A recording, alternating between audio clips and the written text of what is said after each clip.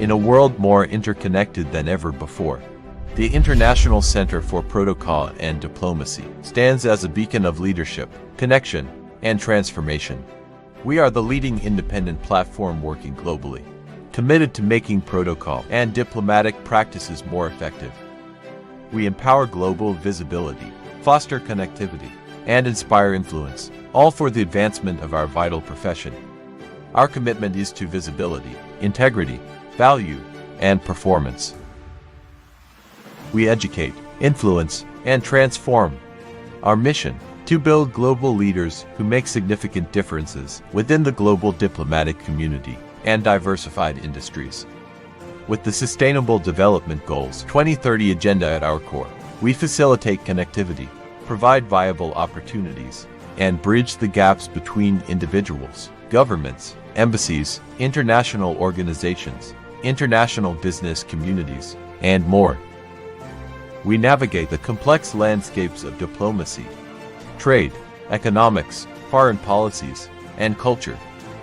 We help organizations understand the strategic engagements of diplomatic empowerment, ensuring a world that is truly connected. International Center for Protocol and Diplomacy, empowering global connectivity and sustainable leadership for a brighter tomorrow.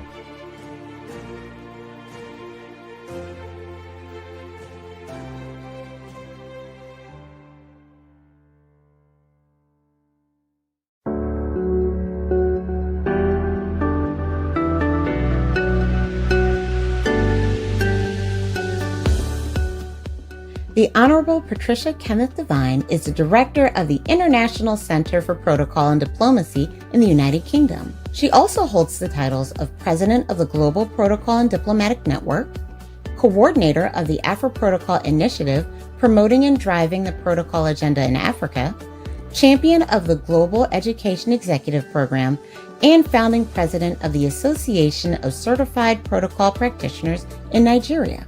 She has over 16 years of experience in international trade advisory and business development and promoting partnerships and investment between the UK, Europe, Asia, and Africa, and over 12 years of working experience with the Department of Business and Trade, where she led as an international trade and investment advisor, supporting the success of British companies in Africa and the sub-Saharan regions in the area of oil and gas, sustainability, and renewable energy.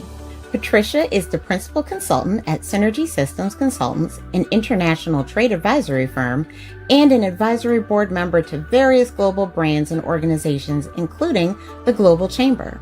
Her degrees, training, and certifications have been conferred by the Imperial College Business School, Robert Gordon University, London Business School, the University of Cambridge, Homerton College, Edinburgh Business School, the University of Lagos, and the University of Benin, amongst others.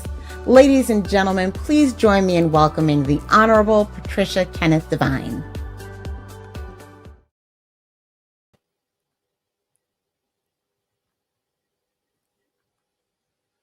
All right.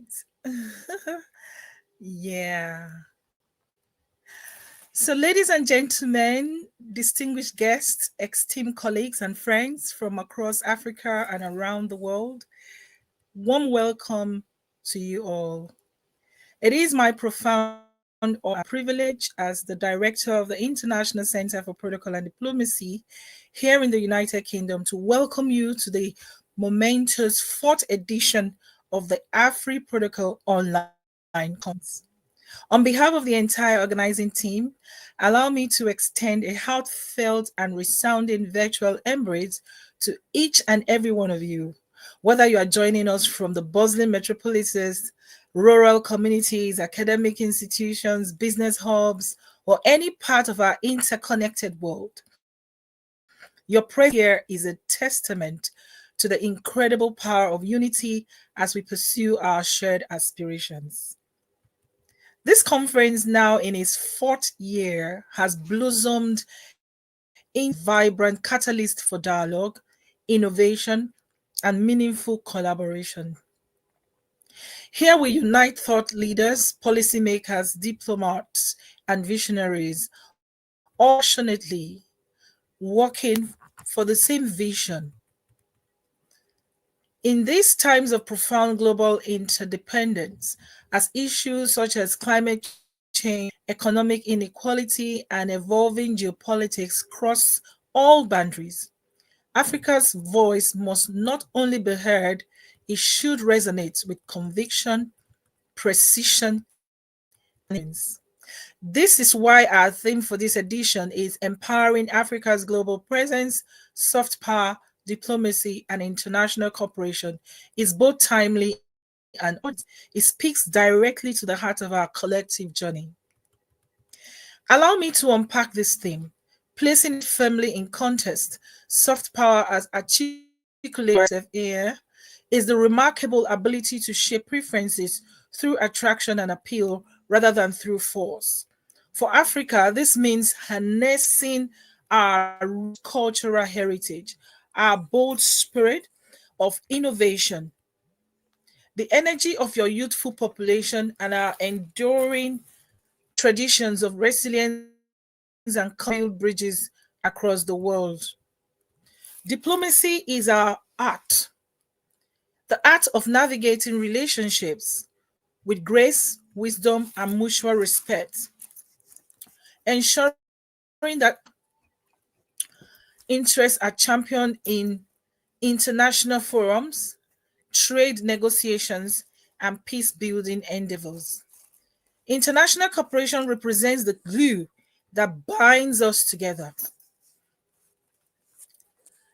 The exchange of technology to foster sustainable development and inclusive growth from the African Continental Free Trade Area to impactful collaborations with global institutions. Today, in this dynamic multipolar world, Africa stands not on the margins, but at the very heart of transformative opportunities. Consider soft power already shaping global culture through the infectious rhythms of Afro music, the storytelling of Nollywood, and allure of African fashion that captivates audiences everywhere. We see our leadership in renewable energy and digital innovation, and we celebrate diaspora who serve as true ambassadors of African excellence worldwide. Yet, to truly amplify our global presence, we must further deepen diplomatic ties, champion integrity in governance, and embrace the tools of cultural exchange, women's leadership, and digital transformation. This conference has been crafted to explore every facet of these ambitions, delving into the mastery of executive protocol, strengthening Africa's national contributions, forging robust pan-African networks, and leveraging our powerful diaspora for sustainable development. We will examine the impact of cultural diplomacy, power inherent in language, and the importance of developing personal gravitas in applying our influence.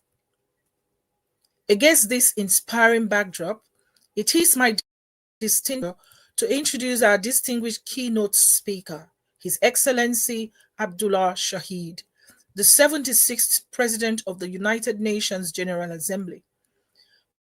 President's time in office was distinguished by his steadfast commitment to multilateral cooperation, decisive action on climate issues, and dedication to fostering an inclusive recovery.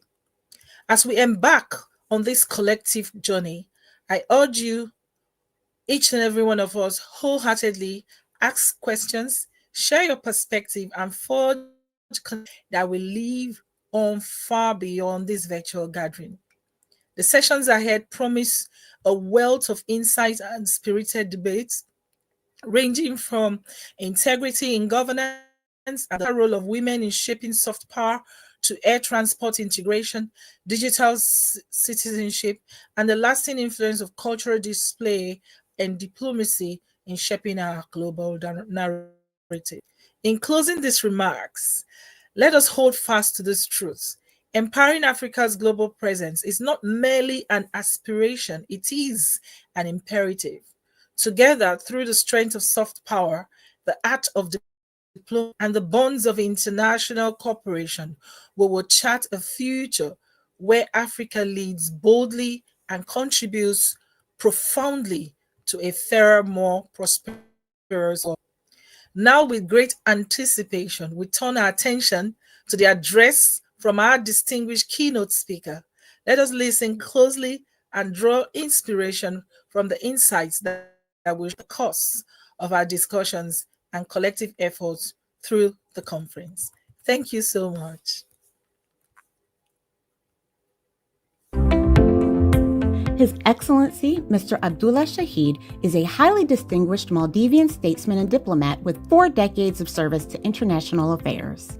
He is globally acclaimed for his tenure as president of the 76th session of the UN General Assembly, leading a transformative agenda focused on pandemic recovery, climate finance, and human rights under the banner of A Presidency for Hope.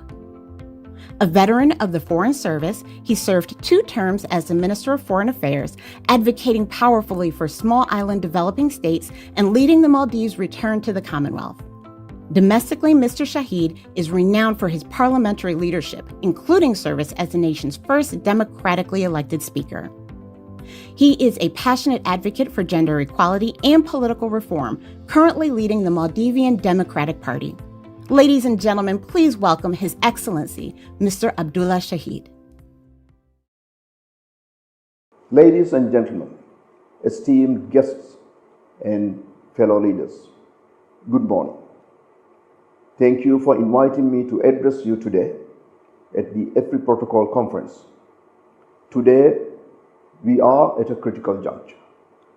Faith in international systems is at an all-time low. Trust in multilateral organizations is eroding.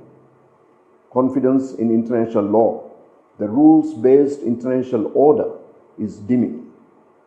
All around us, we see norms that we once held dear being threatened. The supremacy of sovereignty, the integrity of territorial borders, the taboo against conquest, these principles are at risk, and we continue to confront challenges like no other: climate change, economic inequality, social disharmony.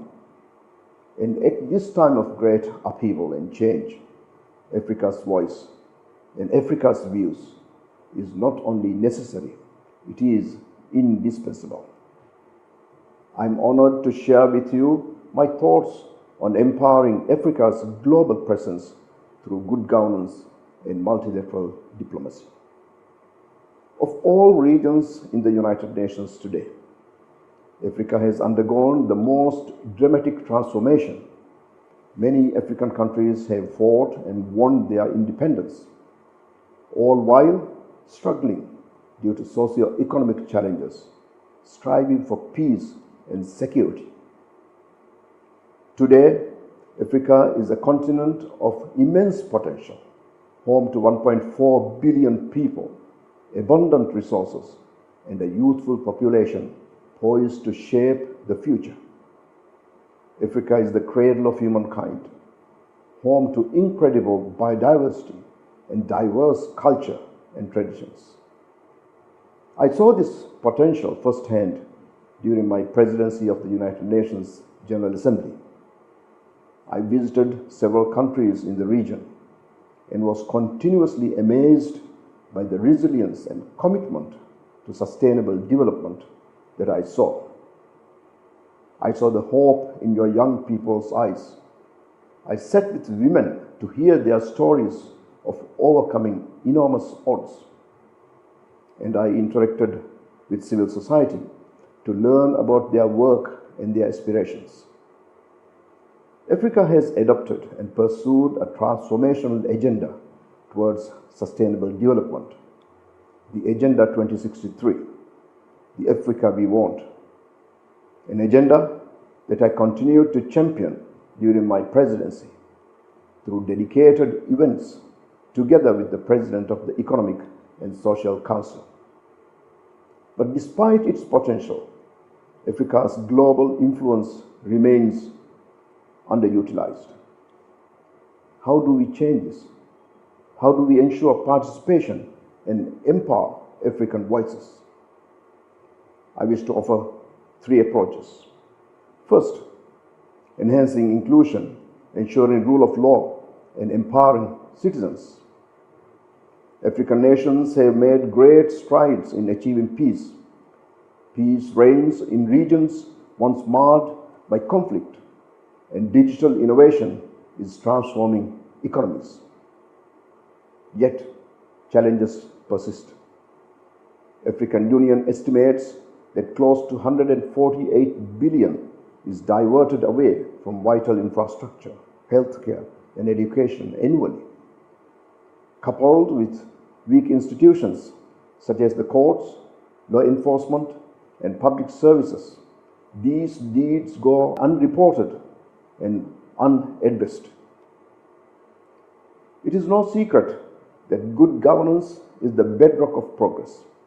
Transparency, accountability, and inclusivity foster trust. Trust, in turn, is essential to attract investment and ensure sustainable development. So by strengthening democratic process, ensuring rule of law, and empowering citizens, African governments can build resilient nations, nations that can exert influence on global stage and have their voices heard. Outside of international instruments and frameworks, African Union already has frameworks in place that can support these endeavors, such as the African Peer Review Mechanism, designed to be a self-monitoring initiative to promote good governance, or the African Charter on Democracy, Elections, and Governance. Second, investing in multilateralism. Resilient nations can also support greater participation in global forums. Africa continues to suffer from historic injustices, reminiscent of its colonial past. Nowhere is this more apparent than the United Nations Security Council, where despite African countries accounting for more than 1/4 of the UN membership, hold no permanent seat and only 3 non-permanent seats. This needs to change. Elsewhere, I've argued for the need for a new international order, a restructuring of the multilateral system. When the current international system was created, the majority of the countries in the world did not exist. The current governing structure of the United Nations and the financial institutions were designed for the realities of that time. Those realities have changed, but the designs remained. This cannot be. In a new world order, the developing countries, including Africa, must play a greater role in shaping the future. This is not only essential for representation, but to make the international system more effective as well. When the United Nations was created, for example, the focus was on rebuilding lives and livelihoods that were destroyed in the war. But today's challenges are different, more multifaceted. We need to hear diverse voices to understand and ensure holistic, well-rounded decisions. So Africa's voice needs to be heard at the United Nations. In other global platforms, Africa needs to move from recipient to being architects. African countries should engage in international forums such as the UN, the EU, and BRICS to help address today's shared challenges. African countries must strengthen its engagement with the AU to enhance their unity and shared strength. Third, increasing global collaboration. Africa must reach out to nations and within to address common challenges. For example, intra-Africa trade accounts for 15% of African trade. This is comparatively lower against Europe or Asia. Boosting intra-Africa trade can result in mutual gains. It can help boost responsible investment. Another area is climate action. Africa is a bloc can push more for climate finance and adaptation. Today, technology is the new frontier. African nations must be leading this change. Through these engagements, Africa can project unity, can be engaged, and build bridges which will enhance its engagement and standing internationally. These approaches can result in enhancing Africa's global presence, but nothing is possible without investing in your people. Africa must continue to invest in education, in healthcare, and in youth and women empowerment. Inclusive development, development that lifts all boats, must be prioritized. Without these investments in people, there is no future. An African proverb states, if you want to go quickly, go alone.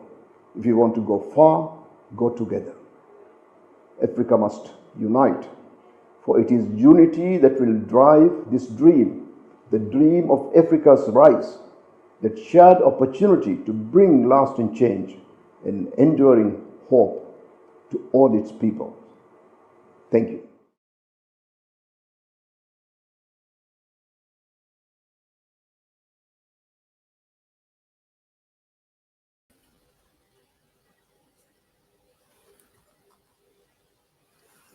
All right. Thank you so much. Can you hear me? I believe you can hear me. Okay. All right. Thank you so much, Your Excellency. On behalf of the International Center for Protocol and Diplomacy and our partners, we actually extend our deepest appreciation for your inspiring keynote address very Afri-Protocol Conference. Your reflections on trade, peace, education, and youth empowerment resonate profoundly with our vision of protocol as a tool of soft power and a catalyst for inclusive global governance. By highlighting the interconnectedness of these pillars, you have a pathway towards a better future for Africa. And one builds on cooperation, ethical leadership, and the harnessing of human potential.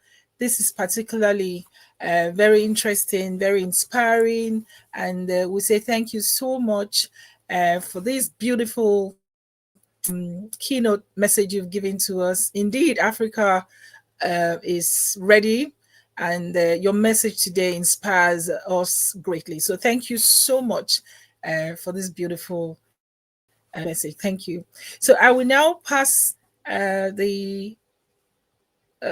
introduce our moderator for today, who's going to be taking things forward from here. I'd like to introduce Agnes Bihari.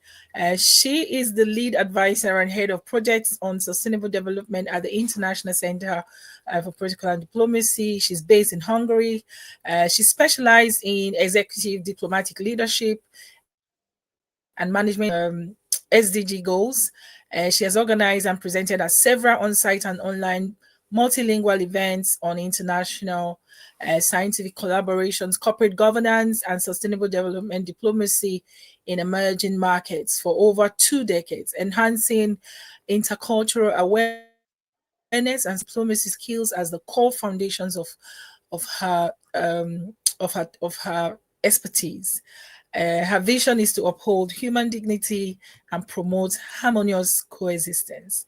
I'll pass you over now to Agnes Bihari. You have the stage. Thank you. Thank you very much, Patricia. It's an honor and a privilege to be here with you. Please allow me to introduce the co-moderators as well, who will take turns in introducing the speakers. So first we have Ms. M. Bartels, who is an executive coach, personal brand and communications expert, and the founder and CEO of GPA Awards International Ltd, a professional development organization that supports executives through creativity, innovation, and excellence. With over 30 years of post-qualifications experience spanning from international marketing, PR, consulting to communication, she is the ICPD's Africa lead. And our co-host is going to be Mr. Apollo John, who is the CEO of Protocol Hub International, also serving as the director for East Africa at ICPD, a seasoned protocol and etiquette expert with over a decade of experience. So now I would like to hand over to my colleague, Ms. M. Bartels, who will be presenting our next speaker. Thank you very much, and over to you. Thank you, Agnes. Can you all hear me? Can you all hear me? Okay. Our next speaker is Dr. Roger Oponkorante.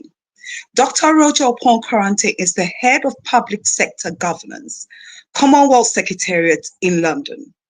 Roger has over 30 years combined experience in lecturing, consultancy, and international organization management.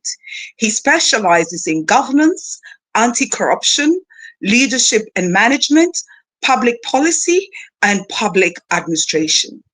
His work focuses on Africa, Caribbean, Pacific, and Asia regions, transforming the governance and anti-corruption work at the Commonwealth Secretariat into preeminence.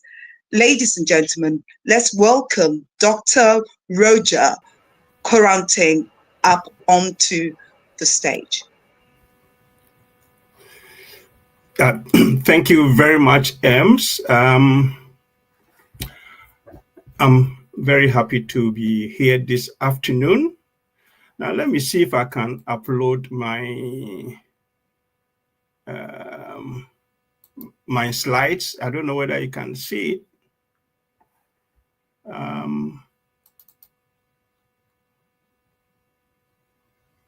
Can I get some assistance here?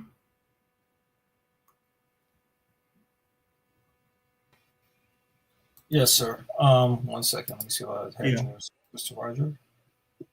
Okay, I have yours. I can present it for you, and just let me know when you want me to advance. Yeah, sure. Okay. All right. 1 second.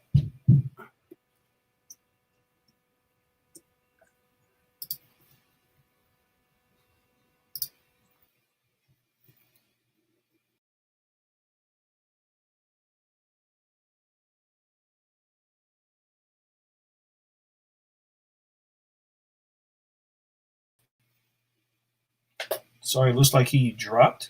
Not sure what happened.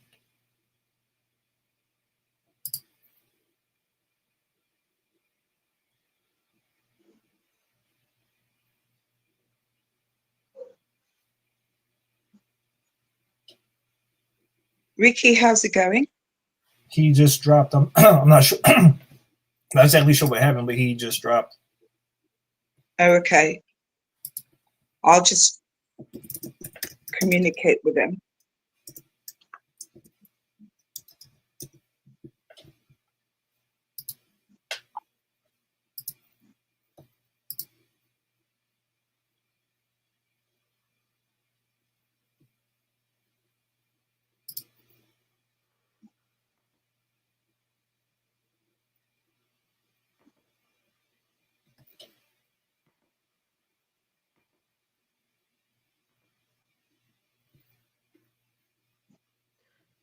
So in this case, I could recommend continuing with the next speaker, and in case Dr. Roger will be able to come back, we will be able to put him on stage.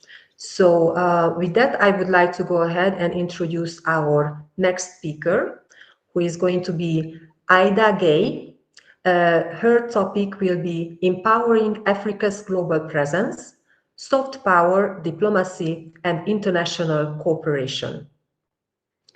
Ida is a master's student in human sciences.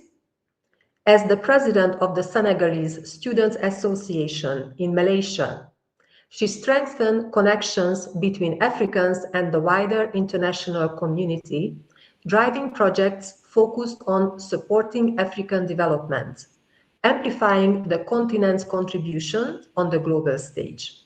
She has developed practical exposure to consultation, intercultural representation, and dialogue building skills that connect closely with the themes of soft power, diplomacy, and international cooperation, explored in this year's conference. Ladies and gentlemen, please welcome Ida Gay. Is my voice audible? Yes, thank you very much. Please go ahead. Well, thank you for this introduction and this beautiful opportunity to share my insights on Africa's evolving place in the world. Before I begin, I would like to thank the organizers for crossing borders intellectually and creating a space where Africa's challenges and opportunities can be discussed openly and internationally. It is said that ideas shape the world, but I believe they shape the world better and faster when they reach the right ears. So thank you for this platform. When we talk about empowerment and presence on the global stage, it is no secret that Africa cannot count on military strength or economic leverage for obvious reasons. Therefore, Africa must rely on its soft power, which is the ability to influence and shape global perceptions through culture, ideas, values, and diplomacy. Therefore, soft power is what will allow Africa to make its presence felt globally through attraction, persuasion, and influence. Whereas diplomacy and protocol will play a central role in this process by building alliances, shaping international norms, and advancing national interests with credibility, respect, and sustainability. However, when we discuss Africa's use of soft power, we often focus on its relationship with the rest of the world. But there is another equally crucial dimension, which is Africa's relationship with itself. How strong are Africa-Africa relations?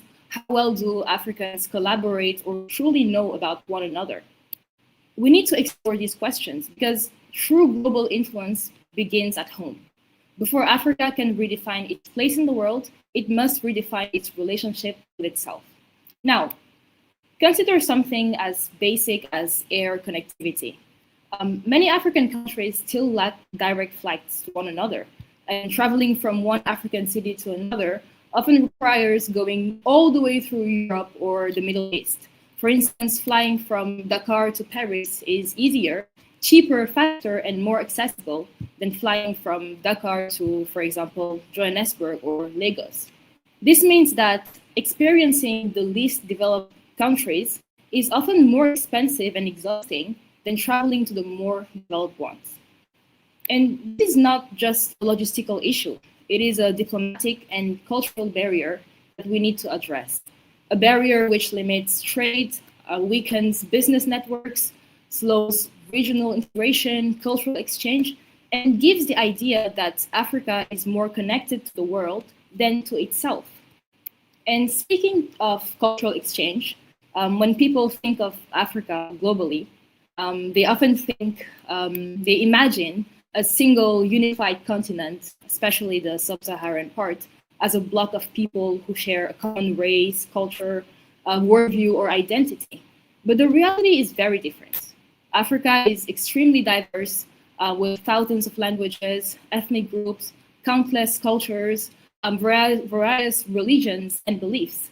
And that is why Africa still struggles with tribal conflicts, especially when many of its national borders were not drawn by Africans themselves. So if Africa is to define its own path forward, not as a patchwork of disconnected states, but as a united whole, we need more than global diplomacy. We need international, or especially we need internal diplomacy. We need stronger Africa relations. We need stronger cultural exchanges, academic exchanges, and proximity that can be enabled by the building blocks of the African Union or the national governments and diplomats. In other words, we must cultivate our soft power within Africa before projecting it to the world. Just like charity begins at home, soft power should begin at home too, because Africa's biggest challenge is diversity. But paradoxically, diversity is Africa's greatest strength as well.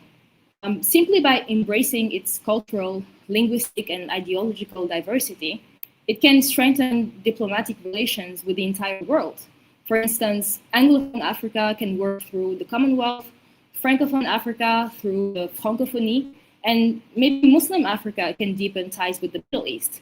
And a deep collaboration with institutions like the International Court of Justice can help address governance challenges that are known to Africa, such as dictatorship, corruption, and human rights abuses. At the same time, Africa's music, literature, cinema, and philosophy are powerful instruments of soft power, allowing the continent to project itself worldwide, particularly through the help of the United Nations and UNESCO, which is the UN's arm of soft power. Now, to the question, how can Africa's presence matter to the world? Meaning, how can Africa have a seat at the negotiating table? How can Africa's voice matter? Or how can Africa simply be part of the world's general consciousness?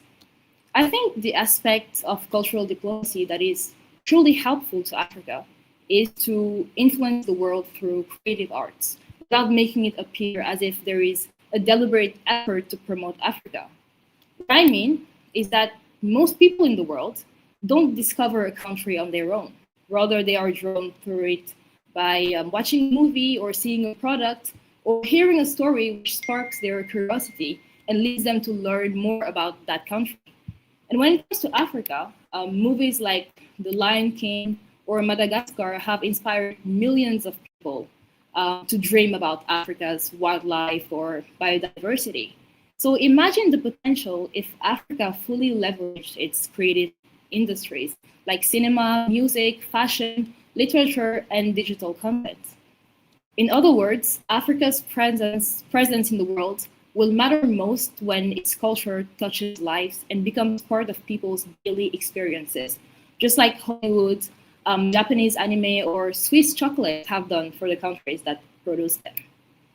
But on top of that, I believe cultural diplomacy alone is not enough. Yes, it will allow Africa to be seen and appreciated on a global scale, but true progress comes from being needed. And this is where diplomats of all kinds can play a critical role. Diplomats can ensure that Africa is not present only by actively being engaged in global affairs, but they need to make sure that Africa is indispensable in the international decision-making table. They can help position Africa as a partner that the world can rely on with its skilled workforce and natural resources. In other words, the way we progress is not just by being seen, but by being needed, by collaborating, by giving and receiving in return, even by mediating. Well, I would like to conclude by recalling a statement made by the former French president, Nicolas Sarkozy, in 2007, in one of his speeches in Senegal, where he said, "The tragedy of Africa is that the African man has not fully entered into history." That statement sparked outrage across Africa, and rightfully so. But what is perhaps more scandalous is the fact that many Africans lack the tools to respond. Many do not have the historical knowledge, evidence, or the intellectual resources to counter such a statement. And this is why Africa must invest in its history and heritage through research, excavations, preservation of sites, and education. Because every civilization has left their mark on humanity, and Africa is no exception to that. Moreover, Africa's current importance is undeniable in such a way that it has been named the geopolitical scandal. How come the richest territories in the world are the face of poverty and chaos? So Africa must change this narrative by promoting both its tangible and intangible potential, which are natural resources and human capital. In that way, knowledge of Africa's past and present can transform every African citizen into a diplomat for their nation.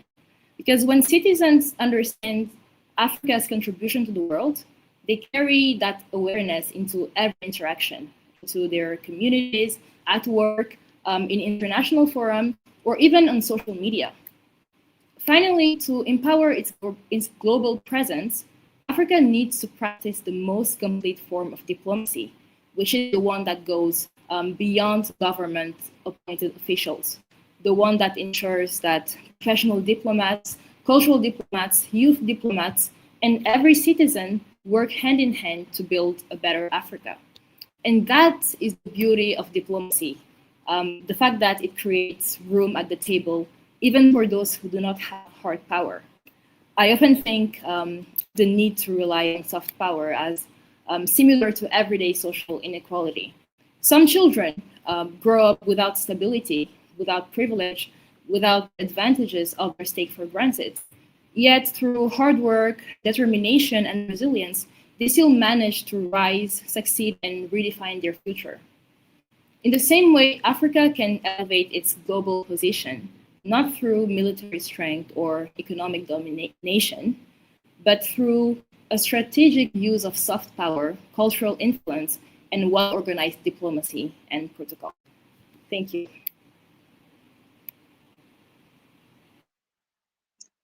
Thank you very much for that information there. Agnes, do you have any questions or information that you want to ask? That is fine. Thank you so much, Ida. It was a pleasure listening to you. I would like just to ask a very brief question. So what is the next step for you? What is your vision as the most immediate action? Well, my most immediate action would be to become a citizen diplomat. Even if I don't work in the diplomatic environment, I would like to make sure that I represent my continent and my country very well. Not just my original country, but maybe the country that has welcomed me, because I'm currently in Asia. So yeah, I believe all continents should work hand in hand to make the world a better place. Thank you very much. It's truly inspiring, and we wish you continued success. So thank you so much. Thank you. So thank you. And now I will be presenting the next speaker, who will be talking about reimagining Africa's international cooperation, new partnerships for changing a world. So we will have the pleasure to welcome Ambassador Saroja Sirisena, who is the former High Commissioner of Sri Lanka to the United Kingdom, the Director at Quest Consulting, Strategic Advisory for Business and International Relations. She's an accomplished career diplomat whose 26-year journey is marked by her strategic prowess and leadership in international relations. Her strategic insights were further demonstrated in her role as the Director General for External Relations in the Ministry of Economic Development, where she skillfully managed foreign assistance in the post-conflict reconstruction phase. Do we have Ambassador at the backstage? No, she's not backstage. Dr. Roger is backstage right now, though. Okay, so thank you so much for that update.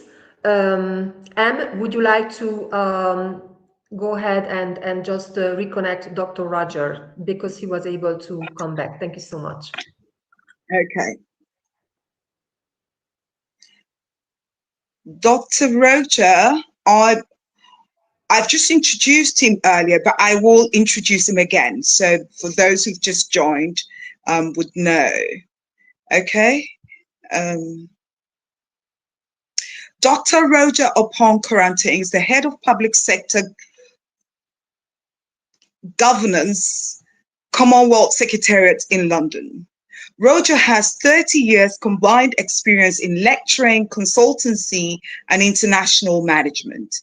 He specializes in governance, anti-corruption, leadership, and international organization management, leadership and management, public policy, and public administration. His work focuses on Africa, Caribbean, Pacific, and Asia regions, transforming the governance and anti-corruption work at the Commonwealth Secretariat into preeminence. Well, let's welcome Dr. Roger upstage now. Thank you very much. I guess I was having a problem with my system here, so I'm going to go straight to do it. I'm not too sure whether I can see the PowerPoint, but I can see, so I'm going ahead and do it. Okay, so thank you for that. So I would like to say good afternoon, organizers, distinguished guests, colleagues, ladies and gentlemen.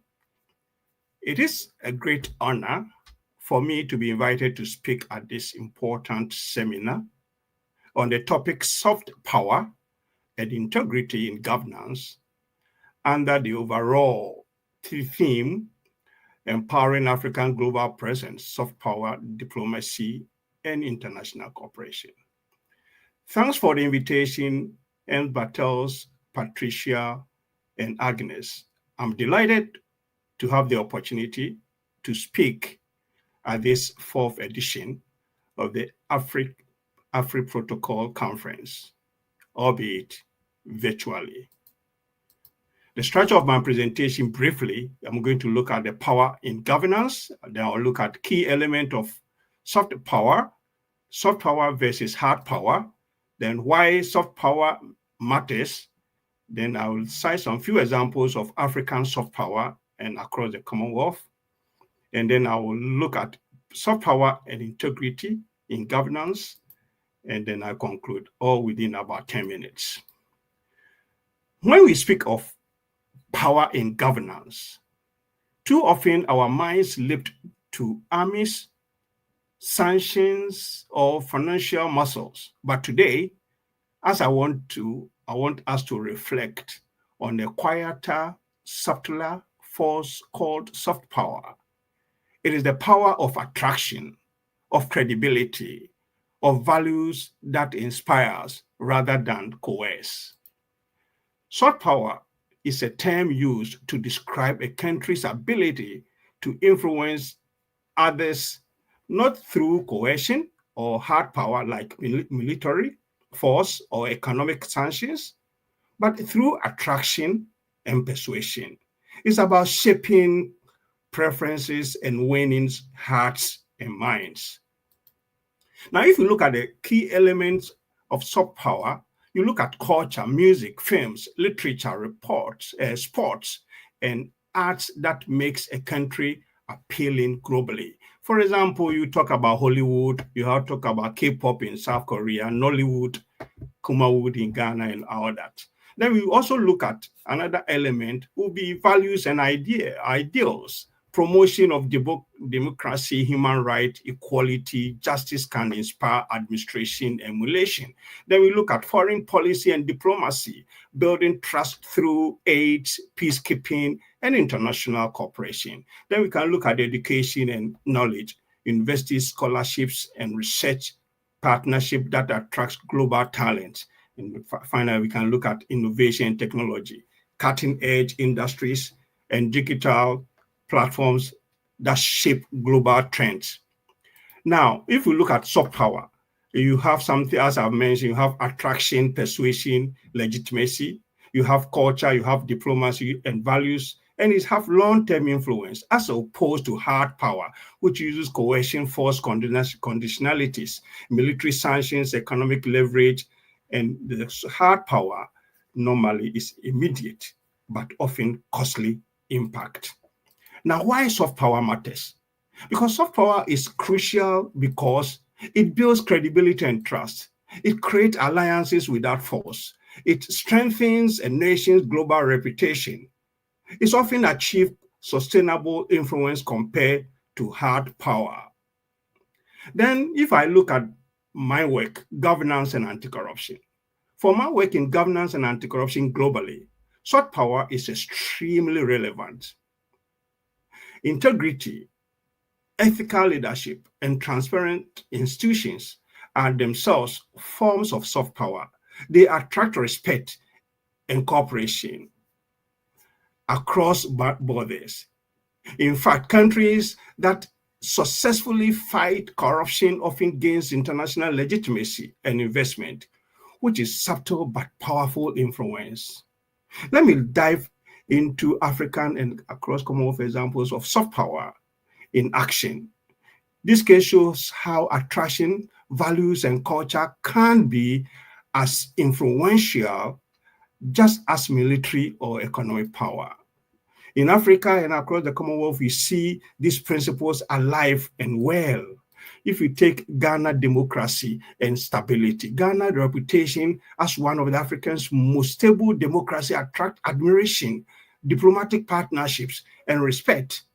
Its peaceful transition of power and vibrant civil society are themselves a form of soft power. They inspire confidence and admiration across the continent. They attract investment, build trust, and inspire others. If you look at let me see where I am. If you look at Rwanda development narrative, Rwanda projects an image of efficiency, order, and rapid development. Its clean cities emphasize a technology and gender-inclusive governance. That have been part of the soft power toolkit in Rwanda, shaping perception globally despite its complex political history. Now, if you look at Nigeria, Nollywood, and music industry, Nollywood films and Afrobeat music, think about the Burna Boy, Wizkid, Tiwa Savage, they are all not just entertainers. They are diplomats of culture, dominating Nigerian cultural export. This cultural influence built Nigeria's global brand, especially among youth worldwide, giving it a voice far beyond its borders. And then if you look at, say, South Africa, the legacy of Nelson Mandela is an apartheid struggle. South Africa's role in peace mediation and their reconciliation is far and wide.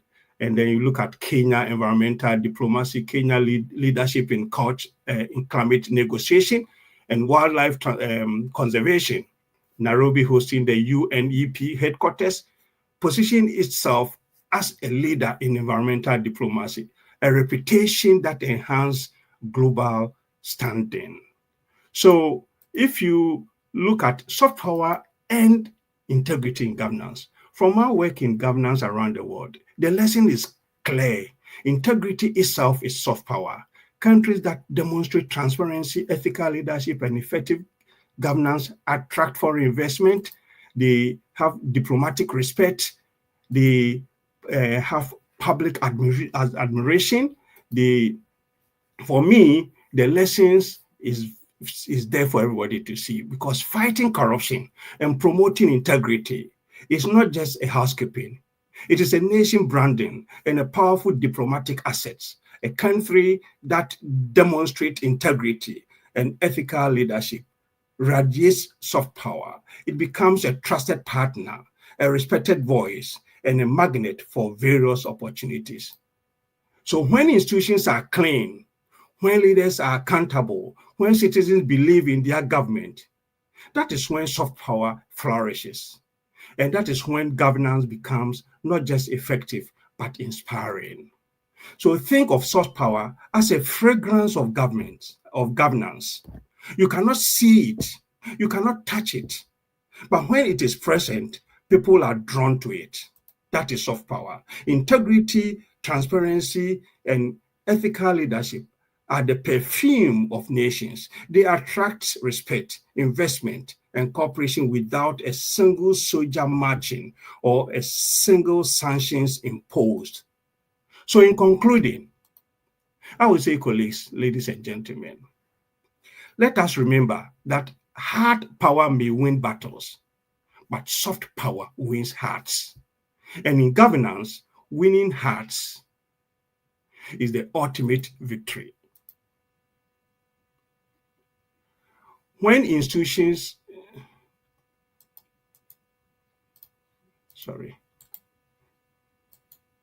so let us cultivate integrity, not as a domestic necessity, but as our greatest export. For in the end, the true measure of a nation's strength is not how loudly it commands, but how deeply it inspires. And that is integrity. I thank you. Wow, that is awesome. There's so much there that I was writing, and there's lots of nuggets there. A nation's true power is not how loudly it commands. And you said something that was so profound as well. You know, the fragrance of government, soft power is the fragrance of government, something that can be, you can feel how wonderful it is, but you can't see it. And I think this is so, so key for African governments to cultivate the soft power of integrity and no corruption. My question is, you know, it's very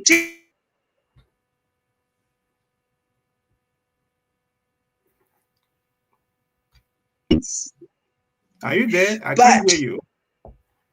Can you hear me? Okay, I can hear you. Can you hear me? Yeah, now I can hear you. Yeah, I'm saying it's very difficult sometimes to instill integrity. Oh dear. Go back. Yeah, can you hear me? Yes, can you hear me? Do not. Yes. Yes, so please try to not to move so much. Potentially the internet connection is a little bit unstable.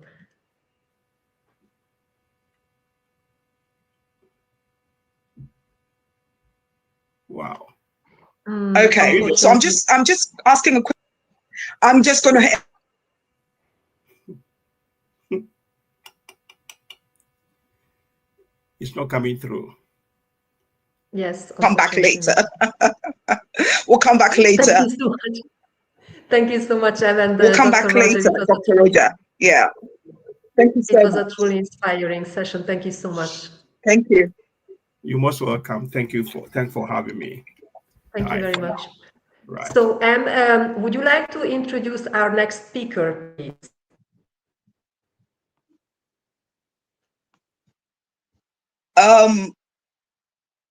It's Saroja, Ambassador Saroja.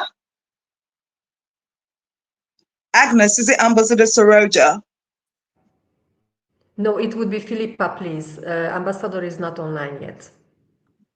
Oh, okay. Okay, no problem. Our next speaker is Miss Philippa Lawrence. Miss Philippa Lawrence has served as career diplomat and international civil servant for the United Nations, the Caribbean Community Regional Secretariat, CARICOM, and the Jamaican Foreign Service. Her incredible experience spans international relations, diplomacy, and representation, coordination, research and policy analysis, administration and program management, ceremonial protocol and event management, as well as conference servicing and international organization. Ladies and gentlemen, welcome upstage Madam or Miss Philippa Lawrence, speaking on Beyond the Handshake, Mastering Executive Protocol for Global Authority and Influence. Philippa, you're welcome. Thank you very much, Em, for that warm welcome. It's indeed a pleasure and honor to be here. And I want to thank the organizers led by the Honorable Patricia Kenneth Devine and all the members of our team for putting together this Africa Protocol conference. So as Em said, I'm going to speak on Beyond the Handshake. And if I could have my presentation, please.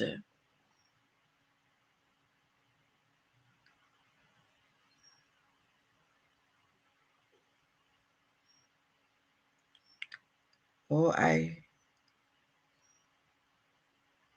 think that's the wrong presentation.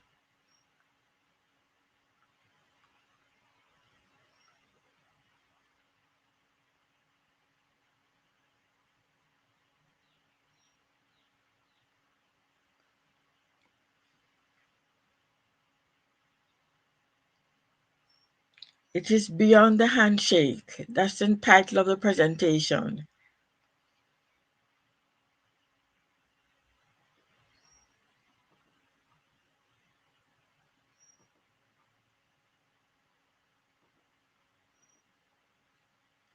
So please give me 1 second and I'm going to double check if we have the other presentation. Otherwise, do you have at hand so that you can show it perhaps yourself? Yes, I do. So potentially that would be the best case. Thank you so much. Okay, then.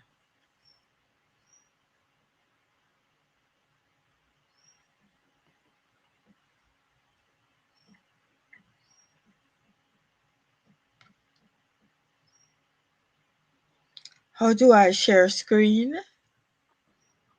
At the bottom of the video. Yes. You can see the icon for that. Okay, thank you.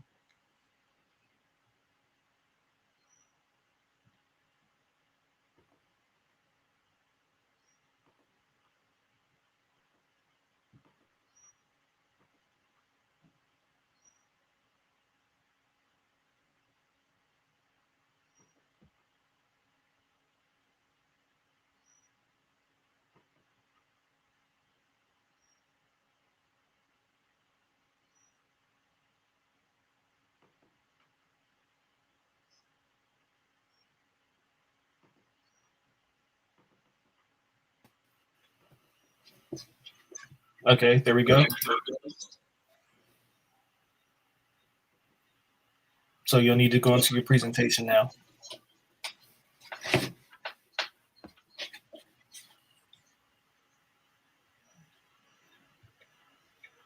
Can you see it? I can see your screen, but you have to open up your presentation. Okay.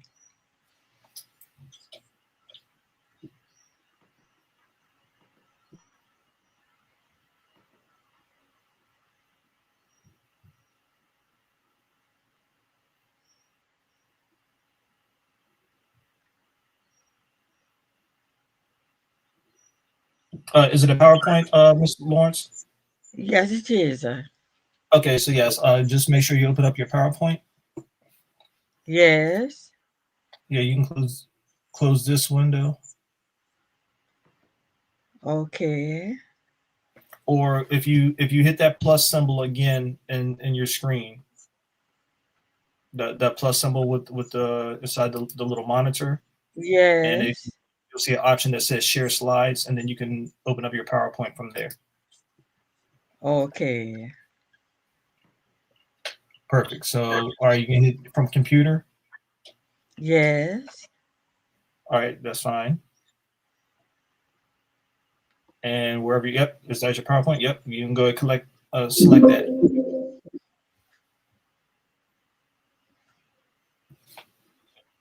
Okay, so it's saying in use. Okay. All right. Hey, cancel for right now.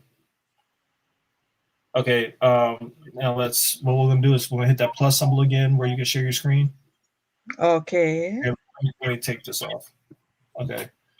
And I think at the very bottom it says like your computer. Yes. Right, that's what you want to select.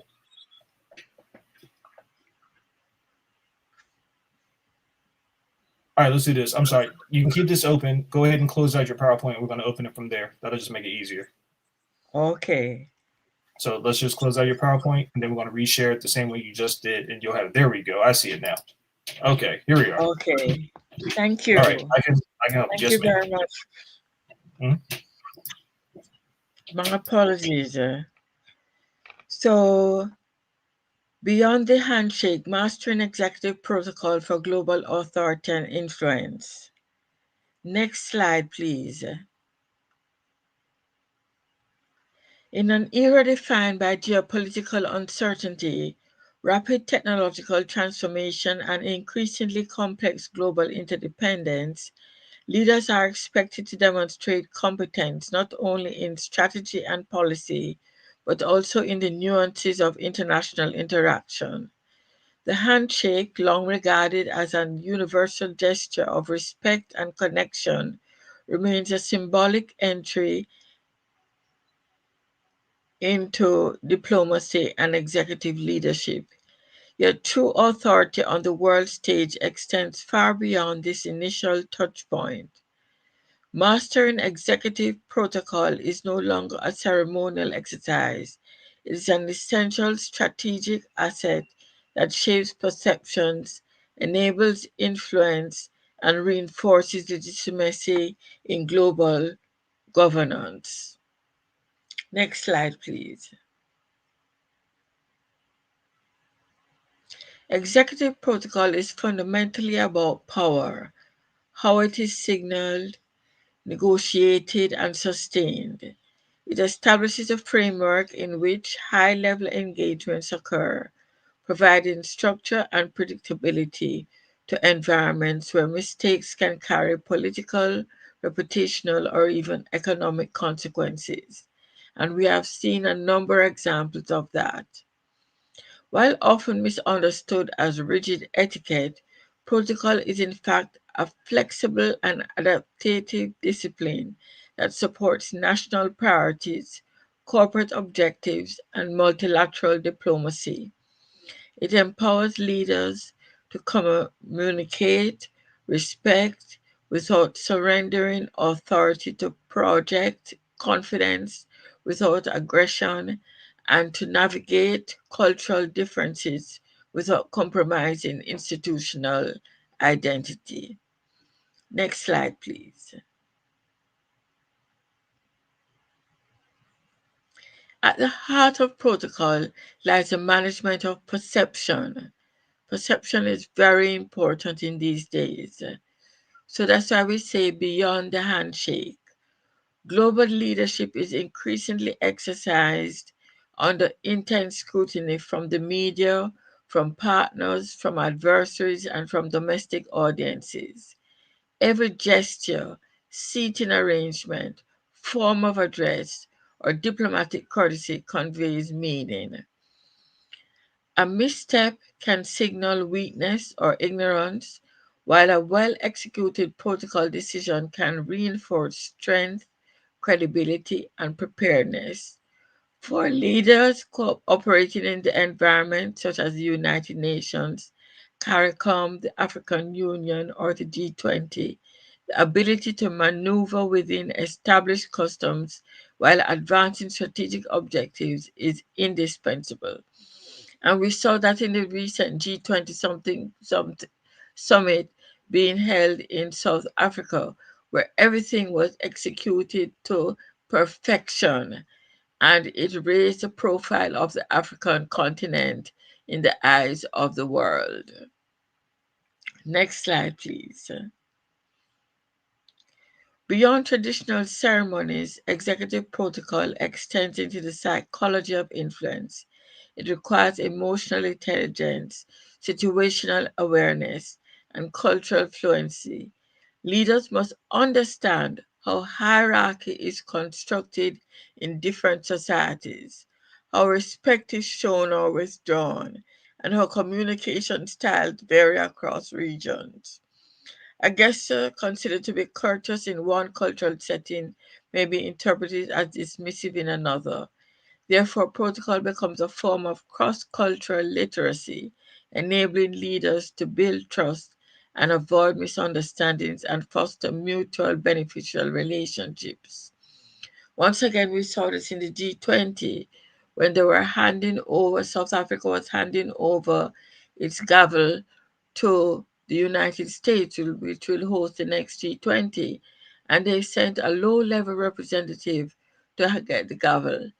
And the president of South Africa refused to hand it over.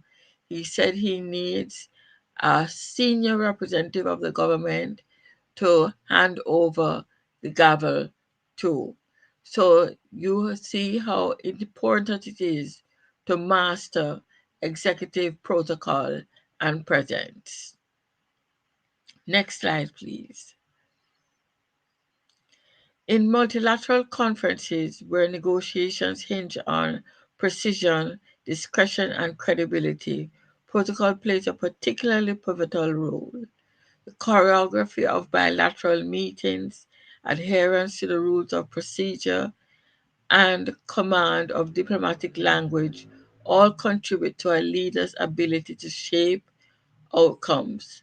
When used strategically, protocol can help a delegation gain visibility, secure advantageous speaking slots, and cultivate alliances that influence final resolutions. It transforms presence into power and elevates participation from passive attendance to active engagement. And that is what we want, active engagement. So it's beyond the handshake. A handshake is passive engagement, but beyond the handshake, knowledge of protocol, knowledge of etiquette, knowledge of the mastering of the various protocol components gives power. And as our previous speaker spoke about, beyond the handshake is also soft power. Next slide, please. Moreover, executive protocol functions as a stabilizing force in moments of tension, in high-stakes encounters. Carefully considered gestures, formalities, and communication channels can de-escalate conflict and maintain diplomatic space for dialogue. Even in the digital age where virtual summits, remote negotiations, and instantaneous communications have changed the landscape, protocol remains critical. Leaders must master new mediums without diminishing the dignity, clarity, and security that protocol ensures. Next slide, please. Ultimately, going beyond the handshake means embracing protocol as an instrument of leadership rather than a performance of etiquette. It requires recognizing that influence is not only earned through policy decisions, but also through the conduct that accompanies those decisions. By cultivating a sophisticated understanding of protocol, leaders enhance their ability to navigate complexity, assert authority, and build enduring international partnerships. I believe that's where I'm finished. Is there another slide? In a world where power is increasingly not relational, not merely positional, executive protocol becomes the language of global influence. Those who master it more confidently across borders, institutions, and cultures. They project authority without intimidation, adapt without losing identity, and connect without compromising purpose. Beyond the handshake lies the true essence of global leadership, one grounded in respect, intelligence, and strategic diplomacy. Is there another slide? Okay, thank you. So as we see, mastering the beyond the handshake is very essential. We have seen recently in talks between Ukraine and the USA and Russia that beyond the handshake does take on important roles. We have seen how the US and the Ukraine relationship has evolved from the beginning, where it was not as pleasant as it should have been. And then other world leaders came in and used beyond the handshake to temper the temperature of that negotiation. And now we are on even keel, where they are respecting the protocol and beyond the handshake. So it is very important to know protocol nuances, and I'm sure you will learn all about that today in this Africa Protocol Conference, the nuances of protocol and how important it is in advancing diplomatic negotiations and the welfare of the whole human race. I thank you very much. Thank you, Philippa. That was awesome. Really, really educative and inspiring. You know, a lot of people just think protocol is just putting things in order. But as you have said, beyond the handshake, I like what you said.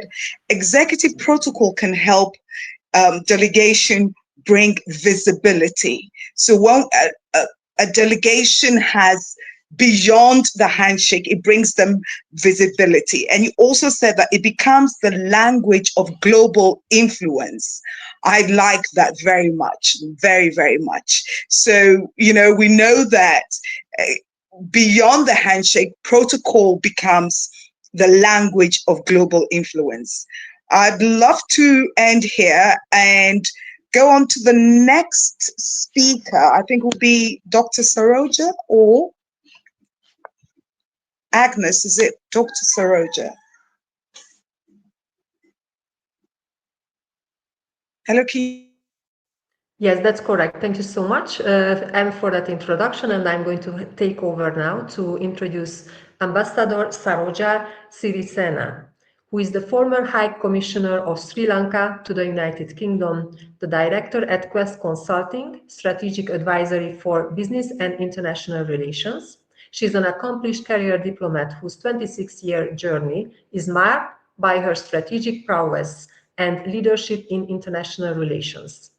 Her strategic insights were further demonstrated in her role as the Director General for External Relations in the Ministry of Economic Development, where she skillfully managed foreign assistance in the post-conflict reconstruction phase.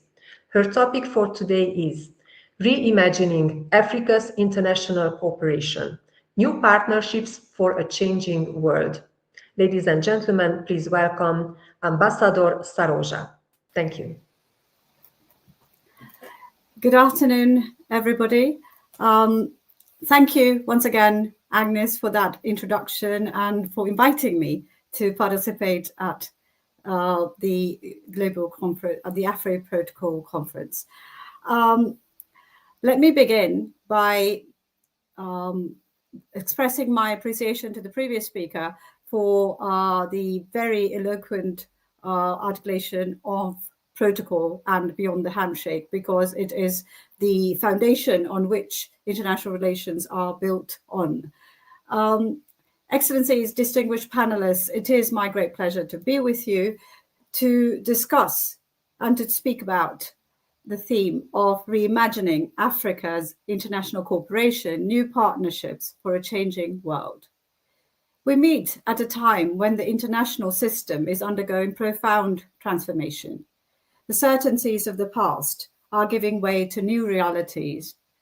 Multipolarity, technological disruptions, and urgent global challenges that demand collective solutions is dominating the world scene.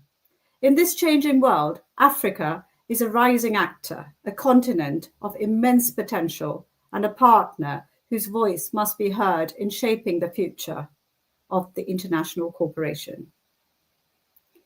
For much of the modern era, Africa's international partnerships were shaped by established global powers whose engagement often reflected broader geopolitical interests.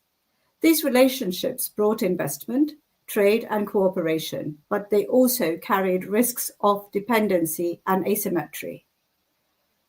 As this landscape continues to evolve, Africa now stands at the threshold of a new era in which emerging partners such as China, India, Turkey, and the Gulf states and the Latin American countries are seeking deeper and more diversified forms of cooperation. This diversification signals a rebalancing of global cooperation where Africa's activities are as actively broadening its alliances across multiple regions. At the same time, Africa itself is becoming a driver of integration and agency. The African continental free trade area is knitting together markets and aspirations across the continent, creating the largest free trade zone in the world. This is more than an economic project. It is a political and strategic statement. It positions Africa as a collective actor capable of negotiating with external partners on a more equal terms, and it strengthens Africa's ability to shape the rules of engagement in the international system. This shift represents not only diversification of alliances, but also a transformation in Africa's role from a continent often seen as responding to external agenda to one increasingly setting the agenda and contributing to the architecture of global governance. This is not simply a matter of economics. It's a matter of agency. It's a matter of Africa asserting itself as a co-architect of global governance, not merely a recipient of aid or investment. What are these drivers of change? Three forces compel us to reimagine cooperation. Economic diversification. Africa is moving beyond extractive industries towards innovation, green energy, and digital economics. The continent is positioning itself as a hub of creativity and entrepreneurship. Demographic power. Africa's youth is dynamic, ambitious, and connected, representing the largest emerging workforce in the world.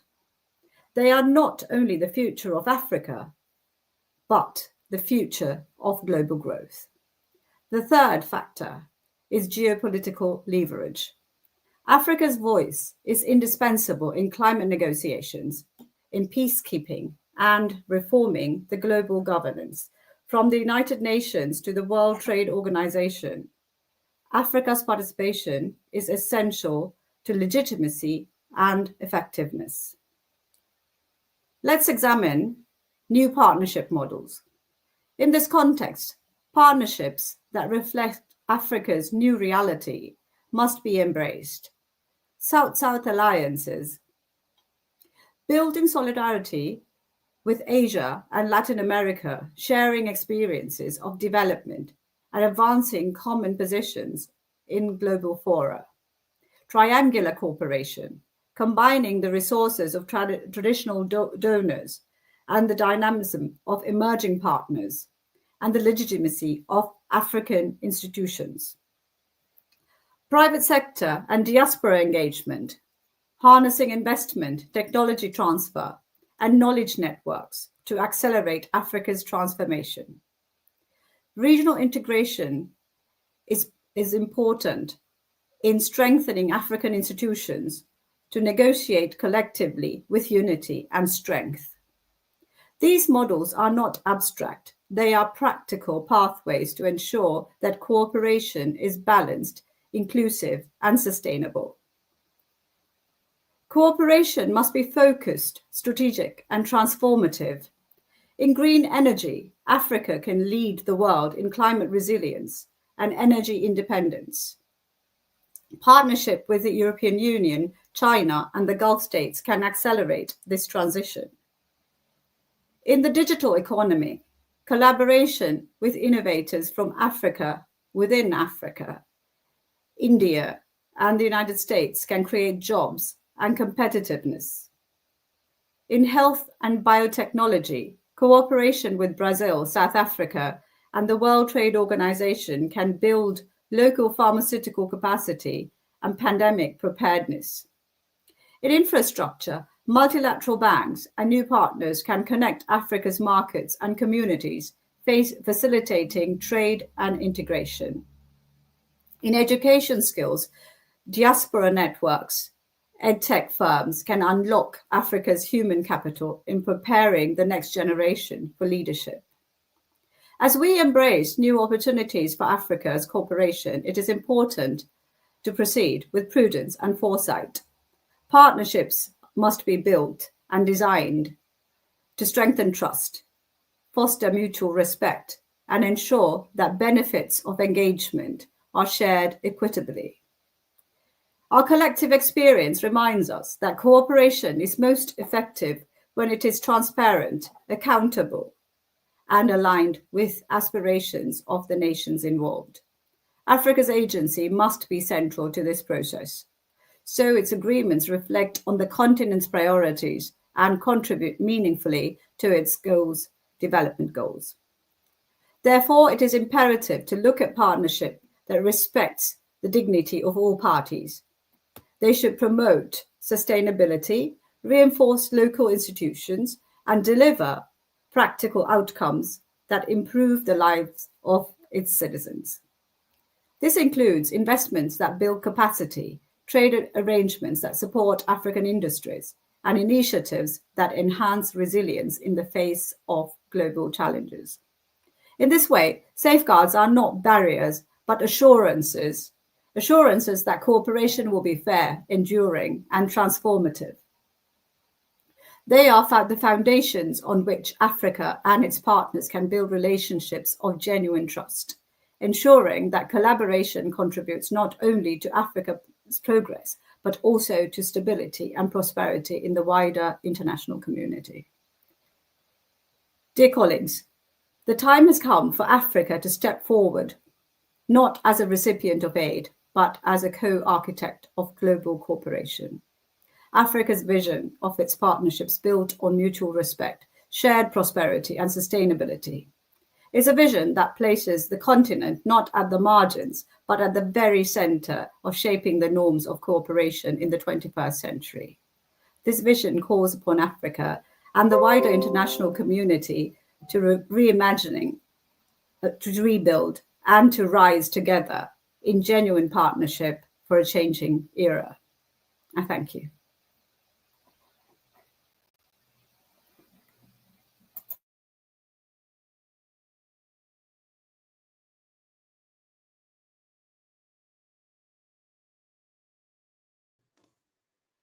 Thank you so much, Ambassador Saroja, for this wonderful presentation. Indeed, we are living very exciting times in terms of Africa and the African Union living the momentum and truly being empowered.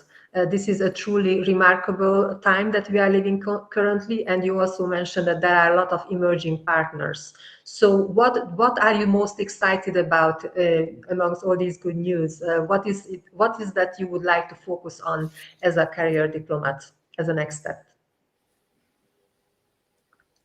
You are still on mute, please. I think some of the examples that I'd like to bring is, of course, I've raised the African Continental Free Trade Area. I mean, this is, I take from Asia's experience a little bit. If you take the sub-region of South Asia, where I come from, intra-regional trade has been so low, which doesn't yield for collaboration from within the region. So I think that's a similar situation in Africa, the larger African continent, not just the sub-regions. So the lack of intra-African trade, or well, the low levels of intra-African trade. But I think with the development of industry, infrastructure, this is increasing, because then you see the complementarities and where countries can support other countries, which countries are landlocked, which ones have the ports. So access, and this leads to also to increasing collaboration and also cooperation. Again, you know, when you stand to lose, you tend to also respect each other a great deal more because you're interconnected. So this level of interdependence is important to increasing trade. Trade often, you know, we've seen in other regions in Europe, for example, the formation of the European Union increased prosperity for especially the smaller countries. So these are, I think, the collaboration within the continent is very important to Africa's growth and mobility. And you know, these are, for me, the fact that Africa holds a very large growth demographic is important to the world, and that gives Africa such an edge over the world. Absolutely. Many people say that Africa is the future. So thank you so much for that. We are very excited to look forward to share best practices as well. And as you say, you know, there should be interconnected collaboration. So when you take the lead, the sky is the limit. Thank you so much. Absolutely. Thank you. Thank you for having me. Thank you. Thank you so much. Really good. Thank you. Okay. So we're quickly going to introduce our next speaker, Senator Uche Lillian Ekwenife. I hope we have her on we have her now. Okay. Thank you very much. All right, just hold on. Yeah, Senator, just hold on a bit. Yeah. I'm very excited about that. You know, she's able to make it here. You know, we just want to appreciate you for taking the time, because I know you're quite very busy. She's going to be talking today about the Economic Protocol Multiplier, women leaders converting into opportunities and partnerships. This is a very key area, and she's going to do justice to that. Just to say a few things about Senator Uche. She's the international president of the Global Women Council for Political and Parliamentary Leaders.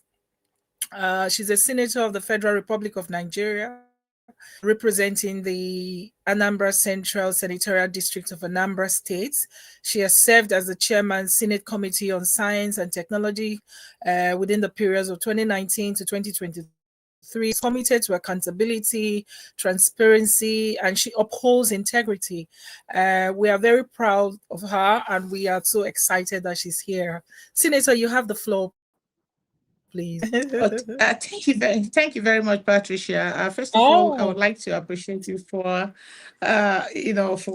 giving me this great opportunity to be part of this very important conference. But as a word of correction, I was senator that represented Anambra Central in the 9th Senate. Thank you so much for this opportunity. Well, the theme given to me today is empowering Africa's global presence, and also the Economic Protocol Multiplier as regards to women leaders across Africa and across the globe. First of all, I am very profoundly honored to be part of this today and to address this 2025 Africa Protocol online conference. My team today is the Economic Protocol Multiplier, women leaders converting soft power into opportunities and partnerships. First of all, I would like to take the bullet points, starting with redefining power and influence. While we live in an area where global influence is no longer measured solely by military might or financial strength, influence today is equally defined by our ability to connect, our ability to empathize, and our ability to mediate and innovate across borders. These attributes, the essence of soft power are not ornamental. They are foundational to sustainable economic and diplomatic success. Around the world, women leaders are transforming these intangible strengths into measurable outcomes, creating prosperity, partnership, and progress. Let us begin with the concept itself. The economic protocol multiplier is the capacity to convert goodwill into tangible things you can see, starting from trust and networks, the very essence of soft power, into frameworks that generate returns in trade, returns in investments, and returns in innovation and cooperation. It is not merely about signing agreements. It's about seeing tangible things after signing those agreements. It is about creating conditions where those agreements flourish into lasting multi-sector partnerships in different businesses. Soft power in this context is the art of attraction rather than coercion. It is the influence we wield when others admire and emulate our values, culture, and policies. In practice, it is about building trust before transactions, relationships before results. The next slide, please. Throughout history, women have stood at the forefront of social and economic transformation, often undervalued, yet indispensable. Research consistently affirms that when women are empowered, communities thrive, economies expand, corruption reduces, and societies become more resilient. Women leaders bring collaboration, they bring empathy, they also innovate, all essential qualities for translating soft power into tangible economic outcomes that can benefit the world. As a senator and as a former member House of Representatives and current president of the Global Women Council for Political and Parliamentary Leaders, I have witnessed firsthand women's leadership transform whispers of potential into roars of progress. Myself and some of my colleagues, of course, I am witness to all of that. From negotiating trade protocols in multilateral forums to championing local cooperatives and export African creativity to the world, women are the true multipliers, converting cultural diplomacy into measurable economic gains. But there are challenges and opportunities too. Yet challenges persist and they will always be there, but they are surmountable. Patriarchal structures continue to limit women's participation at negotiation tables, with only 25% of African diplomatic posts currently held by women. Digital divides deepen the gap as rural women entrepreneurs struggle to access e-protocol platforms and also access capitals. But therein lies opportunity. Empowering women leaders unlock a multiplier effect that turns obstacles into competitive advantages and chances. Africa's women are the unsung diplomats of our generation. From Ellen Johnson, trailblazing presidency in Liberia, of course, which the whole world can acknowledge to what she achieved as a president of Liberia, to Dr. Ngozi Okonjo-Iweala, who is doing the whole world proud, her leadership at the World Trade Organization.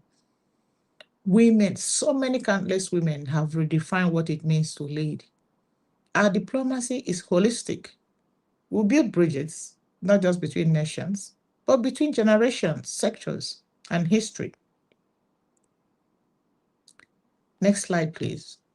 Under the African Union's Agenda 2063, industries such as Nollywood, Afrobeats, and African fashion collectively generate over $6.4 billion annually. Women are driving these successes. Media pioneers like Mo Abudu broker cooperation treaties that attract foreign direct investment, while fashion icons like Tebe Magugu turn African motifs into global brands, merging culture with commerce. The next slide. Now we have case studies from soft power to economic gains. How do we convert soft power to economic gains? 1. Nigeria's tech sisterhood. Through platforms like She Leads Africa, women entrepreneurs have transformed soft power networks into over $50 million in venture capital via Afri Protocol forums. A Lagos-based fintech led by a female CEO secured a UAE partnership that expands remittance services for over 1 million African migrants. What a huge conversion of soft power to gains. Kenya's Flower Protocol women horticulturists spearheaded Kenya's EU trade negotiations under the Economic Partnership Agreement, boosting flower exports to €1 billion annually. Through Blooming Africa, festivals in Brussels, they humanized African trade, securing fair trade certifications that increased export value and market loyalty. South Africa's wine diplomacy, women vintners in Western Cape, leveraged BRICS summits to forge joint ventures with Brazil and India. Their storytelling through wine tourism boosted revenues by 30%, created 10,000 jobs and even over 10,000 jobs as of today, and positioned South Africa as a global enology hub. These examples reveal a clear pattern. When women leaders identify soft power levers, culture, empathy, and resilience, and transform them into engines of economic growth and economic empowerment. According to UN Women, for every $1 invested in women-led diplomacy, the return is huge. It's usually above $7 in socio-economic impact. So you can imagine what women can do when they have more soft powers. So that said,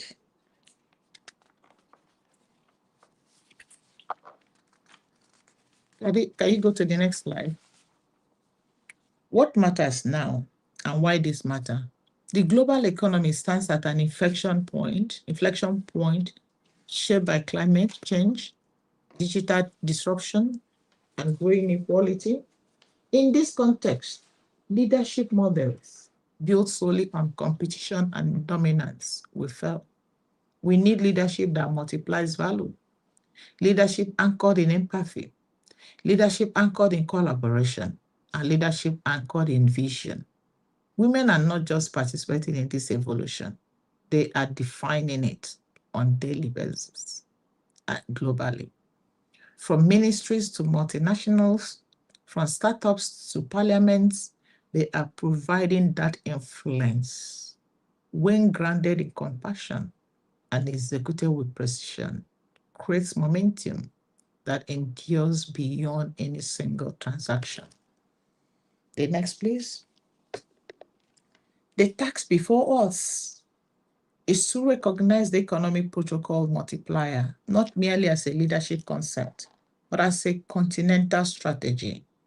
We must act decisively and collectively by 1, advocating gender parity in all African continental free trade area, negotiation teams, targeting 50% representation by 2027, and integrating soft power metric into diplomatic training programs.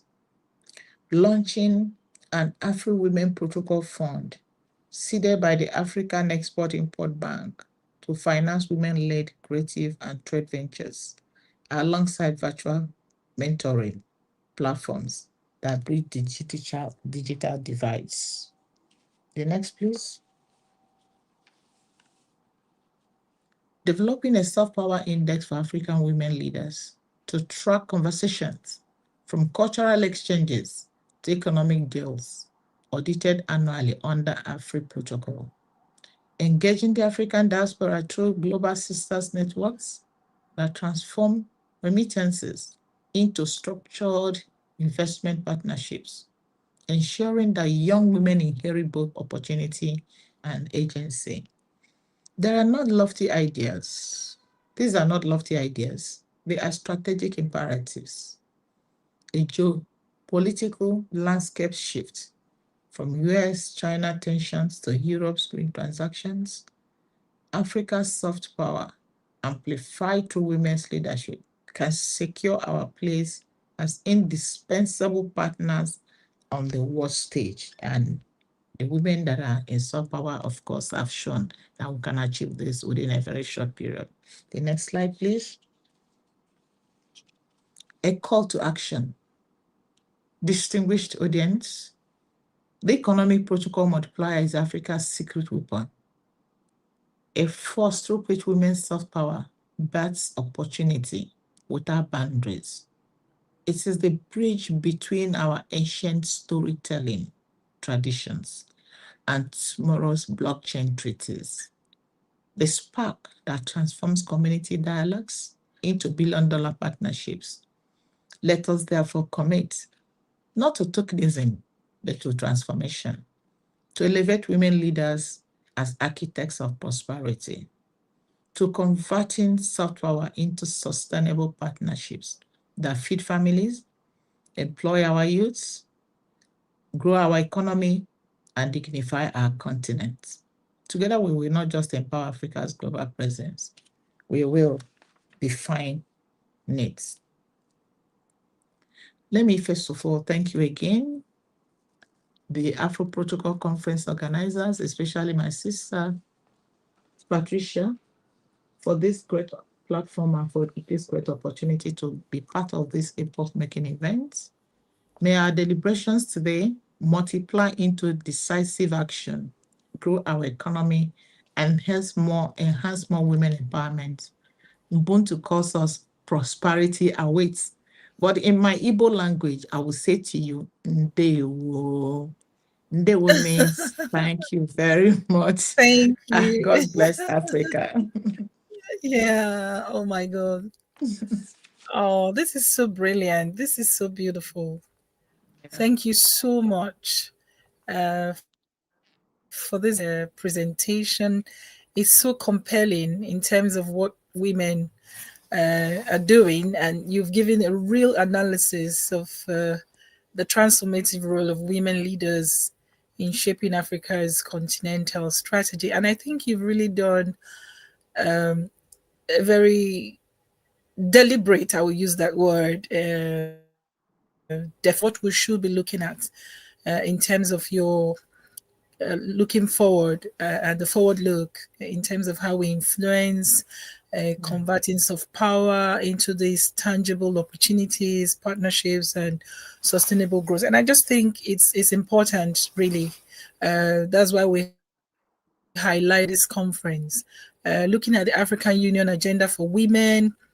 And there's need for empowerment in empowering women, which you've emphasized, and also looking at the soft power as a strategy is also very important in terms of job creation, in terms of cultural diversity and economic innovation.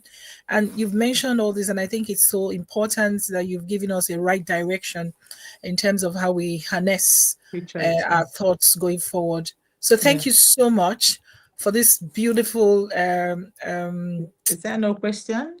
Yeah, just hold on. Yeah. So that's, but because we're I'm not sure the moderators can look and see if there are any questions. Otherwise, we can always get the questions across to you. But the one question in my mind, which I will ask, is this: from the International Center for Protocol and Diplomacy, we have the Women in Diplomacy project, which were and in terms of the SDGs and how we promote women when it comes to protocol and diplomacy. So my question is, how open are you and your organization and network you run looking at collaborations and partnerships? Is this something you consider as a way we can work together to promote this? Because it's quite very important for us. Recently, we've had programs where we train different states and organizations and things like that, and you find out that you find just one woman in the many men coming for a training, for example. You have just one woman. sometimes you in some of the trainings we've done. So I think it's an area. So I would like to know how open you are when it comes to collaborations and partnerships. We'll be happy to really work with yourselves. Yeah. I'll be very much interested in having collaborations and partnerships, to grow the organization and also to empower more women to be in a position and be exposed. We need to expose our women. We need our women to understand that sometimes they don't have to sit there waiting for someone to give you the front seat. You must make yourself available in the front seat for you to be recognized and for you to be appreciated and for you to be part of the decision making. Yeah. Okay. All right. Mm-hmm. Okay, that's fine. We'll come back for your feedback. Thank you so much.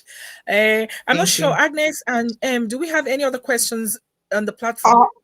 There are just comments, really. I've seen from Minabai Sebofia, so great to have you join us, Senator Uche. And then Yaga Mustafa says, excellent, Senator Uche, with much respect. Nice session. And then say, I'd also love to get a copy of Beyond the Handshake. Okay, that's, I'd love, and he says, good to have you, Senator, and our chairman, Senate Committee on Science and Technology, somebody said. And then there's some thank you to Philippa Lawrence as well.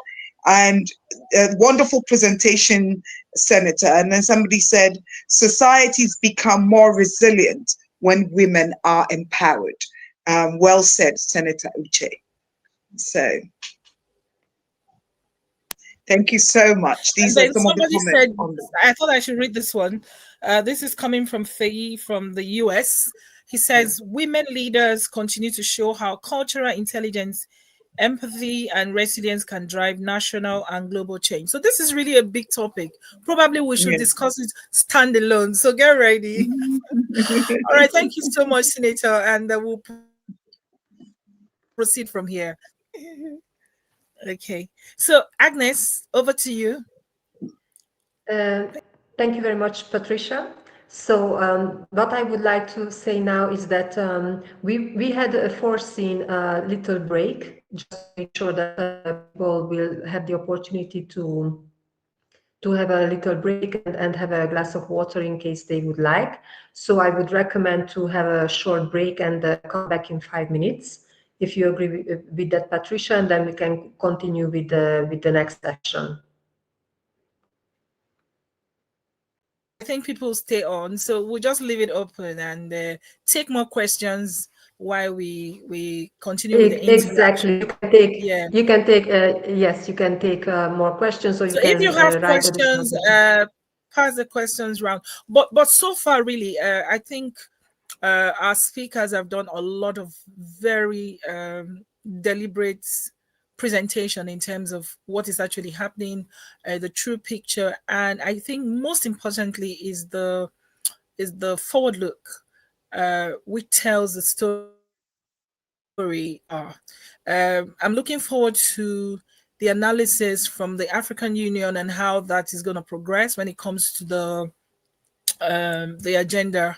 I'm looking forward to that speaker in terms of how she analyzes the whole funding when it comes to the aviation industry and how the African Union is looking at that. So that's an interest. And so many people have mentioned the African free trade continental area. And I think it's also very important for us to begin to think what are the impact at the moment, because we've been talking about AFTA for long. We mention it every time when we do the AFCA. Today was going on, so these are thoughts on our minds today, and I'm happy for people to share their thoughts and just let us know what they think. Yeah, indeed.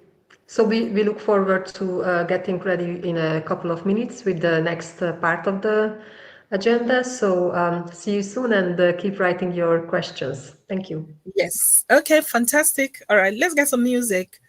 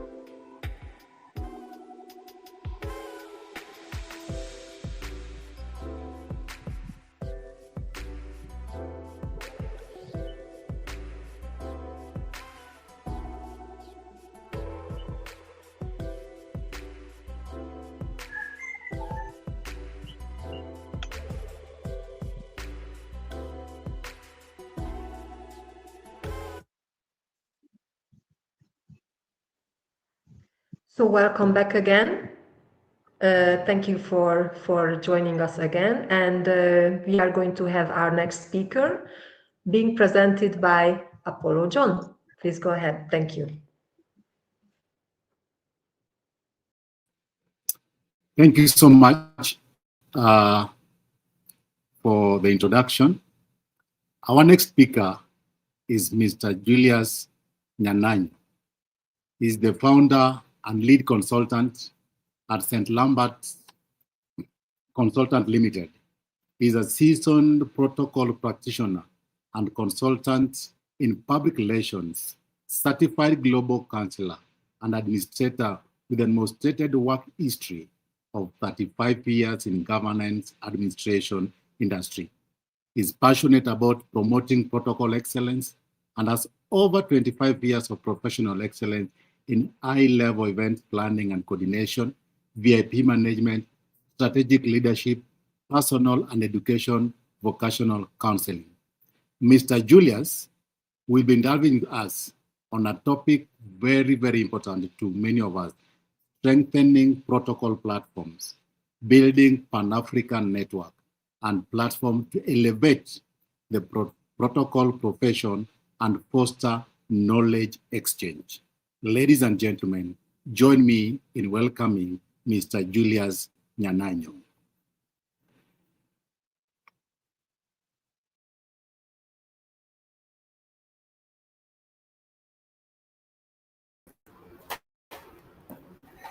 Yeah, can you hear me?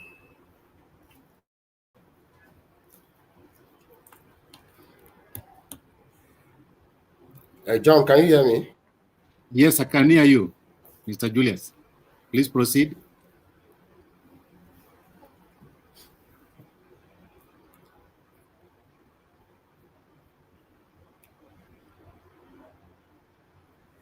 Can you hear me? Yes, sir, we can hear you.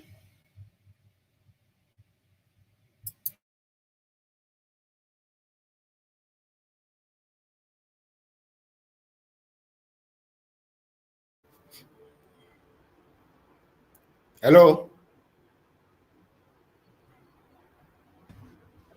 Yes, Ricky, are we sir. ready? Yeah, we can hear you. Okay. Can you put on my slide? Sure.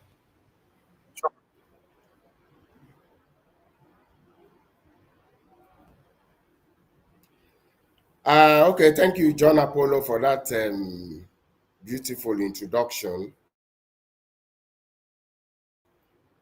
Good morning, good afternoon, good evening, wherever you're joining us from across the globe. Let me start by recognizing our keynote speaker, the 76th President of United Nations. Let me recognize the organizers of this conference. I also want to recognize the eminent speakers. Let me recognize our own Senator, distinguished Senator Uche Kunife, Senate Committee Chair on Science and Technology, who is part of us today. Distinguished participants, ladies and gentlemen, we're speaking on strengthening protocol platforms, building Pan-African networks, and building Pan-African networks with protocol profession and foster knowledge exchange. Next slide, please.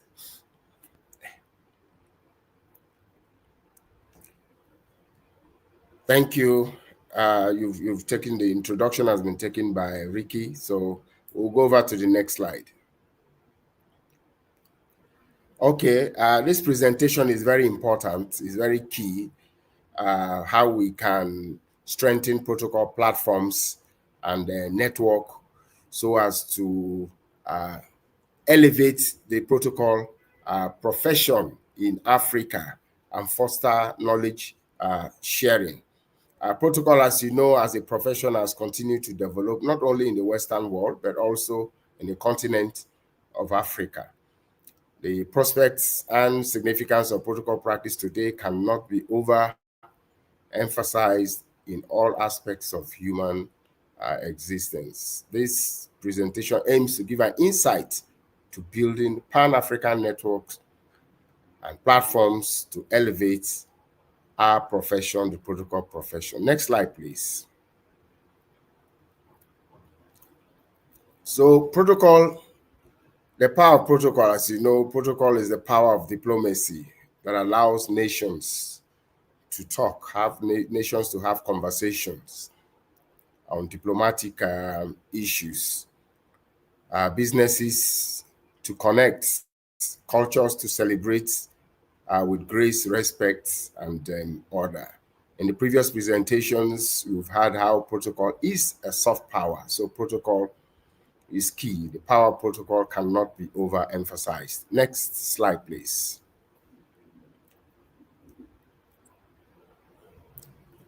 So today, the need for Pan-African network is much more stronger. There is need for us to come together. It's more connected and more dynamic than ever. As Africans, we need to tell our own story, tell our narrative from our perspective. So the theme of this conference, Empowering African Global Presence, Soft Power, Diplomacy, and International Cooperation, is very apt. Our aim should be to weave the isolated threads of protocol excellence and leadership across Africa into a single, vibrant tapestry, enabling us to strengthen our bond in protocol practice. Protocol is global, but as Africans, we need to strengthen our bond. Next slide, please. Now, what are the challenges as Africans when it comes to strengthening networks and platforms? For too long, we have worked in silos. Our knowledge is fragmented in our various countries. We keep it to ourselves.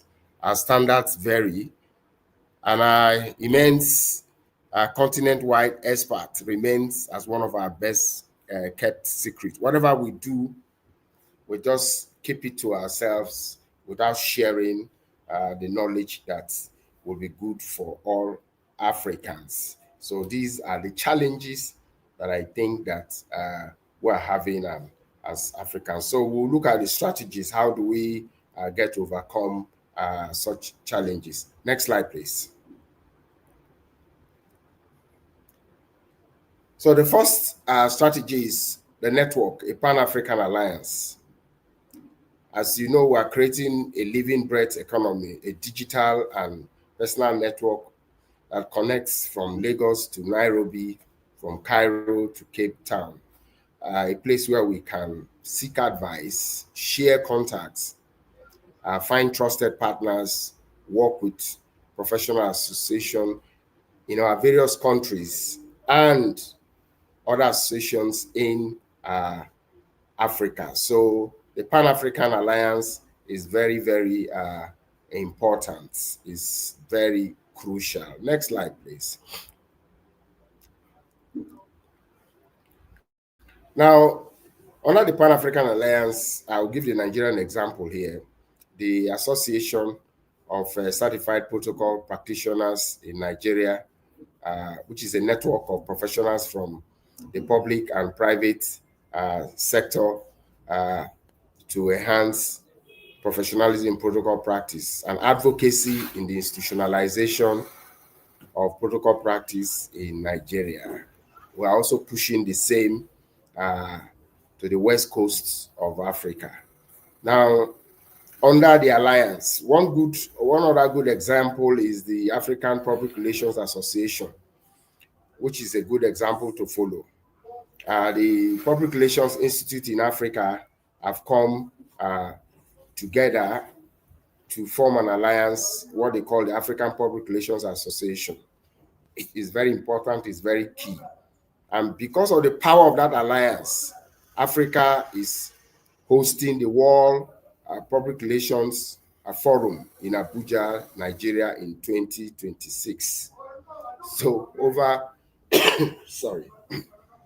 So over about 126 countries will be coming to Nigeria. So you can understand what that means in terms of perception, in terms of the economy, in terms of protocol, in terms of quite a number of things. Next slide, please. So we'll move beyond. Next strategy is the issue of knowledge sharing, which is very important. We'll move beyond the ad hoc workshops to continuous knowledge exchange, a digital hub for best practice, a library of cultural beliefs and mentorship program that will ensure that our wisdom is passed to the next generation. We must continue to mentor the next generation of protocol officers. I think in this regard, the Global Protocol Network is doing a very good work. By 2030, they want to mentor at least 5,000 young protocol officers. And I think as Africans, we need to come together. We need to form an alliance where we need to meet physically as professional associations, collaborating with each other on sharing best practice, which is a veritable exchange platform.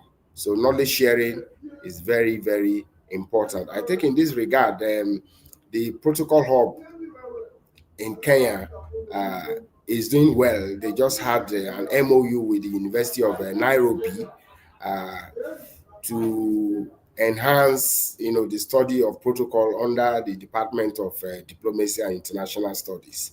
These are areas we can also learn, so as to share knowledge. Good one, and kudos to the guys in Kenya, by extension East Africa. Next slide, please. So I talked about the public relations example, which is well coordinated, and as members of the individual members of the institute are members of the African Public Relations Association.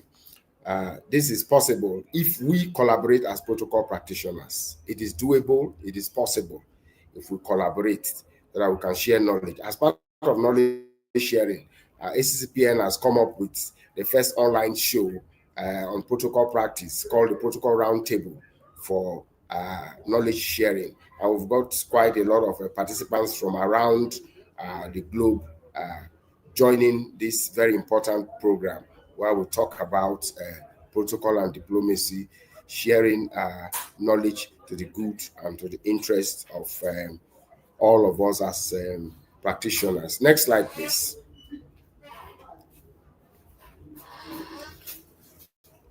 So together we should be able to advocate for strategic value for protocol practice. As you know, we are not just event planners, but we must elevate our profession. That's the third strategy. How do we elevate our profession? We have to advocate for the value of protocol practice. Not just as event planners, we are architects of international relations, we are facilitators of trade and guardians of cultural diplomacy. We should standardize the practice, we should certify and proclaim our profession's worth. That's the only way we can elevate our profession. It shouldn't be an all-commerce affair. So elevating the profession is very, very key. Next slide, please. Part of elevating the profession is institutionalization of protocol practice across our various countries, which is critical to achieving the much needed elevation of protocol practice. Research has shown that quite a number of countries in Africa are not institutionalized. In the west coast of Africa, Benin Republic seems to be topping the charts in the institutionalization of protocol practice. Yeah, they are like the only country in the west coast that that has been institutionalized. In Nigeria, the ACCPN is embarking on advocacy efforts with policy makers to push for a cadre in the public service of Nigeria. This is a key strategy to elevating the profession. We must have cadres in our public service. I know even in Ghana, you have more of the administrative officers. You don't have protocol officers that are employed as protocol officers from the various cadres to get to the top of their career. So that is very key in elevating our profession. Training and certification remains a vital tool in enhancing our protocol profession. Next slide, please. So as part of efforts for elevating our profession, the St. Lambert School of Protocol and Diplomacy is being established. This is a legally registered entity with the Corporate Affairs Commission of Nigeria. Our curriculum is designed with a deep understanding of both international standards and with the rich, unique tapestry of Nigeria and Africa. Our trainers are seasoned professionals and subject matter experts with extensive experience in diplomacy, corporate leadership, and international protocol.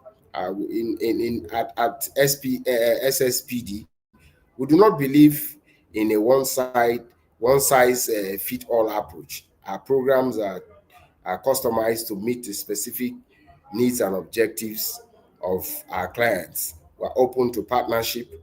We're open to collaboration in protocol practice, in leadership, and communication trainings. We're creating awareness towards a targeted advocacy for institutionalization of protocol practice in Nigeria, which is a collective movement. That is a collective movement that everyone has to be involved. So we're open for collaboration, we're open for training. You can reach us via our email. This is part of elevating the profession. I want to sincerely appreciate Honorable Patricia Kenneth Devine for the encouragement and giving us the platform to ensure that the St. Lambert School of Protocol comes to bear and is on stream right now. Great work, Pat. Thank you so much. Next slide, please. Yes, I think in this regard of elevating our profession and networking platforms, enhancing networking platforms, the Afrexim Bank has a role to play. They can provide funds for sponsorship, training, exchange programs, and scholarship through the Afrexim Bank Academy, whose goal is to help African countries achieve sustainable human development in trade and cooperation. Remember, protocol is a soft power. Remember, in the trade business, you must have negotiators, and businesses must connect. So these persons have to be experts. They have to be trained. And Afrexim Bank, as our own World Bank in Africa, should be able to play a very, very significant role. Same goes for the African Union and other sub-regional bodies. So they should be able to play a significant role in ensuring that we strengthen protocol platforms and foster knowledge sharing. Next slide, please. Next slide, please. So these are call to action. No, go back. Yes, let's imagine a future where our call to action. Let's imagine a future where a protocol officer in Accra, Ghana can instantly access the expertise of a colleague in Nigeria or in Kenya, where United African Voice helps set global standard for diplomatic engagement, where our profession is recognized as indispensable to Africa's growth and global integration. Protocol practice is very key to Africa's growth and integration. It is very, very important. One of the speakers told us that soft power is a fragrance in governance, and protocol is also a soft power. So we must push for that. Next slide, please. So in doing all this, this is not just a dream. It is a mission. It is a collective mission. It is a movement that we must embark upon. We are not just strengthening protocol. We are building bridges as Africans. We are curating excellence, telling the African story. Very important. We must tell the African narrative from our own perspective with dignity, precision, and the grace that it deserves. My last slide, please. Yes, next slide. In conclusion, Ricky, conclusion. Go back to the next slide. The slide before this, conclusion. Yes, thank you. So in conclusion, this is our greatest opportunity. We must grab it in this century.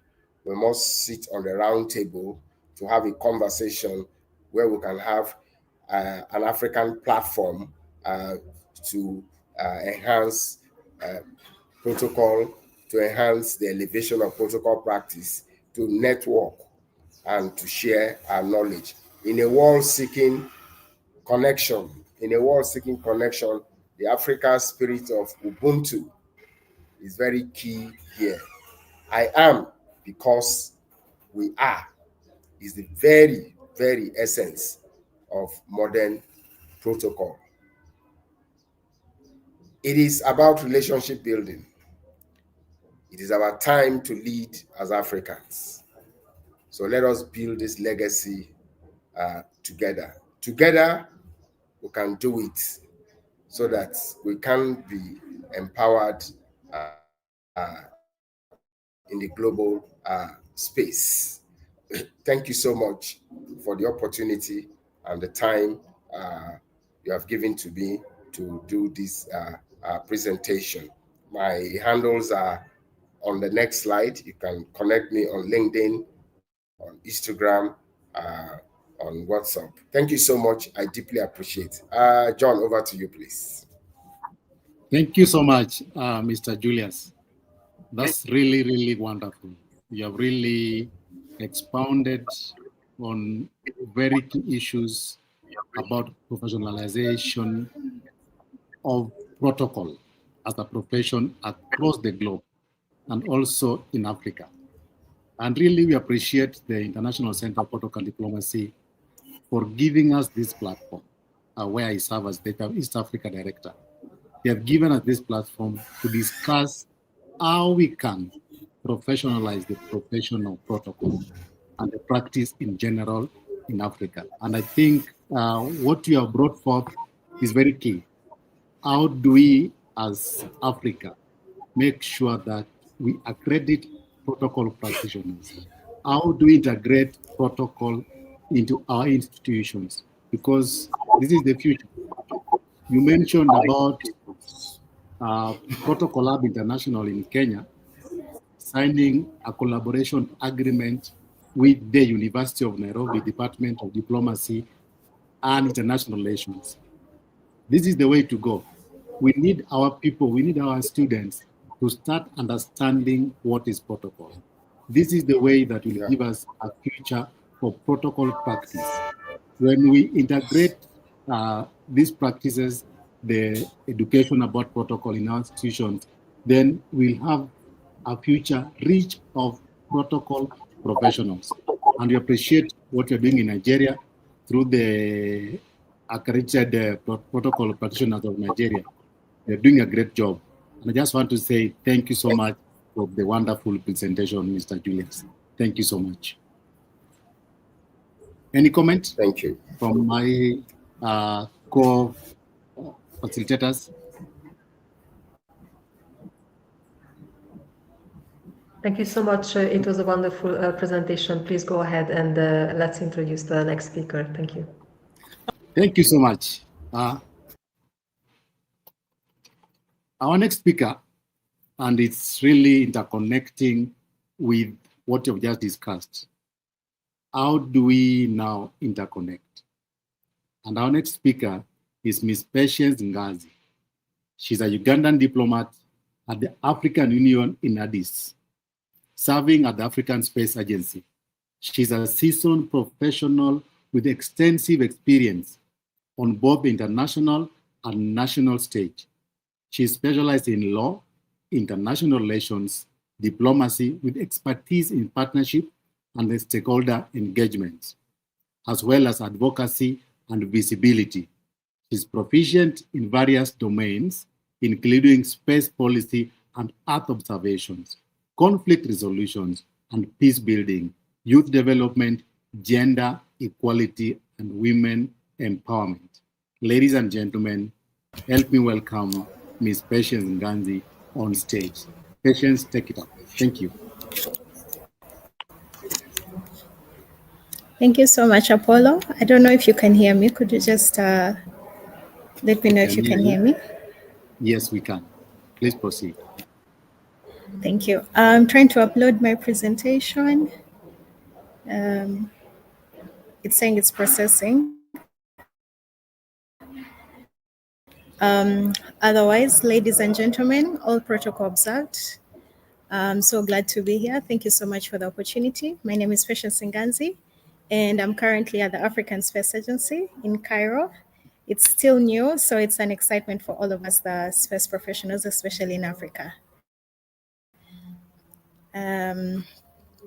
I've been tasked to speak about, I don't know, maybe Ricky can help on the other end because my presentation is taking long to upload in my end. It's okay. I think it's coming. My name is Patience, but I tend to be impatient. Okay, perfect. How do I? Okay. Yes, I've been tasked with speaking on connecting the Continental Protocol and the African Union's $30 billion single African air transport market. It's still loading.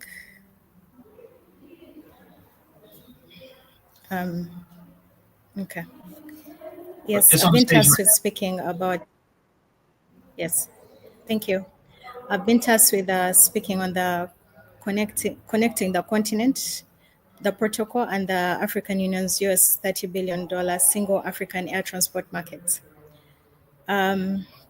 So the single African air transport market is an African Union flagship project under the Agenda 2063. It aims at creating a single unified air transport market across Africa, basically liberalizing civil aviation across member states to promote intra-African connectivity, economic integration, trade, tourism, and mobility.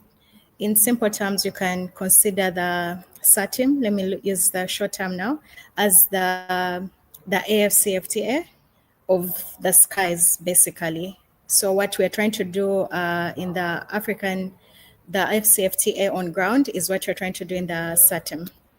The SATIM builds on earlier efforts, notably the Yamoussoukro decision, which was adopted in 1999 by member states, which established a legal framework for liberalizing air services, including freedom of air transit, removal of restrictive barriers, and bilateral agreements.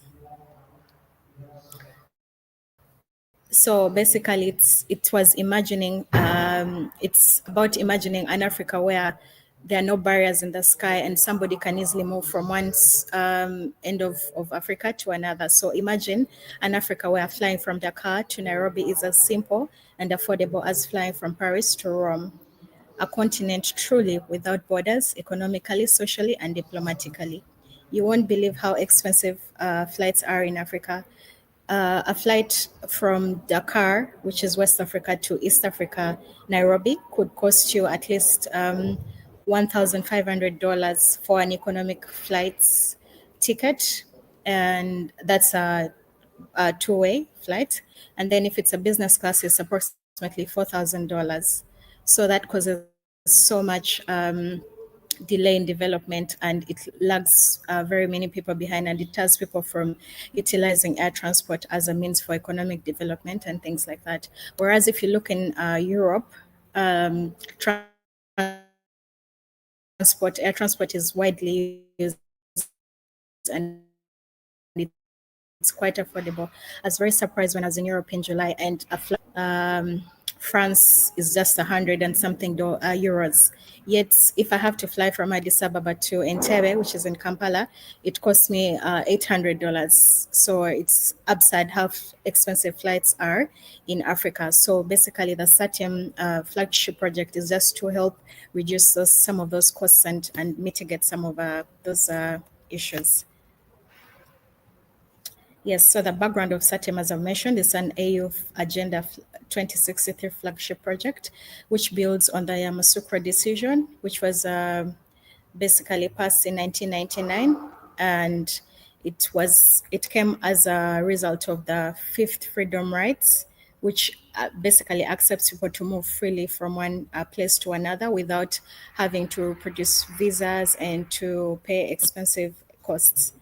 Yes.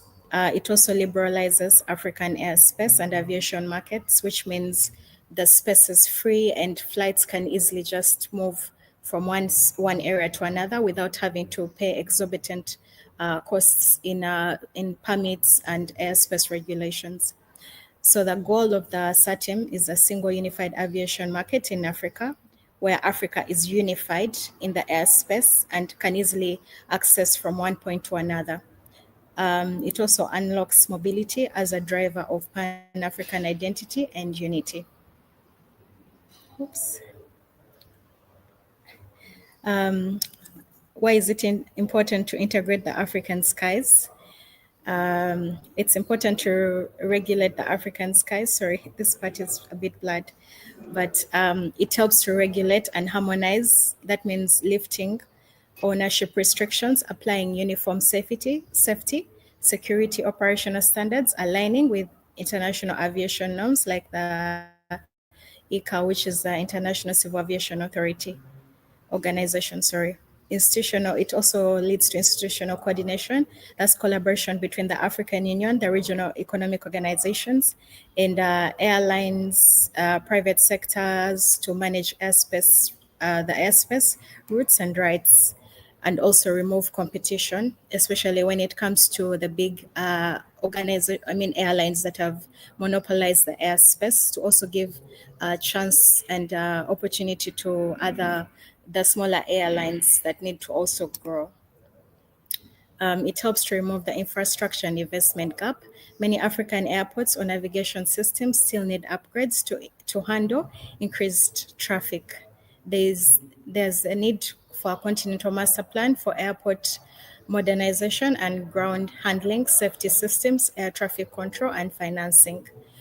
As we know, in Africa, a big part of Africa has been ruined by conflict. So some of these things are not their priority. They are focusing more on governance and leadership. So if there's a SATIM, and it can also promote peace and security, it can help to liberalize some of these issues.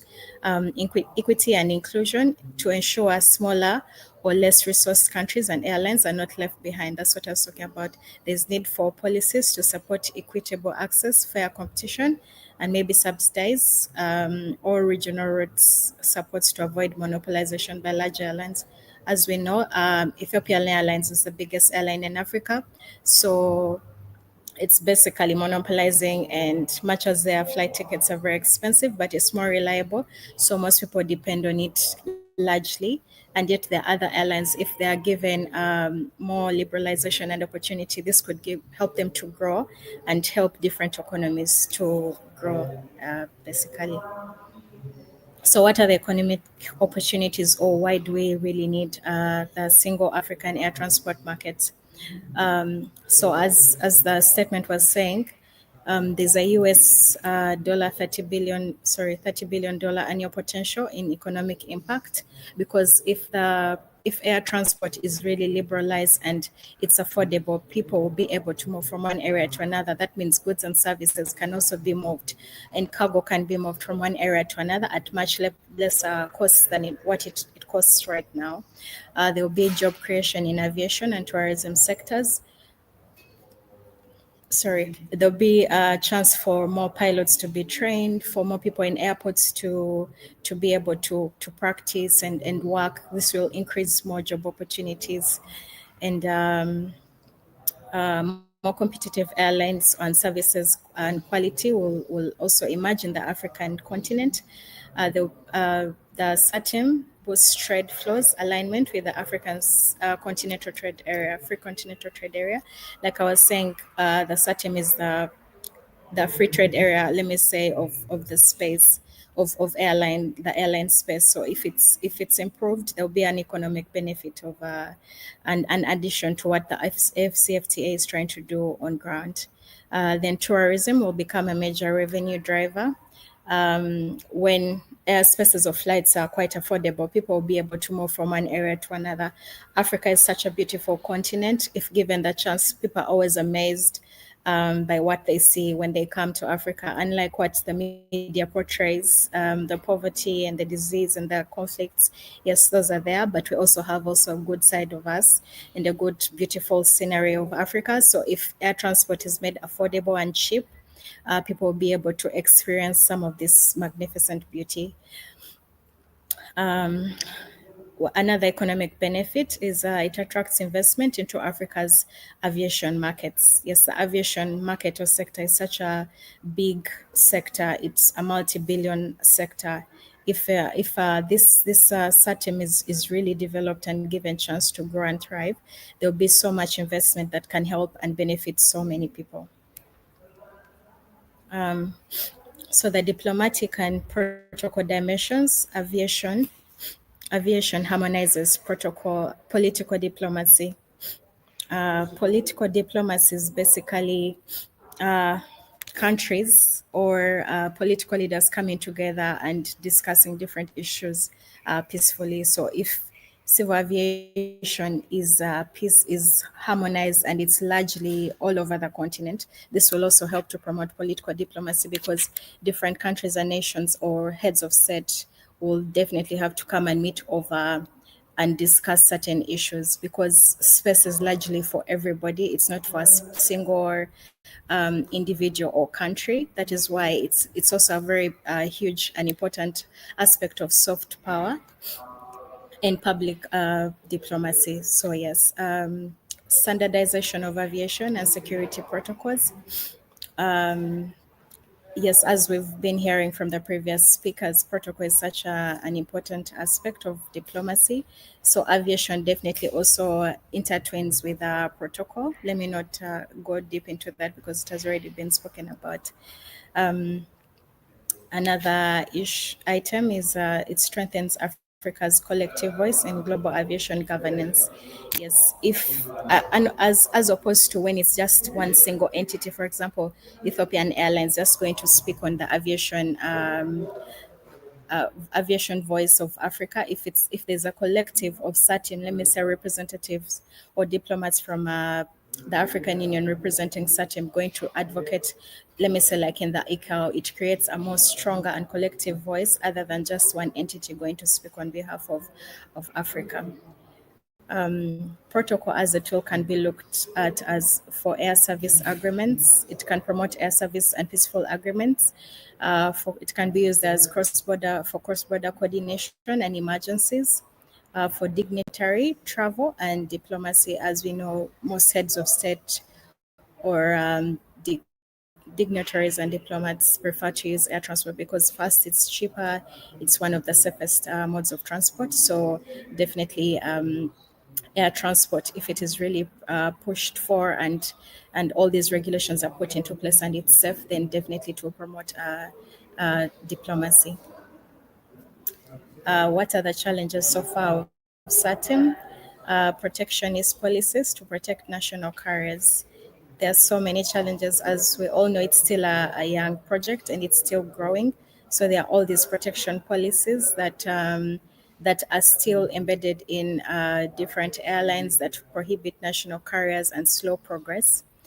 Fragmented aviation rules. Different countries have their own aviation rules, and there's still a challenge in trying to merge these aviation rules to come up with one single rule that all countries can actually follow and can benefit the whole of Africa as a continent.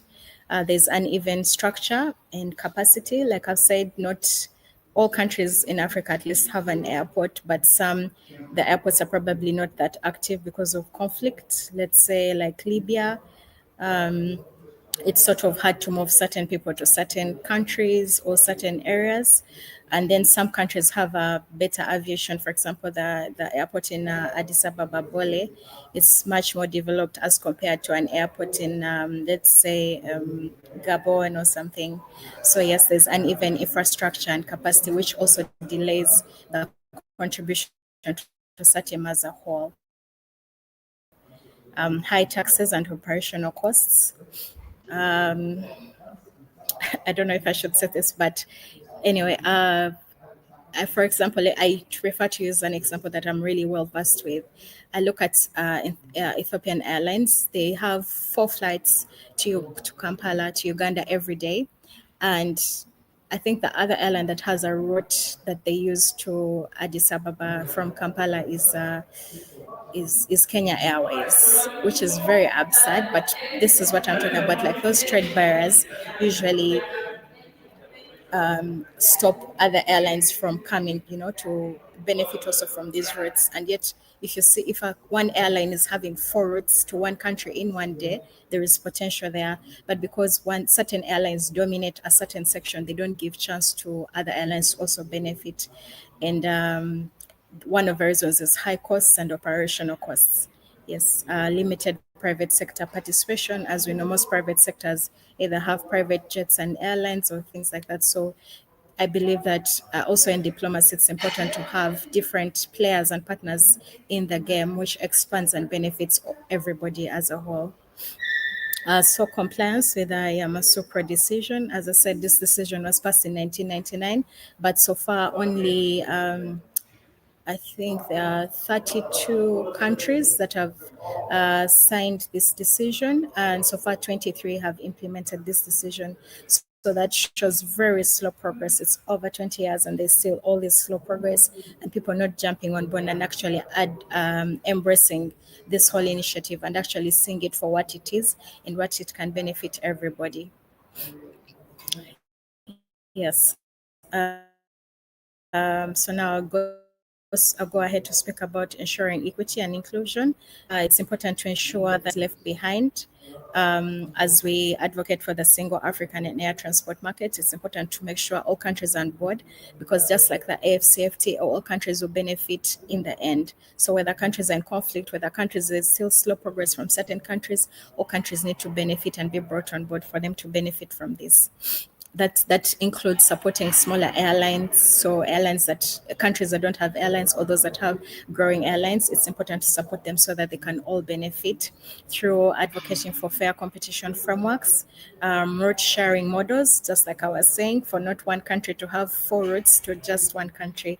They need to share and split and find a way to just coordinate and give everybody a chance to benefit from this, because it's such a big benefit for everybody.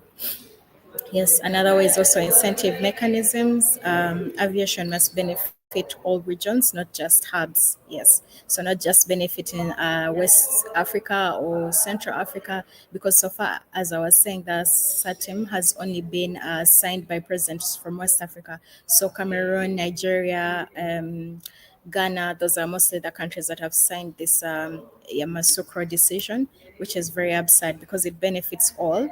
So all countries need to be brought on board so that they can support this.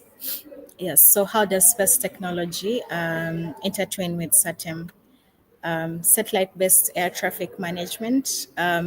So through the use of satellites, The satellites can be used to convey and transfer data, which can be used by the SATIM and airlines as a whole.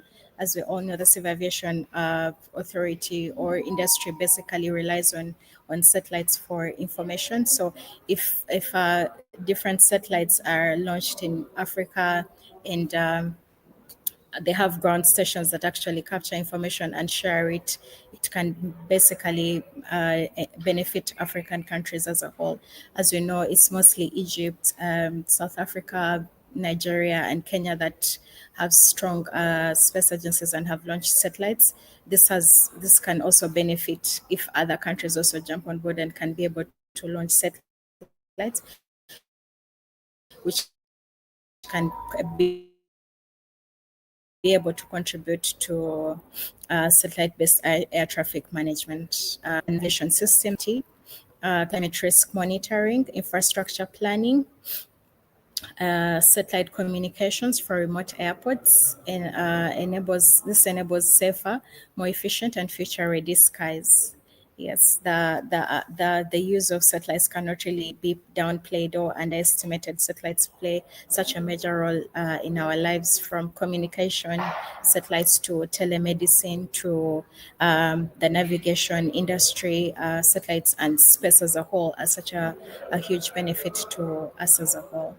Yes, so strategic partnerships are required in trying to establish the SATIM as a whole. As I was saying, sorry, there is need for more collaboration between the African Union and the African Space Agency. The African Union can continue to collaborate with the Education, Science and Technology Department under the African Union to continue to coordinate with the African Continental Free Trade Area. This will help to boost the SATIM as a whole. There's need for regional economic communities, national civil aviation authorities, of course, to launch and run diplomacy effectively. It's important to have all stakeholders on board, where it's not just a national space agency or national civil aviation authority that's working independently, but to have all stakeholders sitting on table and discussing what is needed, what will benefit each and everybody. Airlines and private investors, the International Civil Aviation Organization and Global Aviation Partners, border customs and immigration agencies, digital and spatial data institutions. So everybody involved in the Civil Aviation Authority domain needs to come on board and basically come together to help promote the SATIM. So the three strategic priorities forward. There's need immediately. What we need to do immediately is regulatory harmonization. So have different countries come sit on table and just try to harmonize the different rules that they have that are governing their civil aviation authority. Then political commitment and enforcement. That means bringing different member states to actually sign this SATIM. As I've said, it's approximately 32. I'm sorry, I didn't write that down. I should have, but it's approximately 32 countries that have actually come on board since 1999 to sign this the SATIM decision. And yet only 23 have gone ahead to actually implement it. So there is need for bringing more heads of state and more member states, that is political commitment and will, for them to actually see why is this important and for them to actually sign it, so that there's implementation, because without them signing, there is no way it will be implemented. So capacity building, that involves teaching people and educating people on why this is important, not to take it for granted that people actually get it to understand, but to actually go on ground and teach even from the heads of state why this is actually a benefit for everybody. The medium term goals, infrastructure modernization, as I've been explaining. Many countries don't have airports that are well versed, for example, with like satellite and space technology. So there is need to improve this infrastructure so that it can be able to contribute well and positively to the SATIM decision. Satellite enabled aviation systems, like I've been explaining.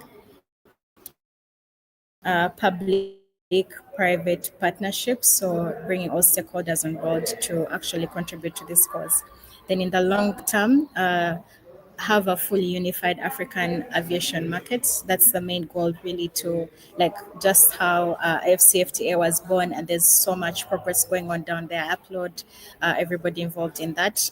There's also need to push for the SATIM so that there's a fully unified African aviation market. Then air mobility innovation, drones and other things and other space gadgets that can actually be brought into this initiative. As Africa as a global aviation hub, so just like we've seen Europe and how they're benefiting from regional integration. So having a global aviation hub can contribute to regional integration and improve trade and job opportunities and things that I've already talked about. Okay, I'm about to finish. I think I'm talking too much, but yes. How do we synchronize continental flagships? So this is basically talking about what initiatives have already been signed and already being implemented in the African Union that can also contribute to the SATIM. That's the AFCFTA free movement. This will lead to free movement of people and mobility, innovation, borderless competitive infrastructure. The call to action is to integrate, innovate, elevate, to transform African skies into a shared space of opportunity, connection, and prosperity. Political courage, smart diplomacy, technology integration must go hand in hand. We are not connecting just airports, we are connecting Africans. Yes, thank you so much for the opportunity. I truly appreciate, and please feel free to reach out to me if you need any more information on space and this topic. Thank you so much. Thank you so much, Patience. Yes. That was really informing. That's a depth of knowledge you have shared with us about this, I call it ambitious African Union 2063 agenda, about integrating African skies and connecting the continent. I'll always give an example. There's a time I was flying from Rwanda to Entebbe, Uganda, and the Rwanda Air had to come to Nairobi, my home, before going back to Entebbe. The interconnection problems that we face in Africa. Yes. Going to Morocco, I had to fly to Qatar, Doha, to connect Morocco. So there's a way to go to Europe. Yes, this ambitious African Union 2063 will really help to strengthen the interconnection of Africa. But my question that maybe I may pose to you and to the rest of the participants, how will we integrate this? Because we must have the goodwill of our leaders for this to take place. We have different currencies in Africa. There must be harmonization on how we'll make sure that this project takes off. Our infrastructure development are at different levels. The Jomo Kenyatta International Airport is different from Entebbe. I think it will take us some time to ensure that we harmonize all this and ensure that we are at par in terms of infrastructure and also policies and our currency and the goodwill of our leaders. Maybe you can say what then we proceed. Next speaker. Yes, so the African Union Agenda 2063 has very many flagship projects, and one of them is about monetization and having a single monetary currency that can be used across Africa. There's also something about removing visa fairs and stuff like that so that people can be able to move from one area to another. But it's work in progress, really. It's not something that's going to happen overnight. So that's why we keep implementing and pushing for these things one step at a time. And that's why there are 2 summits every year that are held at the African Union for member states, where they come and sit, and then these different policies are presented to them, and they're reminded that, okay, this is the progress. They're given a progress of each flagship project and what needs to be done So it's not something I don't want to come here and feel like it's something that's going to happen next year or what, but it's work in progress. It's one step at a time.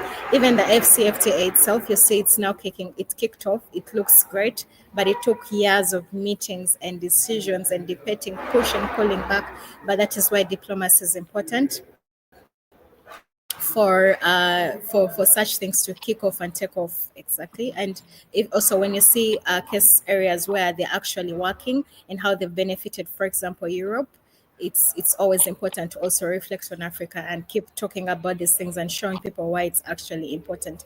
And that's also why it's not wise to leave it only to the heads of state to push for such things. That's why we're advocating for regional economic bodies, for private sector to also jump in and come and help to actually make these dreams come true, because at the end of the day, they benefit all Africans as a whole and not just one sector of people. Thank you. Thank you. Thank you.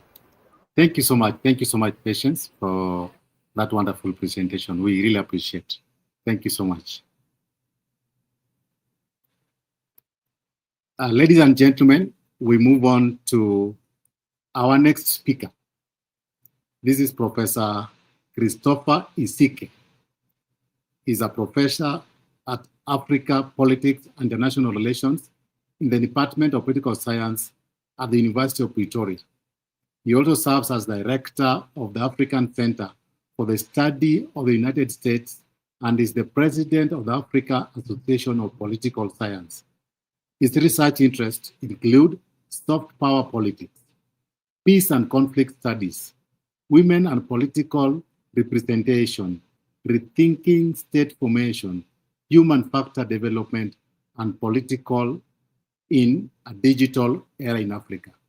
Professor Christopher Isike will be talking to us on a topic, harnessing soft power and cultural diplomacy to formalize Africa-oriented exchange protocols, fostering economic growth and building diplomatic resilience. Ladies and gentlemen, welcome Professor Isike. Thank you very much.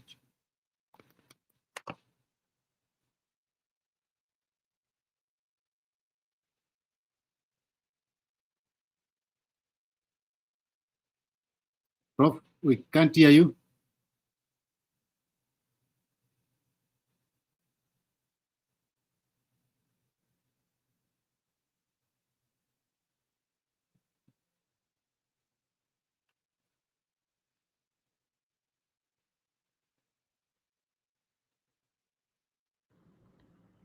Hello?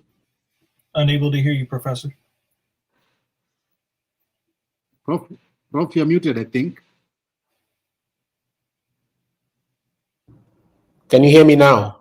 Yes, yes, we can hear you now. Okay, sorry. So I was saying thank you to the chair, Apollo John, and to our other panelists who have presented.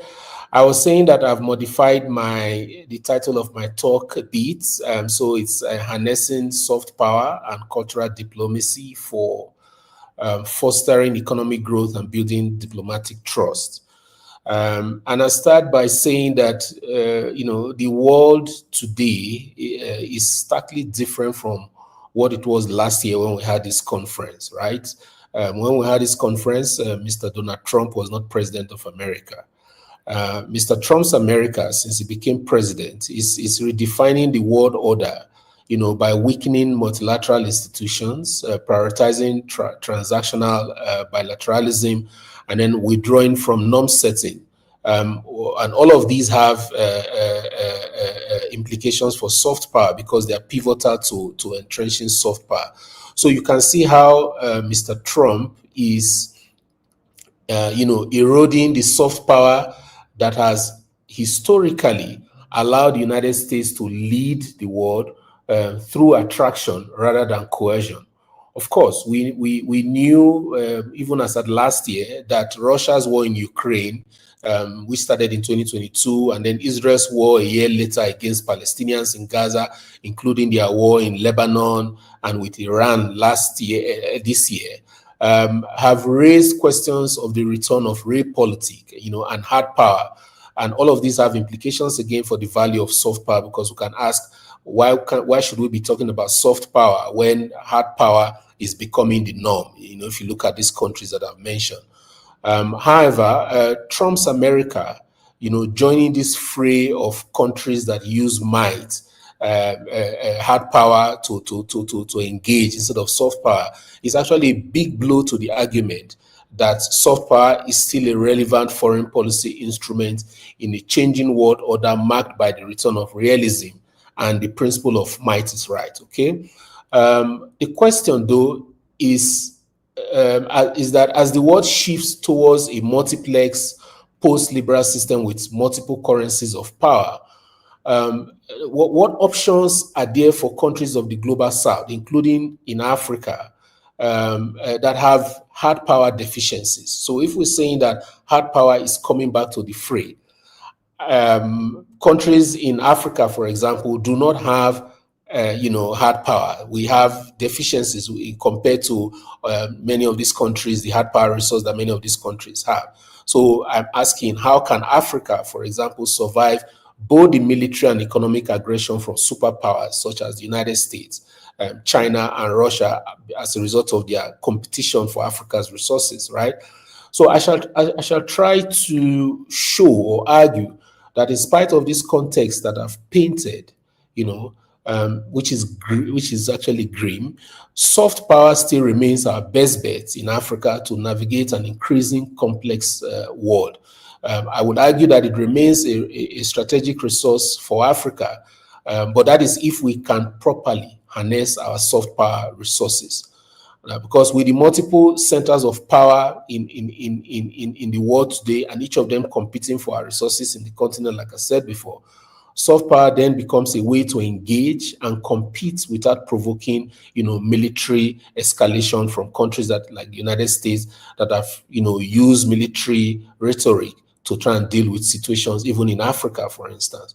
I shall try and explore how, states in Africa can strategically deploy soft power and cultural diplomacy, to formalize exchange protocols that support economic growth, knowledge mobility, and that can build diplomatic trust between countries in Africa and the rest of the world. But let's start by having just a conceptual overview, looking at the concept of soft power and cultural diplomacy and how they interlink. So I'm not going to spend too much time trying to define soft power because this forum is well versed with the concept of soft power. But for our other guests who may be attending for the first time, soft power simply means the ability to shape the preferences of other countries through culture, through values, and attraction. And it rests on three main pillars: culture, political values, and foreign policy legitimacy, right? So when we talk about culture, we mean values, we mean traditions, arts, media, education, language. All of these are cultural pillars that form what we refer to as soft power resource. And in terms of political values, we're looking at governance quality, democracy, rule of law, human rights, political tolerance, as we've seen in South Africa, when you look at how races have integrated in country compared to countries like the US that have been at it for more than 200 years, right? And then, of course, foreign policy legitimacy, whether a state is seen as credible, principled, and reliable. These are the pillars of soft power. So soft power works when other countries want what you want because they admire who you are. Now, what is cultural diplomacy?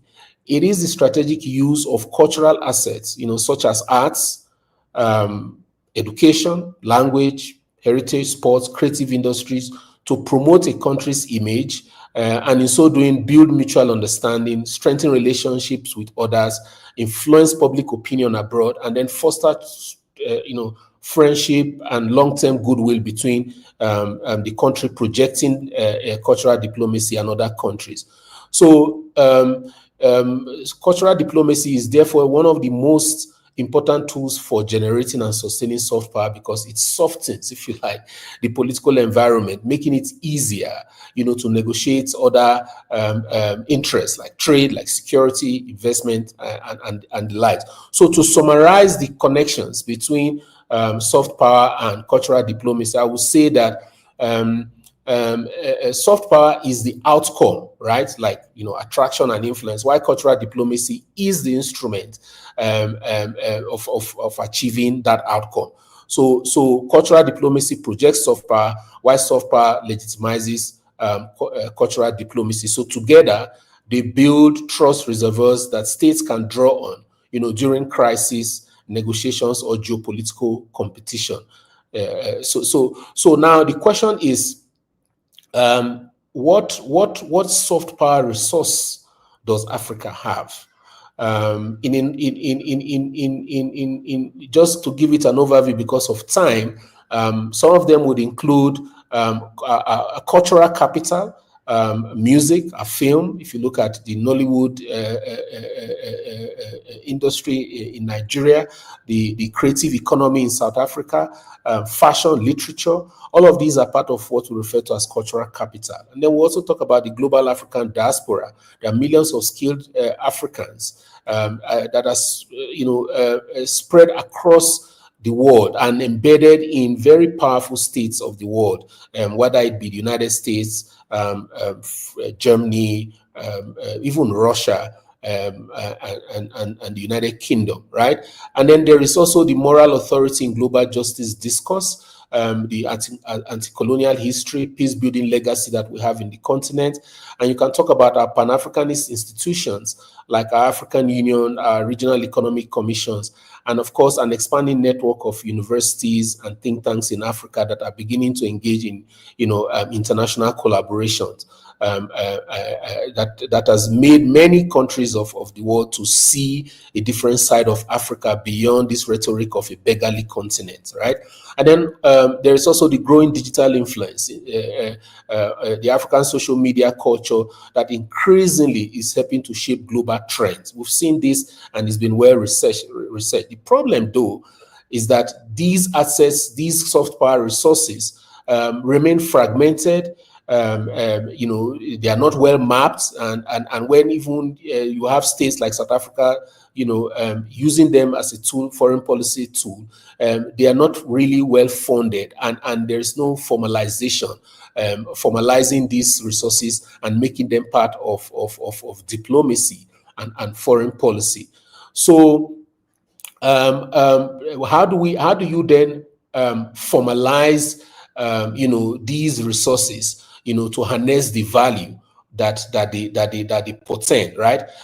So I would say that it is important for us to embed a soft power in policy protocols, to become predictable and effective. And I will just give about 2 or 3 examples around which you can do this. One of them is academic exchange protocols. We see that many universities in Africa are now beginning to have joint African degrees with universities in the global north. This kind of academic exchange is very, very useful. My university, my department, for example, we have many of such. The one I will tell you that is related to the United Kingdom is with King's College, where we have a joint PhD degree in security, leadership and security studies, right? Now, we can also talk about mobility schemes for postgraduate students that will allow exchange of students, and not just students, but even staff, to share knowledge. This is already happening in large scale between universities in Africa and those in the global north. And then, of course, we can talk about centers of excellence on Pan-African studies, climate, maritime security, ocean region governance. These are academic exchange protocols that are in place, but, done piecemeal between particular universities based on their particular connections with other universities. It's not yet something that's formalized, as part of how universities engage and how countries should engage with other. How universities in different countries in Africa can engage with universities in other countries through what we call science diplomacy. So the economic value of this is that from these kinds of engagement, there might emerge innovation, skills development, and the scaling of research for commercialization. And through those engagements, more of these universities are beginning to see the value of Africa's cultures, of Africa's soft power resources. So I'll give one example. In 2024, I took 10 students from the University of Pretoria to the University of Notre Dame on a student and staff exchange. We spent 2 weeks there. And when our students went into class with their American colleagues, they found out that at our fourth year level, the kind of things that were being studied for masters, the kind of topics they were dealing with, were things we dealt with at our fourth year level, which is at the fifth year of study for masters at Notre Dame. And when our students came back, they came back with a different understanding, appreciation of what we are doing here in Africa. And of course, relations between students in America and our students here have since grown, because we've got feedback from students in America about the kind of, a new respect that they have for South Africa, the University of Pretoria in particular, because of the kind of things they heard from our students. So those kinds of things are things we should continue to encourage, to showcase Africa's soft power, credentials. Then we can also look at the creative economy and talk about finding ways to cooperate. So, to co-produce treaties for film and media, continental intellectual property framework. We need to have something like that, and then establishing creative hubs that are linked to the Africa Continental Free Trade Area value chains, and all of these will help to create job, boost tourism, and ensure that there's an integration between the value chain in Africa that AfCFTA offers and the global value chain. And I can maybe just talk about digital and knowledge diplomacy.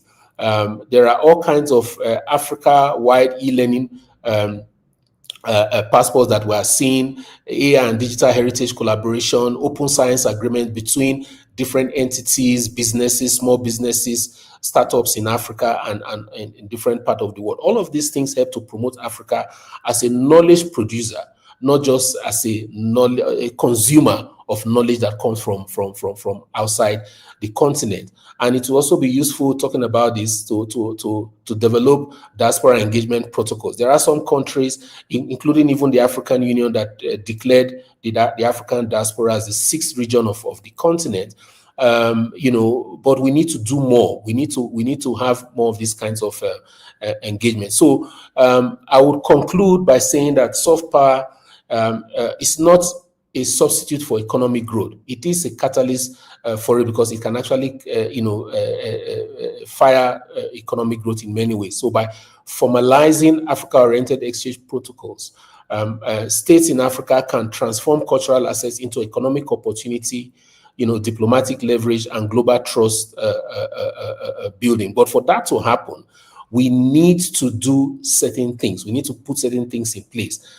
So for African governments, for instance, I would urge us, or suggest that we create a continental soft power and cultural diplomacy strategy under the African Union. We are beginning to do things using what we refer to as the Common African position, as a way to come together to engage with the rest of the world. So we can have a common template, a strategy in this regard, and we can begin to fund cultural diplomacy as an industrial policy, not a nice to have a PR. And we can use our embassies, as cultural hubs, to showcase what we can do. South Africa did this brilliantly recently in Jordan, and the results are beginning to show for the country. Then for our universities and research think tanks, I think it's time for us to begin to think about institutionalizing Africa research clusters, developing and co-designing curricula grounded in decolonial epistemologies, and then strengthening partnership with diaspora scholars. Many of our scholars in Africa who live and go abroad, you find out that they don't completely live. They occupy what we refer to as a third geographic space, where through multiple affiliations, they can be teaching in America, for example, and still teaching in Nigeria, still teaching in South Africa, and giving back. So in that way, it is a kind of brain gain, even though initially when they left, you may refer to that as brain drain. I think I'll stop here because of time, and I'm sorry that I may not be around to answer questions, but thank you for actually having me.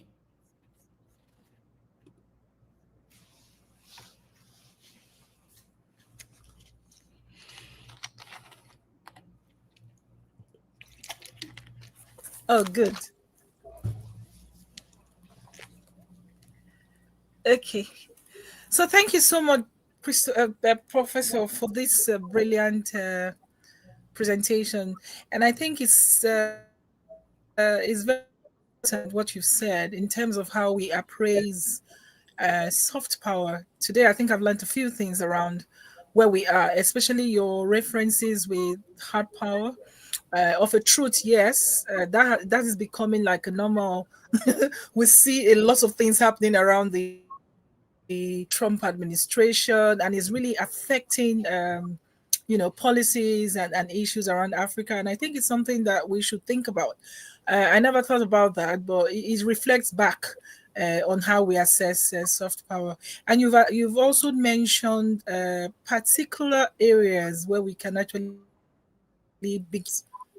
So apart from music, arts, Nollywood and things like that, you've just opened our eyes to the power when it comes to the diaspora.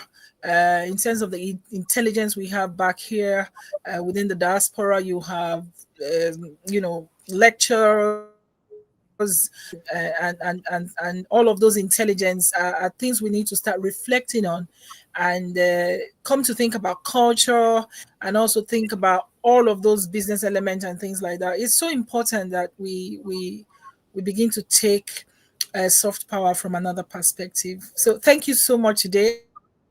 I won't do everything, but I think this is wealth of knowledge, and we'll keep working with you. And we also want to say thank you to the center for the support they are giving to us. Thank you to you specifically for all the support you are giving to us. Every time we knock on your doors, you're always there to give us support. So thank you so much, and we'll take it from here. I'm sure if we have questions, I know that you're in a hurry, but we'll pass what answers you have for us. So thank you again. Thank you. Okay. Thank you. So we'll get on with the next speaker. Agnes, are you there? Yes, I am. Okay, fantastic. Really appreciate it. Indeed, reflecting on the previous presentation, many times we underestimate the power of soft power, including cultural diplomacy, and it has so many ramifications, including the collaboration with universities, for example, scientific diplomacy, as well as creating a positive nation branding, which opens doors as well for trade collaborations. So the potentials are huge. So coming up next, I would like to present a very interesting topic, which is going to be strengthening citizen participation through digital transformation to achieve the Sustainable Development Goals. I am very much a fan of this topic because I am also specialized in the management of the Sustainable Development Goals. And when we talk about SDG 16, which is about good governance, or SDG 17, which is about partnerships to achieve the goals. This is a very passionate topic for me that I am very pleased to announce our next speaker. So Ms. Rachel Mijumbi Emasit is a director of the Parliament of Uganda and specialized in corporate planning and strategy. According to the strategic plan, she drives investment in modern information technology and staff and robust cyber security. Government systems will be automated and contingency plans established. She is also collaborating on streamlining the tracking of the institution's contributions to the Sustainable Development Goals, or SDGs, by strengthening citizen participation in their processes, in line with the National Development Plan, or NDP. Ladies and gentlemen, please give a warm welcome to Ms. Rachel Mijumbi Emasit. Thank you.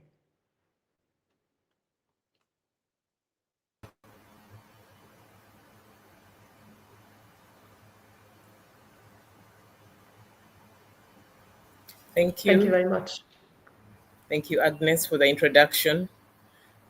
Honorable delegates, distinguished guests, organizers, ladies and gentlemen, I'm happy and I'm honored to join you in this 4th edition of the AFRI Protocol Online Conference.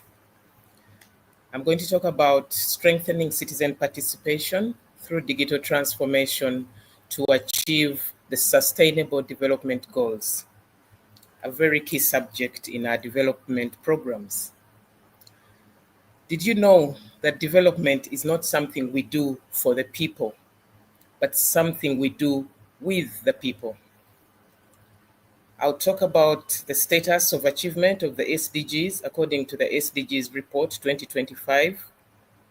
We'll look at the digital shift in governance in Africa, the link between citizen participation and digital transformation. I'll talk about the mechanisms and tools being used for citizen participation. We'll look at the challenges, the measures through the soft power, and then we shall have a conclusion. So by way of introduction, we have a renewed interest to progress with the Sustainable Development Goals. And this is because we have only 5 years left. The window is only 5 years to meet our goals. And most of our statements and strategies should have clear linkage to how we intend to get across the 5 years. Citizen participation is one of those that are very critical. Encouraging citizen participation will help us to engage whole societies for the sole purpose of accountability and ownership. Where we sit in parliaments, we represent the people, and we expect that citizen participation is a must. Citizens are co-creators and they own the development. Quickly to the status, we'll just do a highlight of the achievements of SDGs. We have significant but unequal gains. Next slide, please. Yes, and we have only 35% of our targets on track or making moderate gains. We have our variations across regions and the nations, and there are a number of obstacles to progress. Top performers include Finland and the United Kingdom, but I wanted to look at Africa since we are discussing Africa today. Tunisia is up at 72, Morocco 71.68, South Africa was ranked at 64.11, Uganda has 55.84, and South Sudan. This is just a snapshot. As we tackle the 6 priority areas, next slide, please. We have 6 priority areas for achieving. That's the slide before that. Okay, let's just continue. Sorry, you can go on. So among the 6 priority areas is digital transformation. And we need to look at what is happening globally and in Africa in this case. So we have a digital shift in governance in Africa, thankfully. We have fundamental transformation of public institutions happening. And this requires changes in our culture, in our leadership, in our processes to create more responsive, citizen-centric services. It is the slide before. Some of the key areas of focus include digital infrastructure. So the digital shift involves developing digital infrastructure, modernizing the legal and regulatory frameworks to suit the digital shift, and building digital talent. And we have seen evidence of results across Africa because of the digital shift. There's now an 80% plus mobile penetration across Africa. We've seen a rise in e-services and e-participation. So we really agree that information and communication technology is our best governance accelerator. Digital transformation is breaking walls, it's collapsing distance, and turning mobile devices into platforms for governance. So on to this same slide, we have citizen participation and digital transformation. We are showing the linkage, and I picked up those case studies. South Africa has been recorded having one of the highest scores on e-government development index. Mauritius also boasts of a very sophisticated digital economy. We have seen Rwanda being a pioneer, Kenya and Uganda having various e-services. Benin is concentrating on government data interoperability Ghana is also boasting of having an 100% access to financial inclusion, and so on. These case studies show that citizen participation and digital transformation are twins. Parliaments are also exhibiting an increase in the digital uptake. Morocco is high up on the list. The Parliament of Uganda also has an e-parliament enterprise architecture that it will be following, and so many other parliaments are picking up on all this. Next slide, please. What are the mechanisms that all these countries and institutions are using for digital transformation for purposes of citizen participation? There's an improved access to information and services. We have seen an enhanced transparency and accountability where we share public records, such as reforms and budgets. Another mechanism is direct citizen engagement in policy making. And here we have the online discussion forums, we have surveys, we have e-participation platforms. Key among the mechanisms is inclusion and equity. We are reducing the barriers for women, for persons with disabilities, rural communities, and even the diaspora. And the last mechanism I'll talk about is collaboration and partnerships, where government is engaging the private sector, academia, development partners to collaborate on digital transformation aspects. What are the key tools that are being used in this process for citizen participation? Next slide, please. We have open data portals. We have websites providing public access to government data sets. We have e-participation platforms. We have online forms and consultations. People are participating. We have mobile applications, tools that are enabling access to specific services and reporting on issues and real-time information.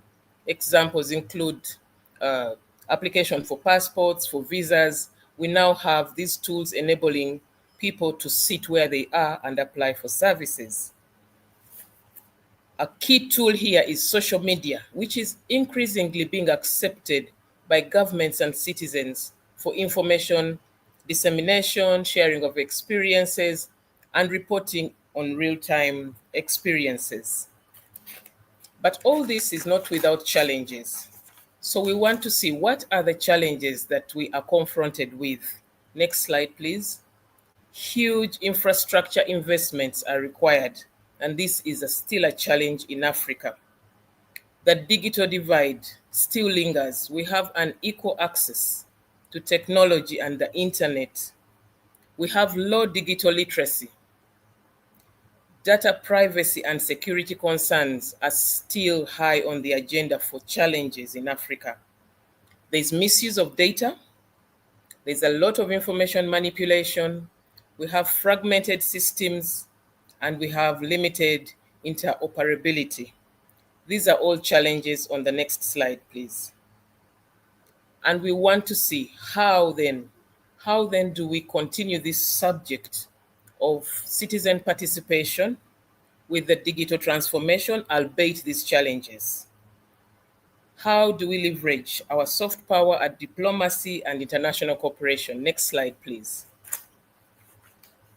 We would like to appreciate the global, regional, and national protocols for digital transformation. The official procedure or system of rules that govern digital transformation. We need to strengthen the cyber laws and the digital trust across our nations. Next slide, please. We want to also address the policy and institutional actions. How do we invest in universal broadband? How do we have citizen-centered platforms designed? We need to strengthen the citizens in digital skills. We need to interrogate those cybersecurity frameworks. We need to ensure accessibility of platforms for PWDs. And another point is to keep the vision. The vision for the future, a people-centered digital governance. We want to imagine an Africa that has all citizens connected. We want to have real-time participation, data-driven decision-making. So here we are imagining a farmer who is able to submit feedback on perhaps agricultural services via SMS. We want to see youth engaging in real-time policy discussions through mobile applications. Can we see public expenditure being tracked by citizens using these open digital dashboards? Diasporans contributing to national consultations from anywhere in the world. And this enables seamless access. So we want to keep that vision. And as I conclude, next slide, please. We have seen that citizen participation will continue to drive the success of Sustainable Development Goals. And digital transformation is about people and for the people, and we should leave no one behind. It's about the dignity and empowerment of our people. And we have a choice to plan and invest intentionally. Let the budget speak to our plans. It's possible, it's necessary, and it's urgent. I want to thank you very much for listening. Thank you.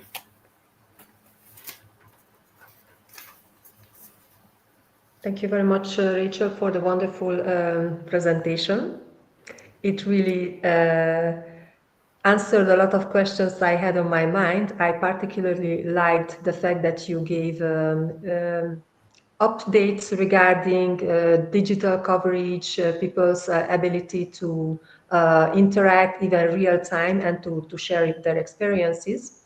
However, technology only works with humans.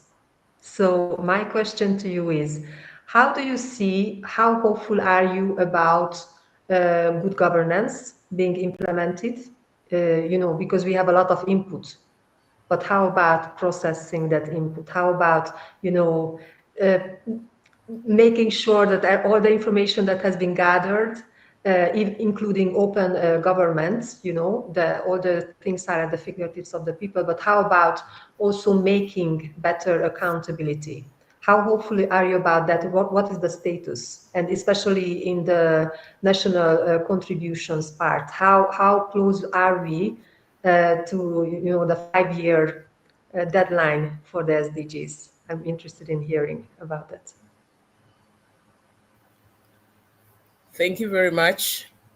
How close are we is still a challenge as well, but we continue to preach about the time. The time is running out. We gave ourselves up to 2030, and all countries are aware of this, and we keep reporting. So we are counting on every institution and the leadership. We need to step up our game, but we also need to have the enablers. So this is just one of the enablers, as you have indicated. Governance is key, and we continue to work towards that in Africa and the globe at large. So ours is to push at the strategic level. This is ours to push and ensure that people can account for the time and for the resources, but also plan accordingly. So I want to thank you very much, and I hope that this has contributed to the discussion on Sustainable Development Goals. Thank you. Thank you so much, Ms. Rachel, truly appreciate it. And now we are going to continue with another speaker. Now, previously we had we had some presentations regarding cultural diplomacy. So in line with that, I am very happy to present our next speaker. He will talk about the following topic: the power of language in African diplomacy, promoting multiculturalism and cultural exchange. Lawyer and artist, Mr. Alessandro Jenzi is the founding director of Raiz Teatro, a non-profit organization that supports cultural diplomacy through the arts all over the world, strengthening youth voices by art and theater. He has been conceiving and directing, together with Thrive Project in Cairo, which is a cultural project managed in cooperation with IOM International Organization for Migration, Egypt, and has been working as a communication specialist for UNODC, the United Nations Office on Drugs and Crime, in Northern East Nigeria. He has also cooperated with major institutions in Europe, with UN and the Global Campus of Human Rights in Venice to strengthen the link between arts and rights. What a powerful and very interesting combination, being a lawyer and being an artist. I am very much looking forward to this very interesting next presentation. Please give a warm welcome to Mr. Alessandro Jenzi. Thank you.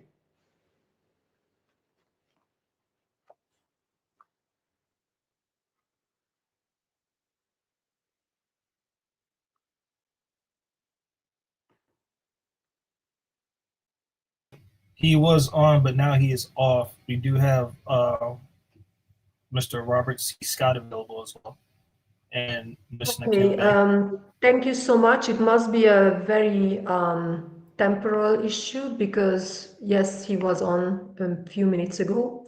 So let me go ahead and check the agenda for the next speaker. So until Alessandro manages to come back, let me introduce the next speaker, Mr. Nakim Bey. Just quick check. Do we have Nakim? Yes, I see Nakim connected. So thank you so much for that.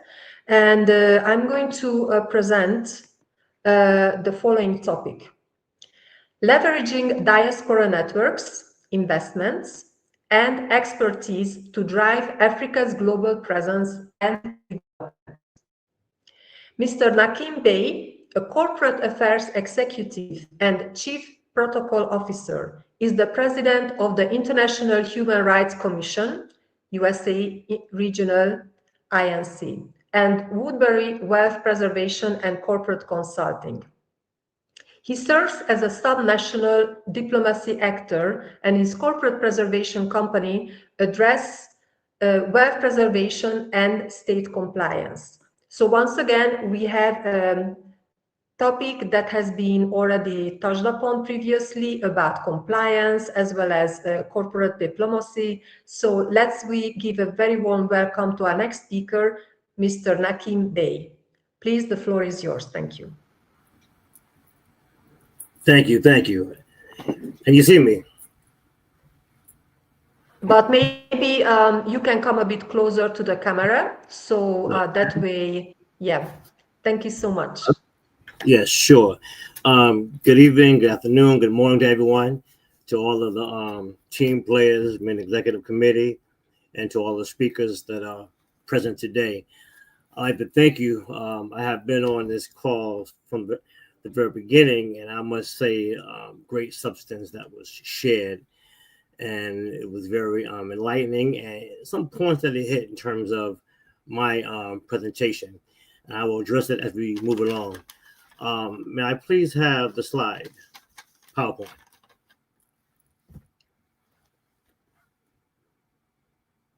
Next, please. Thank you.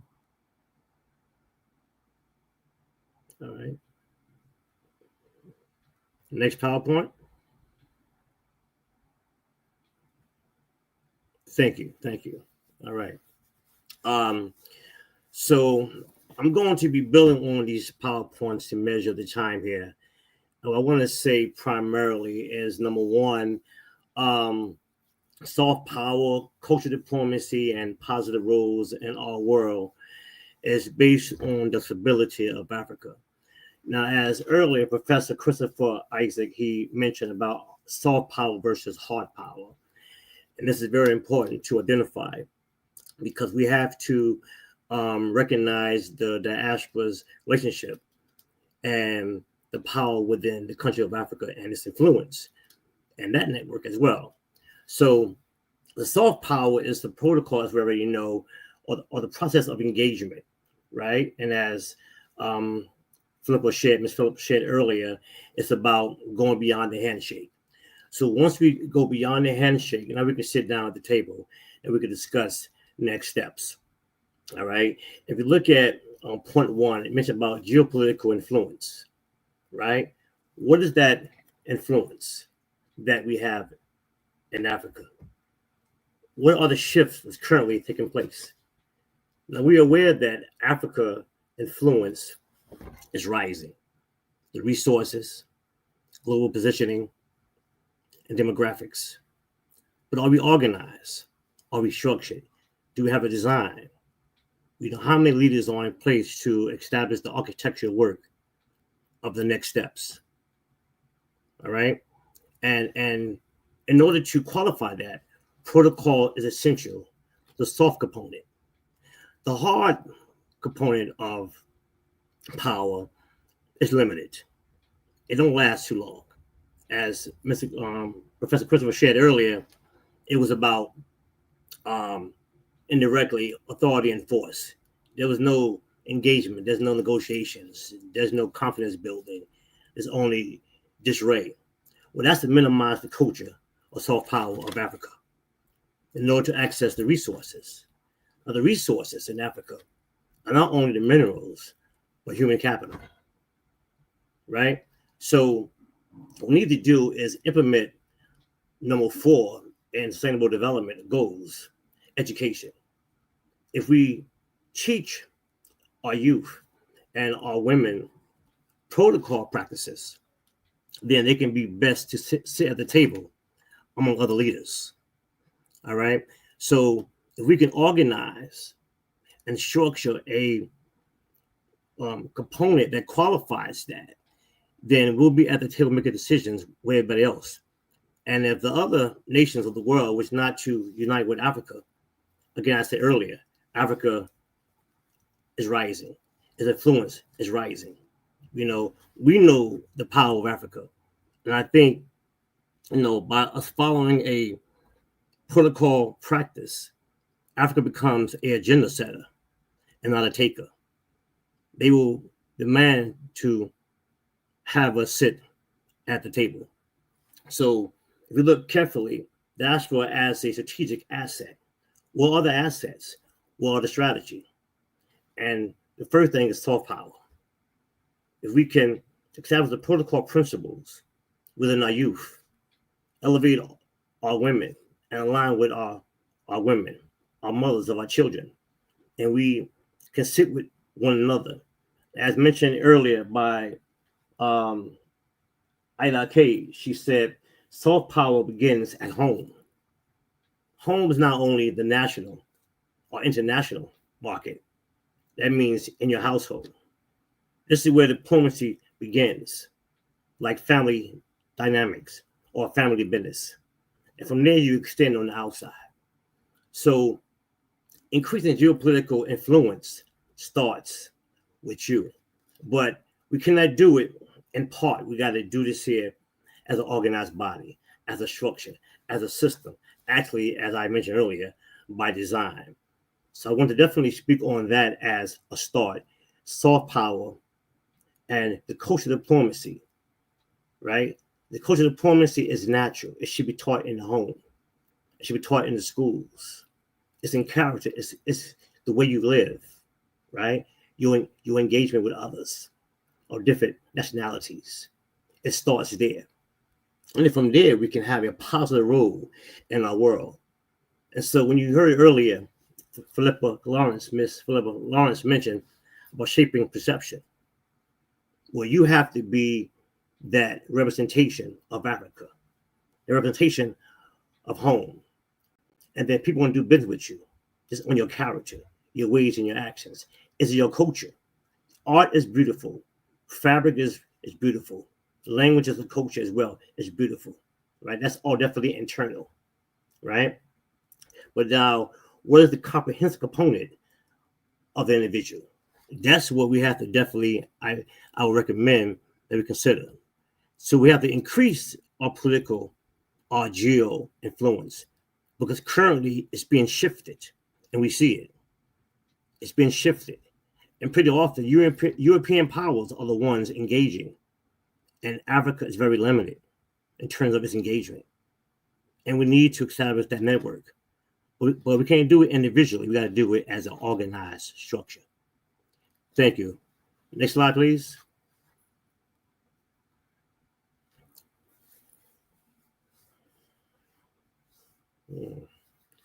my role as a corporate and chief officer is to build a bridge, to bring the connecting bodies together, to bring the investors, the bankers, the institutions, the ambassadors, the ministers together. Now, in order to do that, they got to be a what? Relationship, right?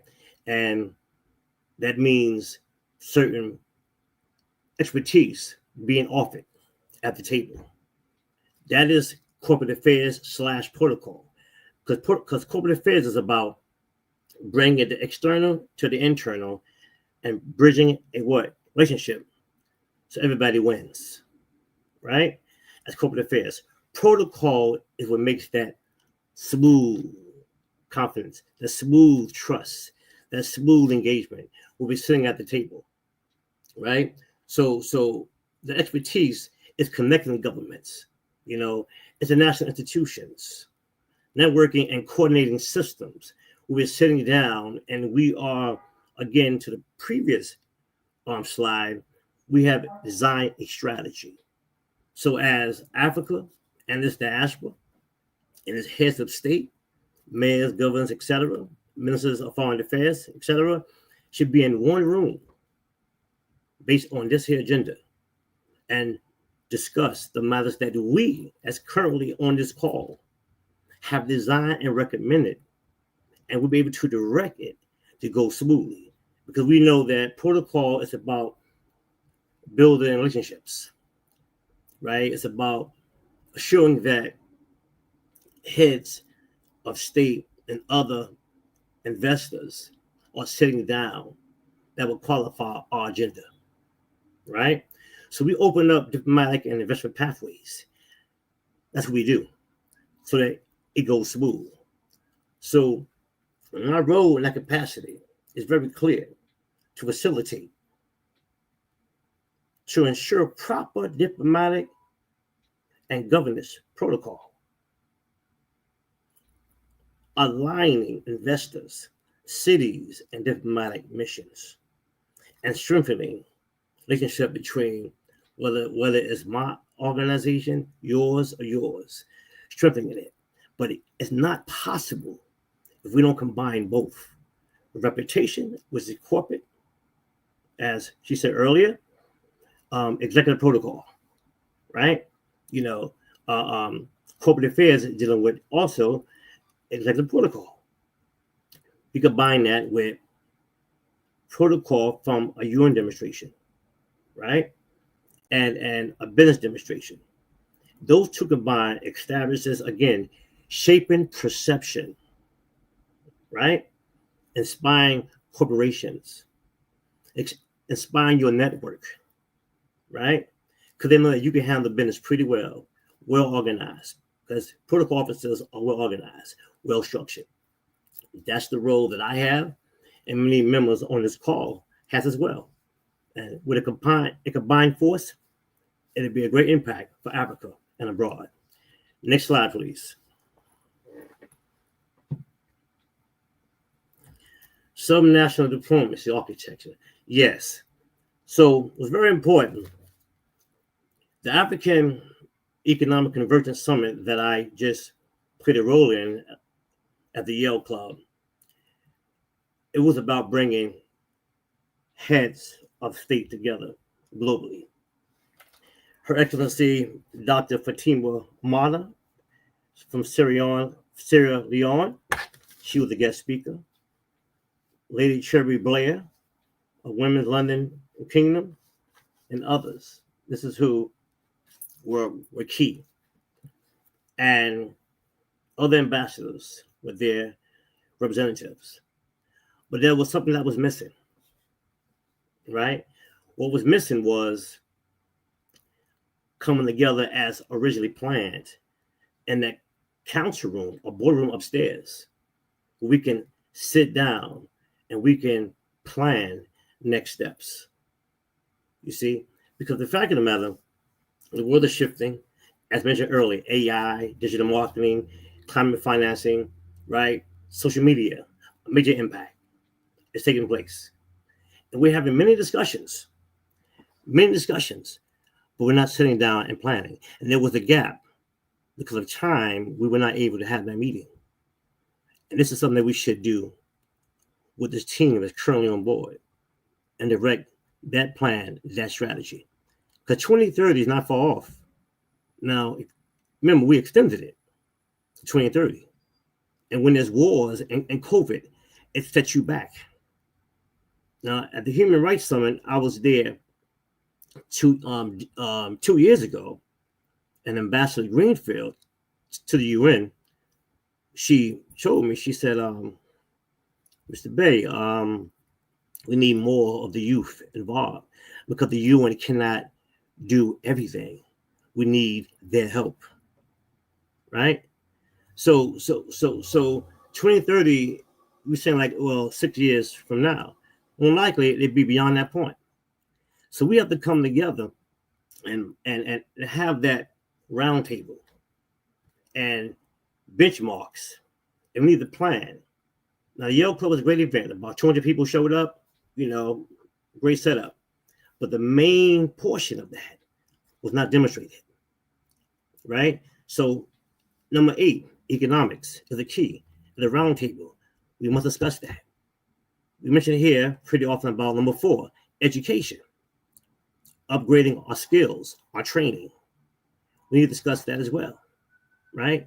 Now, in September, there was a chief of staff there from Senator Sanders Jr. office, and she saw me in action, and she said she would like to bring certain African banks, certain Black banks in America together in September to discuss the improvement of Africa economics and homes and businesses, etc. So I'm currently working on that as I speak to you this moment. So the whole plan is to assure that 2030 maybe be sooner than later. The more hard power manifests in the world, it sets us back. And the training and education we need. And I think that we have to adapt to the time. We must modernize our education.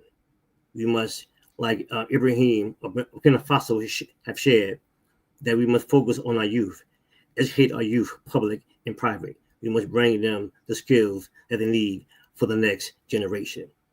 I met with the council of Burkina Faso like 2 years ago on 125th Street, the consulate, and we had a serious discussion. But to make a long story short, we provided about 30 computers to the youth that was in the consulate. Because remember in the UN, they had several computers they wanted to release. And because we have a non-for-profit status, I went to get some of the computers. And I had a contact, and I took it to Burkina Faso and give it to our youth. So that technology and social media, digital marketing, digital currency, they can be up to date and not so far behind, right? So education, number 4. Economics, number 8. And the last 17 cinema goal is 17 partnerships. I've heard it so many times today about partnerships, collaboration, engagement, resources, right? So it's engaged with the rest of the world. But how? Now, the one slide I didn't see, but it was a network, right? Network relationships. We know ambassadors, other ministers, private investors, and so forth. Let's come together and let's qualify that.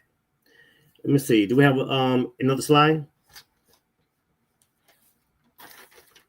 Seize the future. Now, there's a very influential individual, and I have the book here, and I'm going to say very closely. He says, Africa's rising economic power. We must seize the future. Africa is rising as an economic power, and several of the world's leading superpowers are moving to take advantage of its more strategic position. This is from Seize the Future by Lauren R. Douglas. This came out recently. I know him personally. He wants the African diaspora in the U.S. to engage the African continent, very high-end professionals, to strengthen Africa's economic and digital demonstration and align with America. That's what I'm doing. I'm making that connection. So we have to see the future, but we cannot deal with the future by harping on the past too long. We have to modernize our technology, educate our youth, and elevate our women. And I mentioned Her Excellency Dr. Fatima Madar. If anybody was there, you will see that she was the most impactful speaker at the Yale Club Economic Summit. And she emphasized the power, the value of women. In America, women succeed men in education. PhDs, masters, two PhDs. I know a few like that as well, right? So we have to bring in the whole family, the men and the women and children, all right? So to seize the future, the institutions need to be modernized. We need vision and execution. And that's what I'm speaking about now, the execution, right? Because we can have many forums, 1,000. What are the next steps? How many members have been at the UN, different sessions, right? They need our help, right? And with us in protocol, right, and governance, we can definitely show that the execution of a strategy that we come together on is successful. Next one, please. Next slide.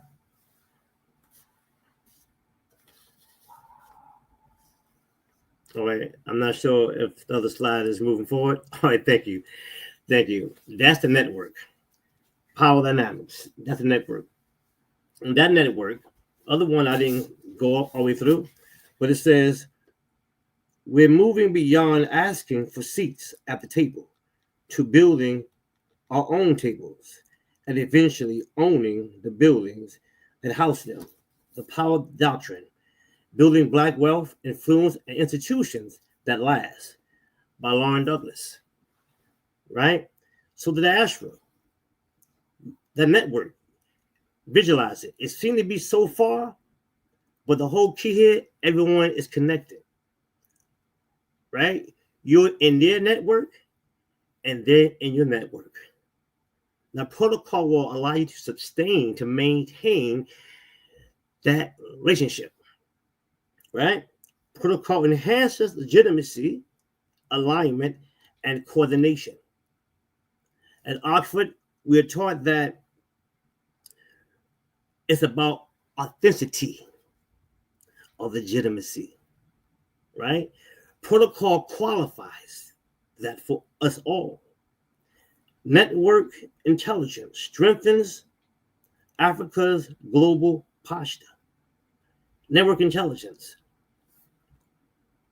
I learned that we're network brokers. Well, forget about corporate affairs and what they taught at Oxford, but I'll say this here. In protocol, are you not a network broker? Do you not interact with all officials all the way from the red carpet, going up the stairs, bringing them down, or the hotel arrangements and what qualifies it? Do you not shake hands with many people in your network? Now, to nurture that and build that comes over time. That's the trust.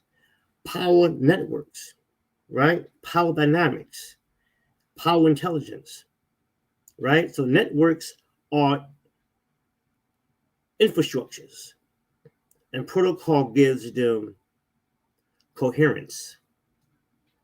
So one can operate without the other, you see? So establishing a liaison between all these networks and solving our economic and our social and political problem is major. We can sit down and qualify that. Next slide, please.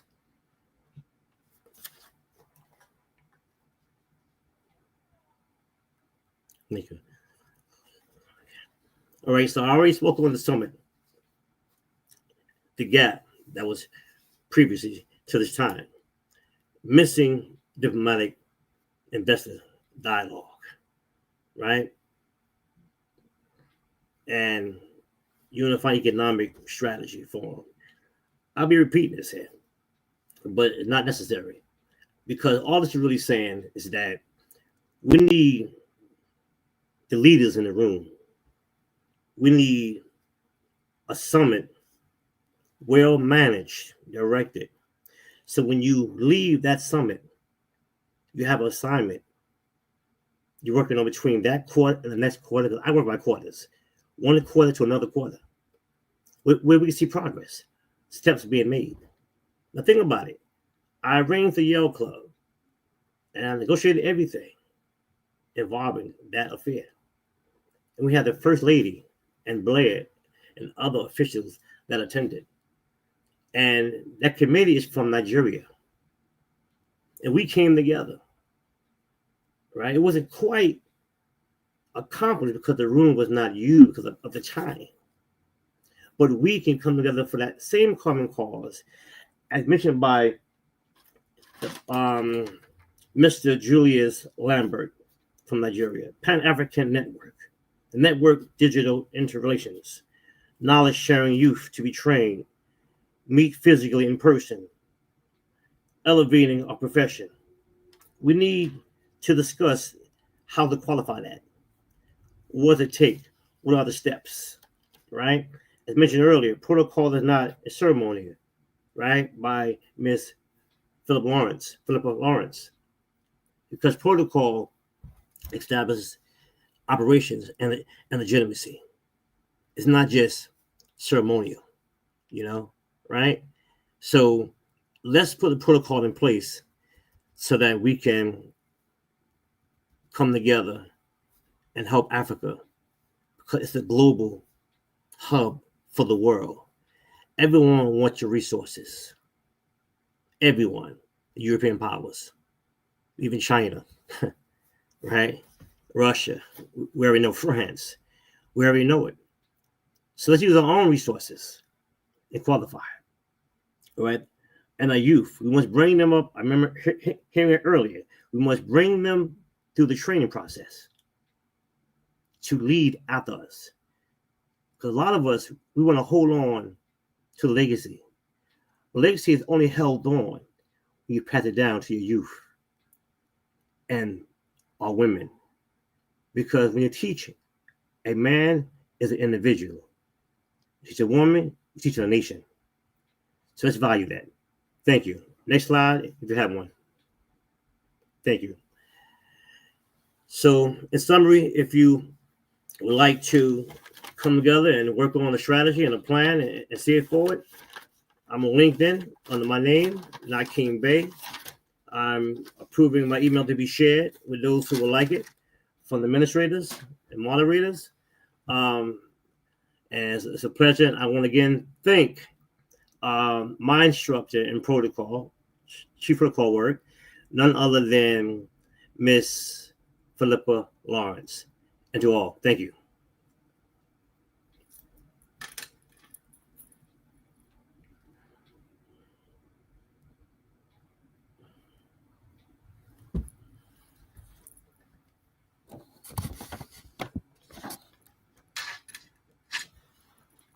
Go to the stage, Agnes. The next steps, primarily, the first one is committees, right? So it's about organizing, and strategizing and executing a plan. So thank you. Next step is always the first one. Come together for a common cause. Thank you. Thank you.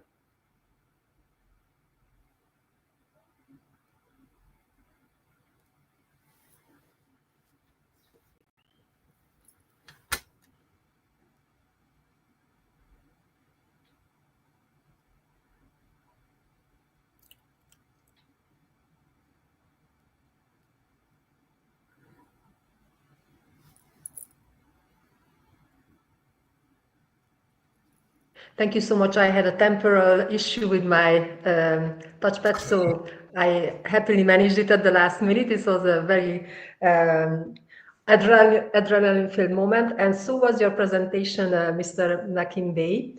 I just took notes of all the powerful words that you have mentioned, and I was amazed.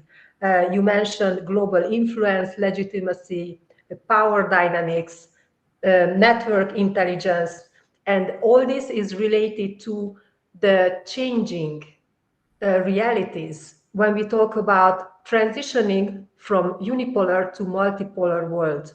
These are indeed very powerful opportunities and times for us. You also mentioned the huge importance of the diaspora.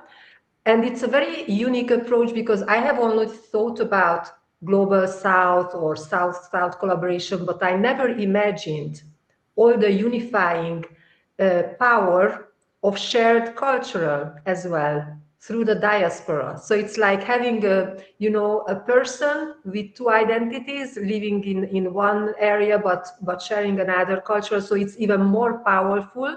It's elevating more, strengthening more all these networks. So it was truly empowering. Thank you. You mentioned that that it's very important to have a role as a protocol and diplomacy officer, as an enabling agent, enabling leader to elevate others. So you also mentioned previous speakers, and as truly appreciated. What is your single takeaway? What is your next action as of tomorrow to make this happen? Something maybe we can copy from you. Yes. Thank you. My next action, I'm always working on Africa. I gotta be honest, right? To establish alliances so that we can work on implementing an economic solution for Africa and tie it into America, the African Americans here at home. And I would like to say that, for example, after I had the event at the Yale Club, the president of the Yale Club herself, the first female, first African American female, and first woman, period, to be president of the Yale Club, she asked me if I can contact some women from Africa in order to have a panel to discuss entrepreneurship, business ownership, and how they can obtain contracts here in the U.S. So I'm currently working on that as we speak as well. And this banking component, the senator in Queens, New York, would like for me to help them with, which is primarily fundraising, location, and protocol for people here in America and Africa. So this is what I'm currently doing, and I love doing this here. So my next step is to continue the relationships and see how I can bridge between us and what's called at this time for sure the motherland. So yes, that's my goal, and I hope this summit will encourage some individuals to say, hey, not King, what can we do? What can we do? Not can I, but what can we do? I'd like to help bridge this gap, so but if not, we move on. I hope it works out. Thank you. Thank you. These are very tangible steps, and we will surely be watching and hold you accountable. So much to look out for. Thank you so much, Nakim, and we appreciate your contribution. Thank you. Right. So I'm going to introduce the next speaker. I'm very happy to present to you the person who is going to speak about a very unique combination and the power combination of hard and soft skill combination that is used for protocol and diplomacy. The title of his presentation is The Power of Language in African Diplomacy, Promoting Multilingualism and Cultural Exchange. So in line with the cultural diplomacy, we are very happy to welcome lawyer and artist, Mr. Alessandro Jensi, who is the founding director of Raíces Teatro, a non-profit organization that supports cultural diplomacy through the arts all over the world, strengthening youth voices by art and theater.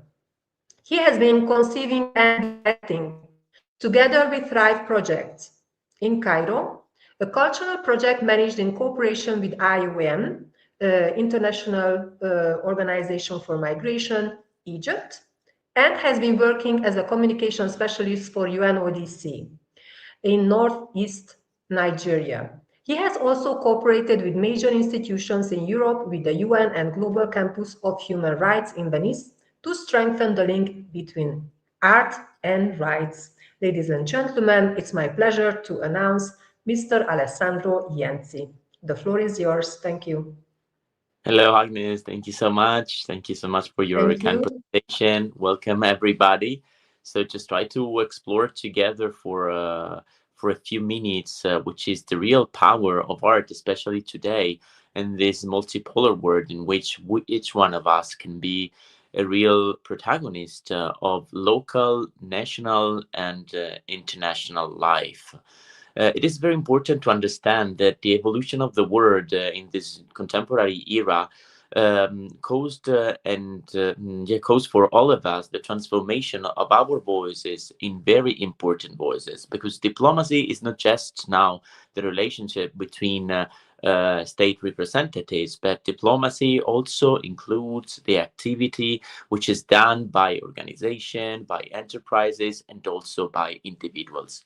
All of us got a smartphone all over the world. All of us got the possibility to talk to the world in live. Everyone can reach out to the entire world with the post, with the idea, with the declaration, with the live. So each one of us is a possible voice which can really determine and cause a change, and which really influence the international public debate.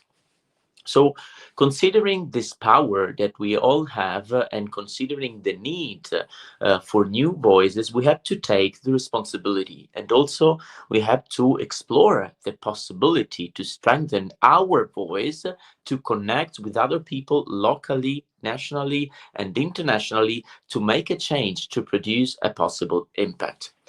I have been exploring this possibility from my hometown, which is Palermo in southern Europe. It is in Sicily, so southern Italy.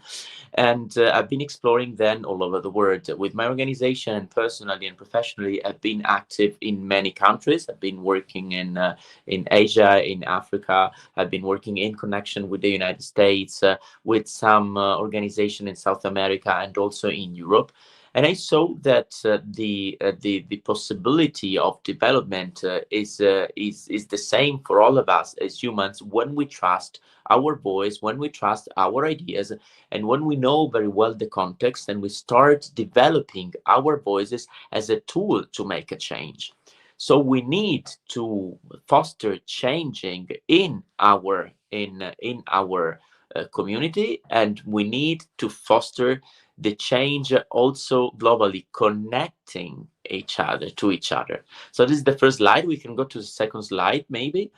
Right, this is the name of our organization. So the title is The Power of Language in African Diplomacy, Promoting Multilingualism and Cultural Exchange. When we talk about diplomacy, so we're talking about all this relationship that we've been talking right now about. And then multilingualism is not just the language, like the national language of each country, but languages. We got many languages. And if we take into consideration art, we have many languages which are linked to creativity. We have theater, we have painting, we have music, we have images. And today with the social media, images are very important. It is important also to understand how performative are the images that we can share online, so that we can transform our voices. Even just an image can change the story. Even just an image can really influence the international debate and can also promote a cultural exchange. So we can go to the next slide, please. Which is very important to understand, is that diplomacy in this modern era involves also public and private entities, as we said. So we are protagonists of contemporary history right now. Each one of us can be a protagonist of this story that we are creating all together. So from any country, it can be Southern Italy, it can be Central Africa, it can be Southern Africa, it can be from Asia, it can be from Europe, whatever. Each one of us can really be the protagonist of contemporary history, and we can give a contribution for the change and also to foster many values that we trust, like, for example, inclusion, like, for example, cooperation, like, for example, sustainable development, like, for example, economical, cultural development. We can go to the next slide, please. Our voices can contribute to public debates and to building bridges between cultures with social media communication. It is very important to understand that we can contribute to the public debate. It means that we can give and share our ideas, and that these ideas can be object to a debate. And this debate can lead us to a change, which can be a legal change, which can be an administrative change, which can be a change considering just the matter of fact. So, for example, a reality that before our intervention didn't exist, now exists. For example, a theater course which is promoting youth empowerment. It didn't exist, and then it existed because of our intervention. It is a change already. And if we work very good with communication, if we choose our topic, if we choose the tools to push this message that we want to give, we can become a voice, even through our simple course, even through our theater show, even through our cooperation with young people in our local community. And what we do once we create contents is to build bridges between cultures, between institutions, between people. So it depends on the topic that we pick. We can build bridges between cultures. It means between people who are from different cultural backgrounds. And we can build also bridges between, for example, the grassroots of our society and the institutions. And this is very important. Consider this. When we start developing our voice as artists, for example, we train ourselves, we have to consider what we want to say. And when we're considering what we want to say to the world, we have to consider which tool we are choosing to say what we want to say. And then we have to consider which is the change that we want to make. And consider, for example, the possibility to start training altogether with young people, with underprivileged young people. So people, for example, who cannot have access to high-level education, who have no access to mobility, who have no access to local or international mobility, who have no access to collateral activity during their lives. So they are socially excluded. They are experiencing an exclusion. As soon as we start training together, as soon as we start giving ourselves the permission to say something with this group, as soon as we pick an important topic, which is part of the local and international debate, and as soon as we pick a very effective tool, which can be, for example, a theater show built in details, or a social media campaign, or just a picture, a performative picture, something that can really get the attention of people, we are promoting a change. And at that moment, that voice that was considered excluded becomes a very important voice. So consider this. Once it happened to me that we could open a very important Congress.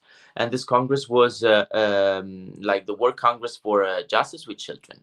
We were very well welcomed, and we opened the Congress with a performance which starred an amazing artist, which is a blind guy and is a blind musician. And his performance really affected all the speeches after him. Everyone was giving space to what he did and to the witness that even if it was a person with disability, it was really showing us how strong and how brave you can be as humans. So in that moment, a person from southern Italy with disability representing communities which are underprivileged community could give voice to a need, which at the beginning was just a local need, or better, it was a personal need at the beginning. But then when it transformed it into a theater show with music, with movement, trying to win all the limits that life was putting on his on his way, it could really become a voice which was a global voice in that moment, because that performance was presented at the World Congress. It means that it was presented in front of many international institutions. So this kind of approach can be adapted to any single context. I mean, I'm from Palermo, from southern Sicily, but it could be adapted to any context. We did the same thing, for example, with the wonderful cooperation with IOM in Egypt, with 100 people who took the training. We did the same thing with 30 amazing artists from North and East Nigeria, in cooperation with the UNODC, in cooperation with the team for ending violence against children. And the work was amazing because these 30 artists started giving voice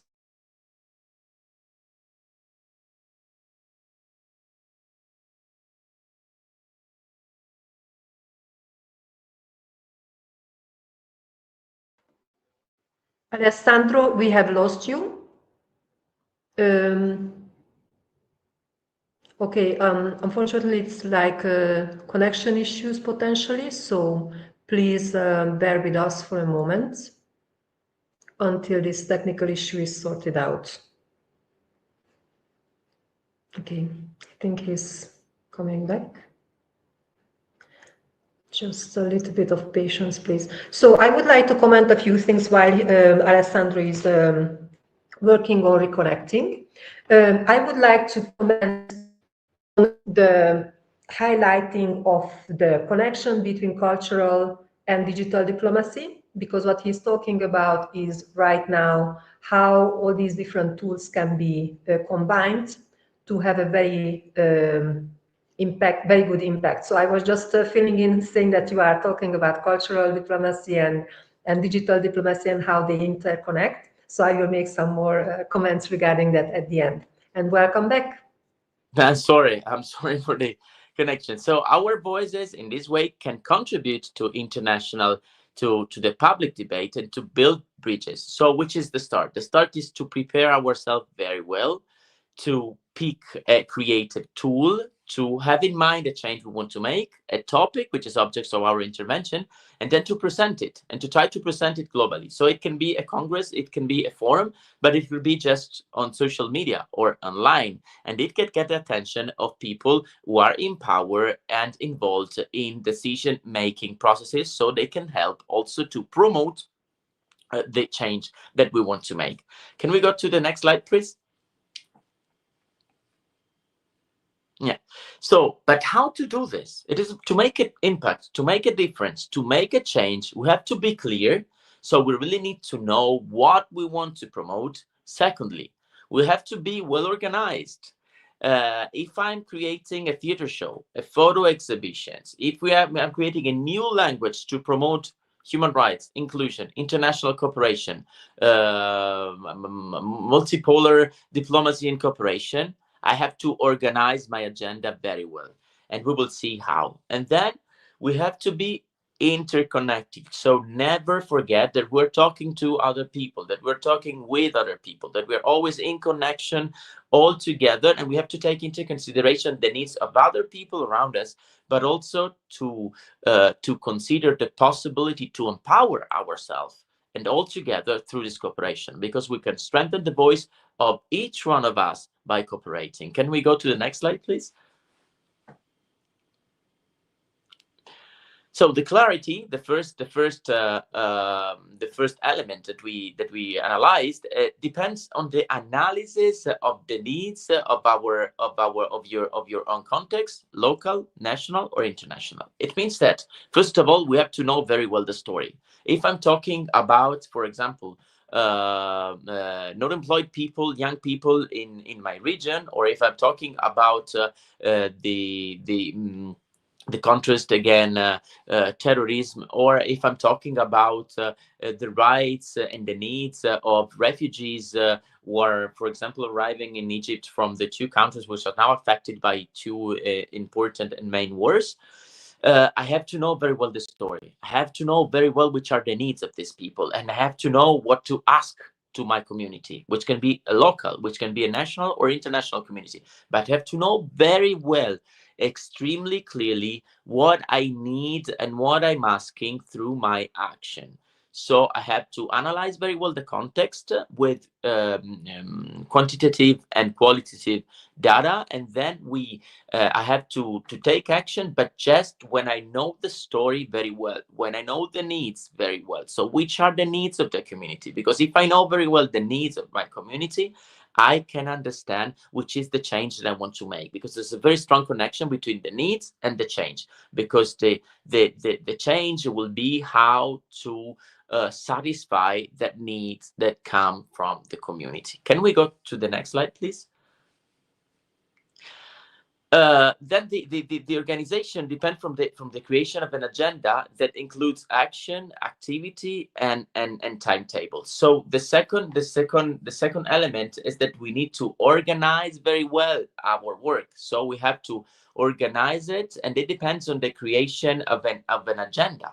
So first of all, we know the need, but then we have to know which are the actions that we're taking. Secondly, which are the activities that we're doing. And third, which is the timetable to organize this activity, so that then we can really consider the impact that we are producing. Next slide, please. The agenda must contain large objectives for a minimum period of 24 months, and the objectives must reflect the needs. So I'm creating an agenda. For example, I want to advocate for refugees' rights in an African area, or for example, it could be also in Sicily, in my region. I have to know very well how many people are involved, how many people are affected, which are their needs. And then I will start a communication. So then I will start my campaign.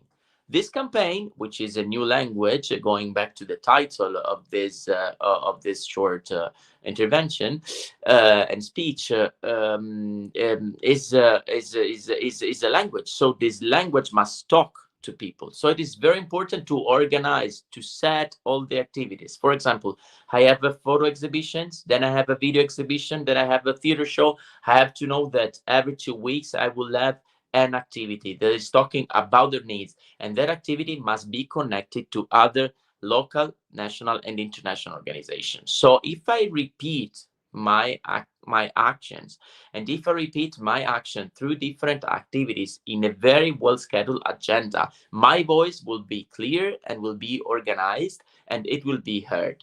Can we go to the next slide, please?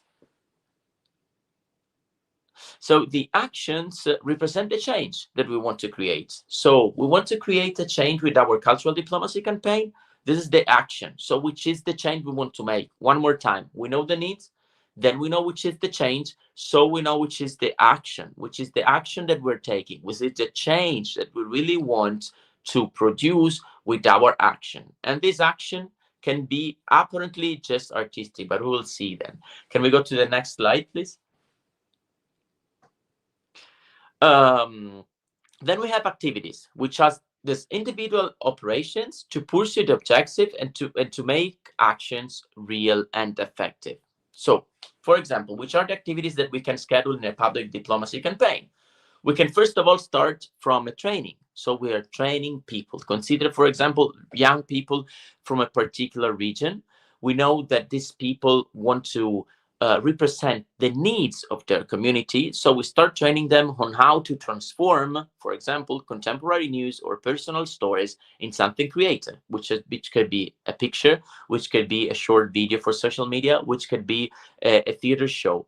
Then we produce this content. So we had to be certain that these contents are very, very, very, very good. So very good theater show, very well organized, very clear, with very beautiful costumes, with very beautiful lines, with very beautiful music, and people working together. Or a very powerful image representing the emergency that is happening in one region or the needs from a community.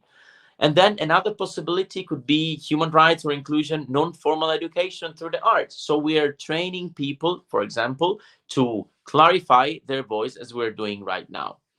And these are activities. Then I create the agenda. So these activities will be divided into weeks, will be divided into days, so that they can cover a period of about 2 years.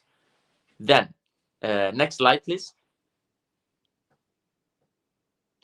Then, once I have my agenda, I want to have also friends. I want to have also people supporting me. So that's when I start reaching out to anybody, any person, any organization, any individual, professional, any institution, local or international institution, who's pursuing the same objectives. And I'm saying, hey, I'm doing this. You want to join?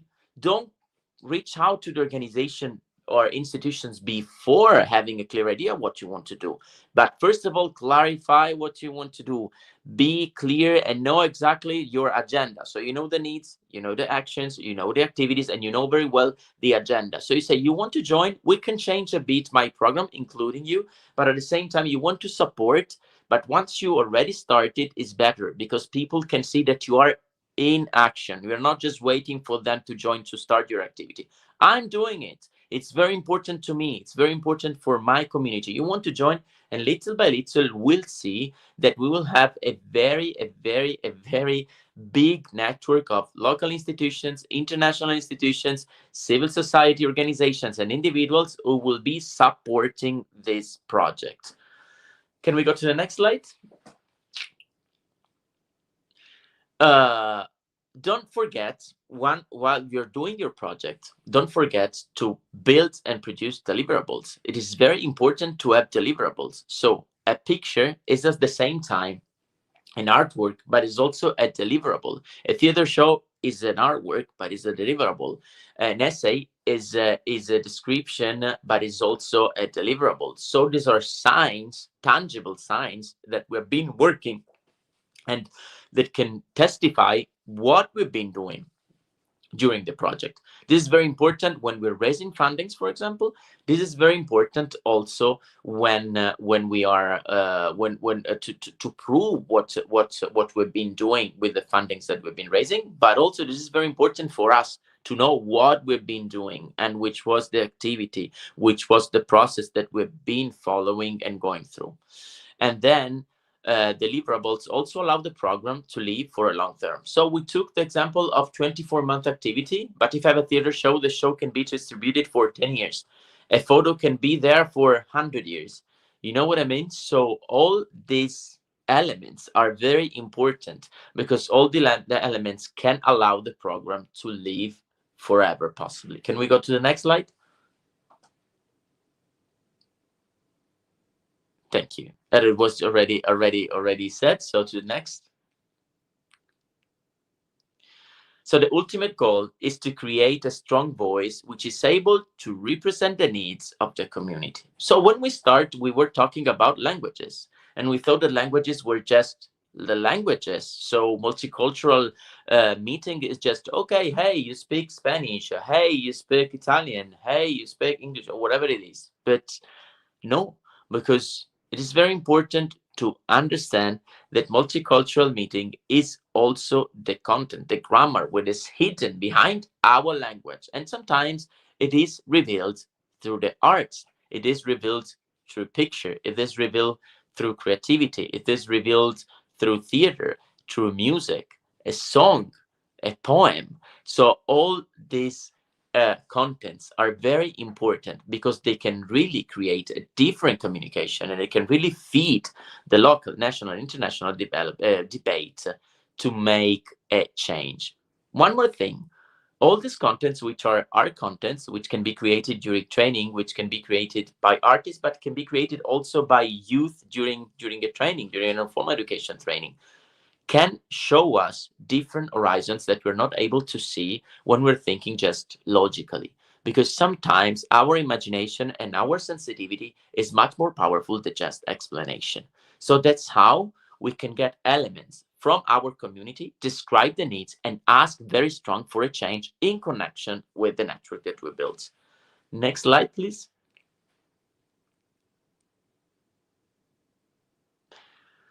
So many expanding countries today, many countries, for example, in Africa are evolving very fast. And it's so beautiful to see. And it's so beautiful to see how young people love their country, how much they love their country, how much they want their country to develop. I could witness it personally in Kenya, in Senegal, in Nigeria, in Northern Africa, like in Morocco and Tunisia, in Egypt. I could see people that really love their country. They really want their country to develop, and also to allow this development, also to make this development a possibility for each one of them. So all these countries needs right now a very clear voice, a very clear narrative. But the narrative and the voice is also the sum of all individuals' voices. So it is very important to train ourselves to consider ourselves as part of our community and able to produce a change. So culture and organized creative solution make all these goals possible. Next slide, or I think it was the last one.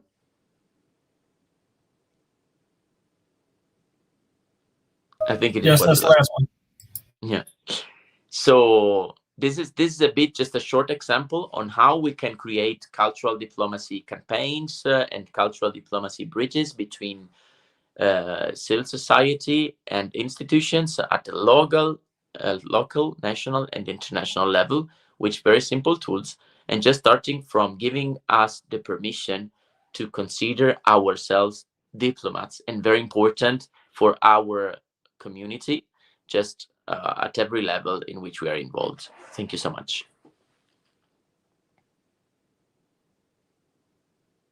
Thank you very much, Alessandro, for this wonderful presentation. It was really heartwarming to hear all the examples and the practical tips that you also shared with us, how we can also become so-called citizen diplomats that you referred to earlier, that we can also become ambassadors, we can become diplomats in our own communities and drive positive changes.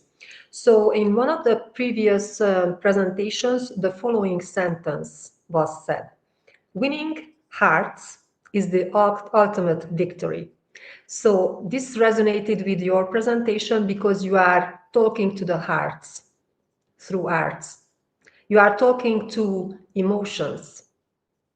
And when we live in a society, in a world where everything is quantified, measured, analyzed, immediate results are demanded to declare you successful, it is really hard to be a struggling artist, so to say. So I'm sure that you could share a lot of stories about, some wonderful difficulties that you miraculously overcame. Can you please share us a situation like that where you said, okay, this is not going to work out, but in the end it worked out and you were very proud and very pleased with the outcome? Well, I think that every time is like this. When you start your journey as an artist, every time you start creating something, you always think, oh, this is impossible. But at the same time, you're trusting that it's possible. And as long as you trust that it's possible, it's going to happen. So I know that there will be a time, if I carry on working and working and working, in which that thing that I'm looking for will come. But you have to trust and never stop. So sometimes you are very tired. Sometimes you are upset. Sometimes you think it's really impossible to make it happen. But this is happening. And then there's a point in which something happened, and there's a point in which you really recognize, oh, it's going to work, because you can feel it. It's not just that you can imagine it, but your imagination is coming towards you. And so you're feeling it. Oh, this is right. This is exactly what I love to do when I'm working, sometimes especially in theater. I'm active, especially in theater. I look at other people next to me. So there's like the company working, and then once the moment in which something is happening, very powerful, I can see. So yes, okay, that's happening. And then from that moment on, it's very easy. Because that's a wonderful thing. So my takeaway I want to add you just one thing about data. It's true that we are considering ourselves just number, but what I'm discovering, I'm a lawyer and artist as well, but what I'm discovering right now is that we are both. So we're also numbers. It's also important to consider like all statistics, for example, because this is a very powerful data for us to examine, to analyze, to understand the reality. Then, of course, I'm not living as a number, and I'm not considering other people as a number. I really consider very important the meeting with other people, the listening, because, look, each one of us is unique. There's no human being same as other human being. We're all different. And all over history, we've been different. So there's no other Agnes, there's no other Alessandro, just one.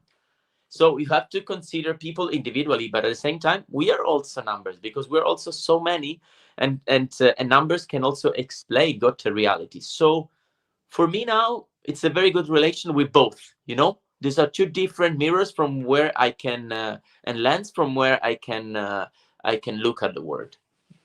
Yes, I can certainly see how your unique background in successfully combining these seemingly opposing spectrums has really worked out. And I agree with your approach, because yes, we want to achieve fast results. We want to say, yes, we have already achieved and we are measurable. However, when you talk about building relations, making an impact, driving mind shift, you need to think in the long run. And definitely when we talk about working with emotions, you know, talking to the heart, it's really something that you will make a lasting impact. So this is not in the short run, this is the long run. And this is why you need to have faith combined with action, as we said. So I would like to close our conversation with the following with the following note that is one of my favorites from Maya Angelou. You may have heard it. She said, I have learned that people will forget what you said, people will forget what you did, but people will never forget how you made them feel. So I think this is really resonating what you are doing. Thank you very much. We will look out for your continued success, and please keep in touch and let us know in the, you know, in this community how we can continue making together an impact. Make sure that your call to action is heard. Thank you so much. Thank you so much. I will be happy to cooperate with you all. Thank you so much. And congratulations for your activity and for your impacts. Thank you. Thank you so much. Thank you. So Bye. Thank you so much as well. And I would like to hand over to M, who is going to be introducing our next speaker. Thank you. Thank you, Agnes. Our next speaker is Dr. Elizabeth Colton. Dr. Elizabeth Colton is a PhD holder and a professor of diplomacy and communications with UNITAR, the United Nations Institute for Training, and a partner International Universities Global Courses, and board chair of Reporters Sans Frontières, Reporters Without Borders. Her incredible wealth of knowledge spans educational programs and promotion of global collaboration in diplomacy, politics, international advertising, and speaking on diplomacy, global politics, journalism, and the news media.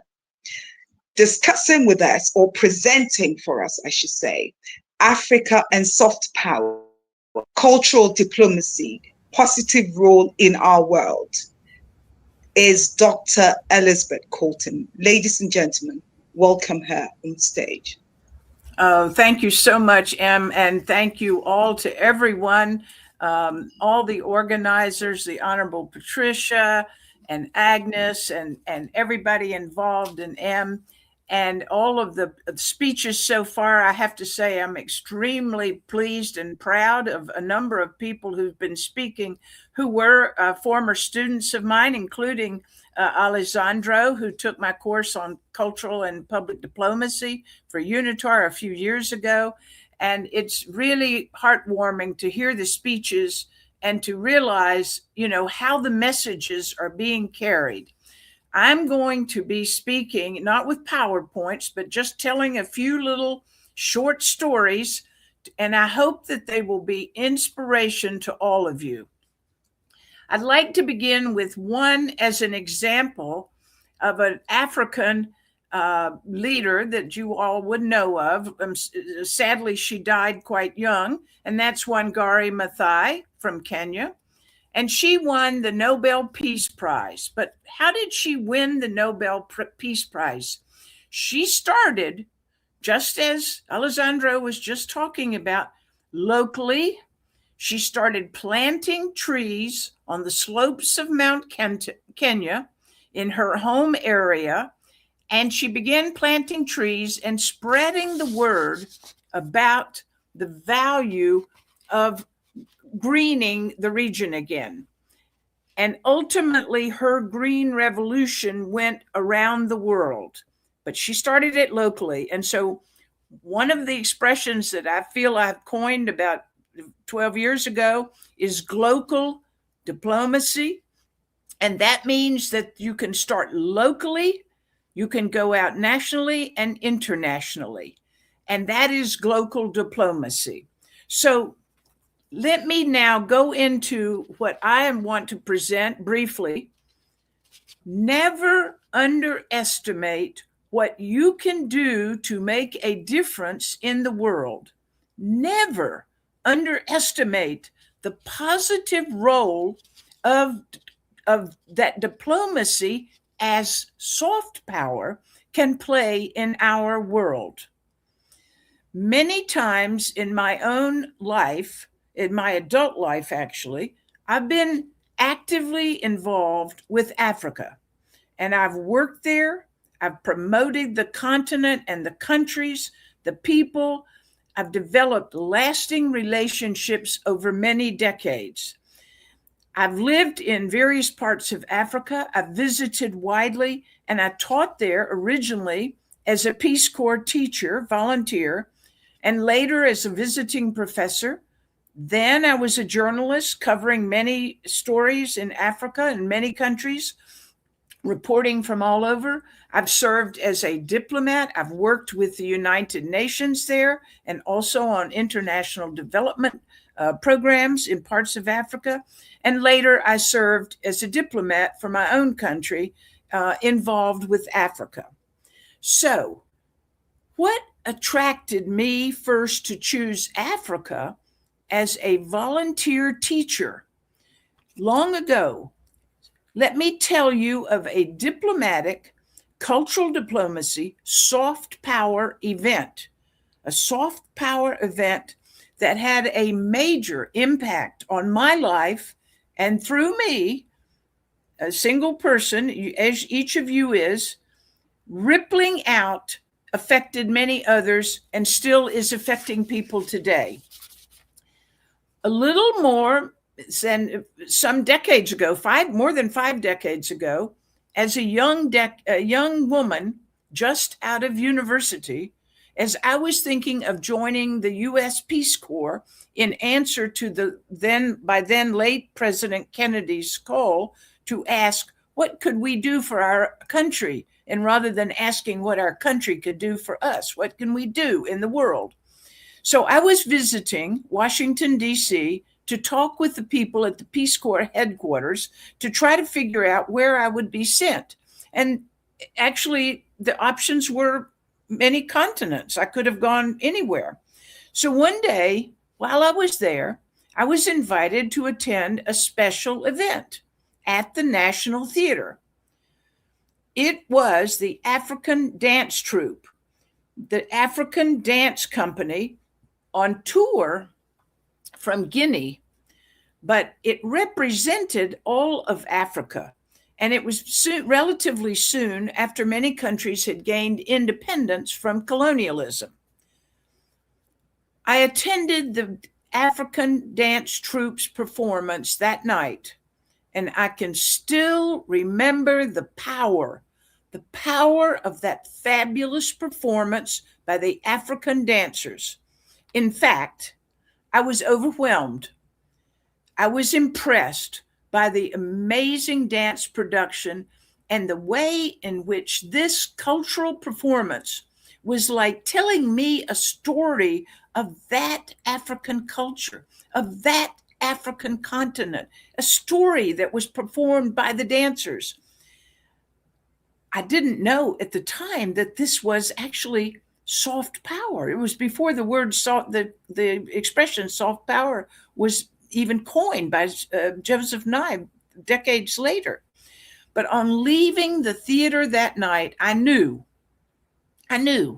decided I had to go to Africa and learn more about all its amazing culture that I just gained a little glimpse of watching that dance performance, cultural diplomacy. At that time, I did not realize this was a great example of diplomacy, public and cultural diplomacy and soft power. Diplomacy that uses culture, dance, education, science, music, human meetings, face-to-face, or just as we're doing today, globally online now with this technology, to attract, meet, and build lasting relationships. The impact of that performance, that cultural event in my own life was enormous. As I went to Africa a few months later in the Peace Corps, I went to Kenya. All of my key Swahili and African culture teachers were Africans of different tribes, different parts of Africa, who happened to be, through cultural diplomacy programs, studying at American universities. And they were hired to teach us young volunteers going to work in Africa.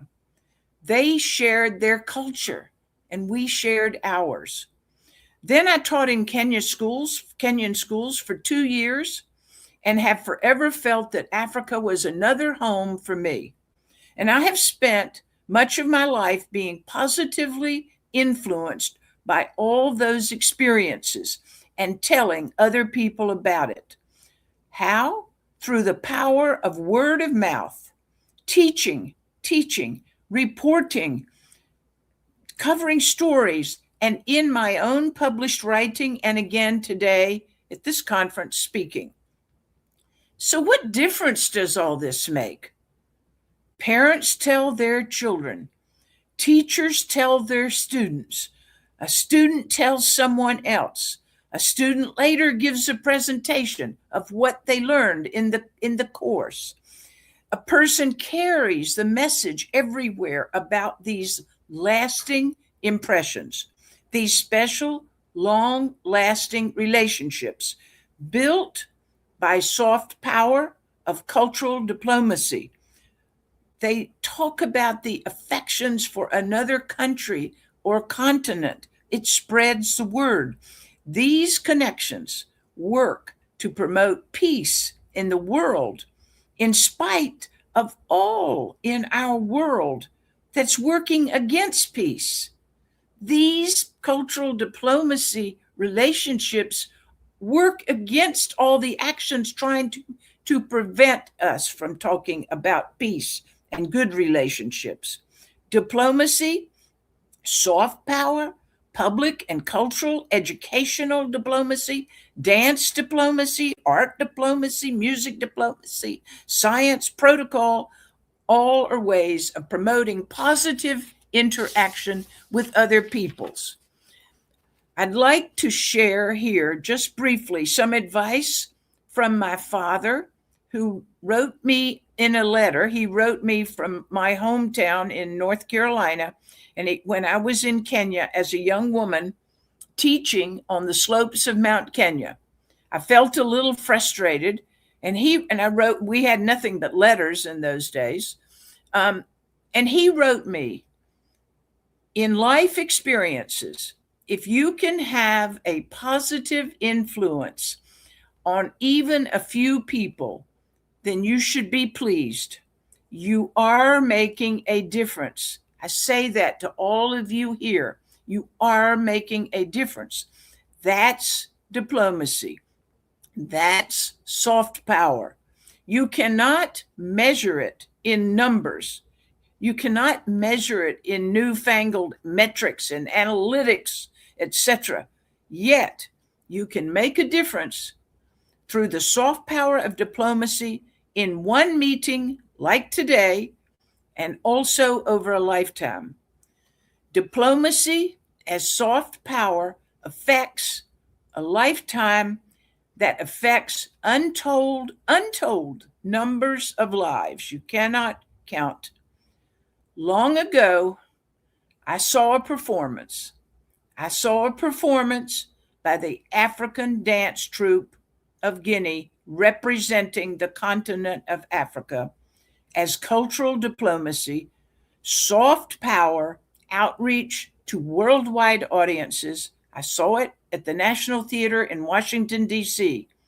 The African dance performance, and later my African Kiswahili and African culture teachers and students all had a major impact on my life that I have shared with thousands and thousands of people ultimately. So again, I conclude, never underestimate what you can do to make a difference in the world. Never, never underestimate the powerful role diplomacy as soft power can play in our world. Thank you very much.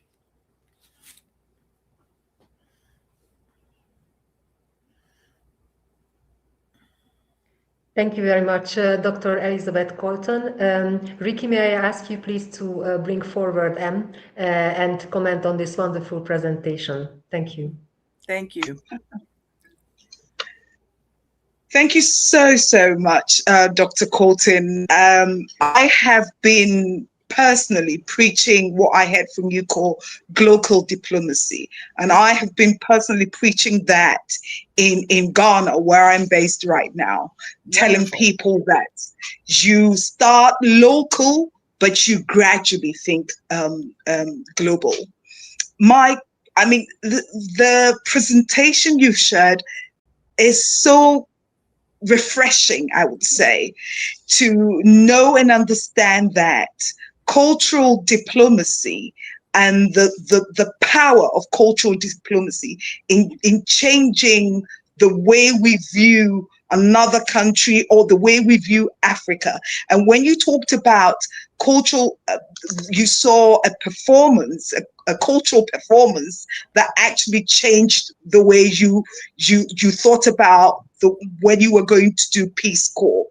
How can young Africans tap into this kind of cultural diplomacy to project Africa better, not as the continent of hunger, of deprivation, of corruption, but rather project Africa as a continent with a lot of cultural nuances that can be used to make Africa's soft power great? So that's my first question to you. Well, it's as said. I mean, it is, as everyone in today has spoken, and Alessandro just before now, but many others. It is ultimately a kind of a slow process, but you have to keep trying and you have to keep believing. It's as my father said, if you reach out to a few and you have some influence you don't know, and it's made me feel good that things that I've talked about to many people in the world that I don't even know all of the people that I might have influenced, and same for everybody. So we have to keep trying. And in the case, I often talk about and teach, have taught, written and taught about what I say, the politics of global images, like you say, change the image from one of deprivation to one of abundance and one of great, huge value and potential. Yeah. But that's a steady process. It's hard, but you have to be brave enough to say, I'm not going to care if you're going to insist that I give you numbers for influence. I can't prove everything yet, but you just have to keep going at it. And that sounds hard. We all know it's hard, but I think what's happening today with Africa is it's not just today that it happened. It's been happening over a long time, but it's beginning to have an impact now, Em, I do believe. Yeah. Excellent. I appreciate your soft power and cultural diplomacy, the positive role it will play. And I like what you said about never underestimating the power and the role that soft power, I would say, and diplomacy plays in the global space. Another thing that, or in our lives per se, Yeah, and another we have thing, to keep standing up to, because we know that certain leaders in the world are working against this right now. And yes, you know, yes. and many of us are deeply upset and upset about this. But we have to keep speaking out about this, what we're saying. And we do believe. I often like to give the example, and I've done it in some other conferences, but just remember the old ancient story, the fable it was called, was when, you know, the sun and the wind had a battle to get someone's coat off. Well, the wind blew hard and harsh, and the sun shone, and the sun won in the end. So we have to keep remembering that. Yeah. Thank you so much for that impactful presentation there, and making us not just see things as not making us delve into the cultural diplomacy and its power that can help transform Africa to the world. Thank you so much. Really appreciate Thank that. you so much to everybody. Thank and I you. would say, please, you can find me on LinkedIn, Elizabeth Colton, Liz Colton, and I'd be happy to communicate and connect with everyone. Thank you. We appreciate you. Thank you. We appreciate you. We're going to move on to our next speaker, I think. Do you know if he's backstage? Oh, okay. Robert Scott. Jamaica's first international trade professional, Robert Scott, was senior national trade advisor on ECRI's Lumen consulting team that executed the World Bank Group funded Jamaica Trade Information Portal in 2018. He's the Dean of the Consular Corps of Jamaica and the Honorary Consul to the Republic of Latvia in Jamaica. He firmly believes that gravitas is critical for successful leaders in the world today, and is providing his invaluable insights as an additional perspective. I'm very interested in this because this is something that I talk a lot about: gravitas, executive presence, as well as diplomatic presence. So without much ado, sharing with us, Robert Scott sharing with us, developing gravitas and boosting your executive presence. Ladies and gentlemen, let's welcome onto the stage, Robert Scott. Please take the stage. Thank you very much.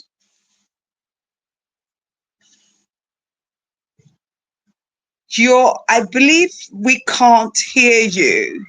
Hi, good day, everyone. Good day. We can hear you now. Yes. Yes. Are my slides available? Are my slides seen? Here we are.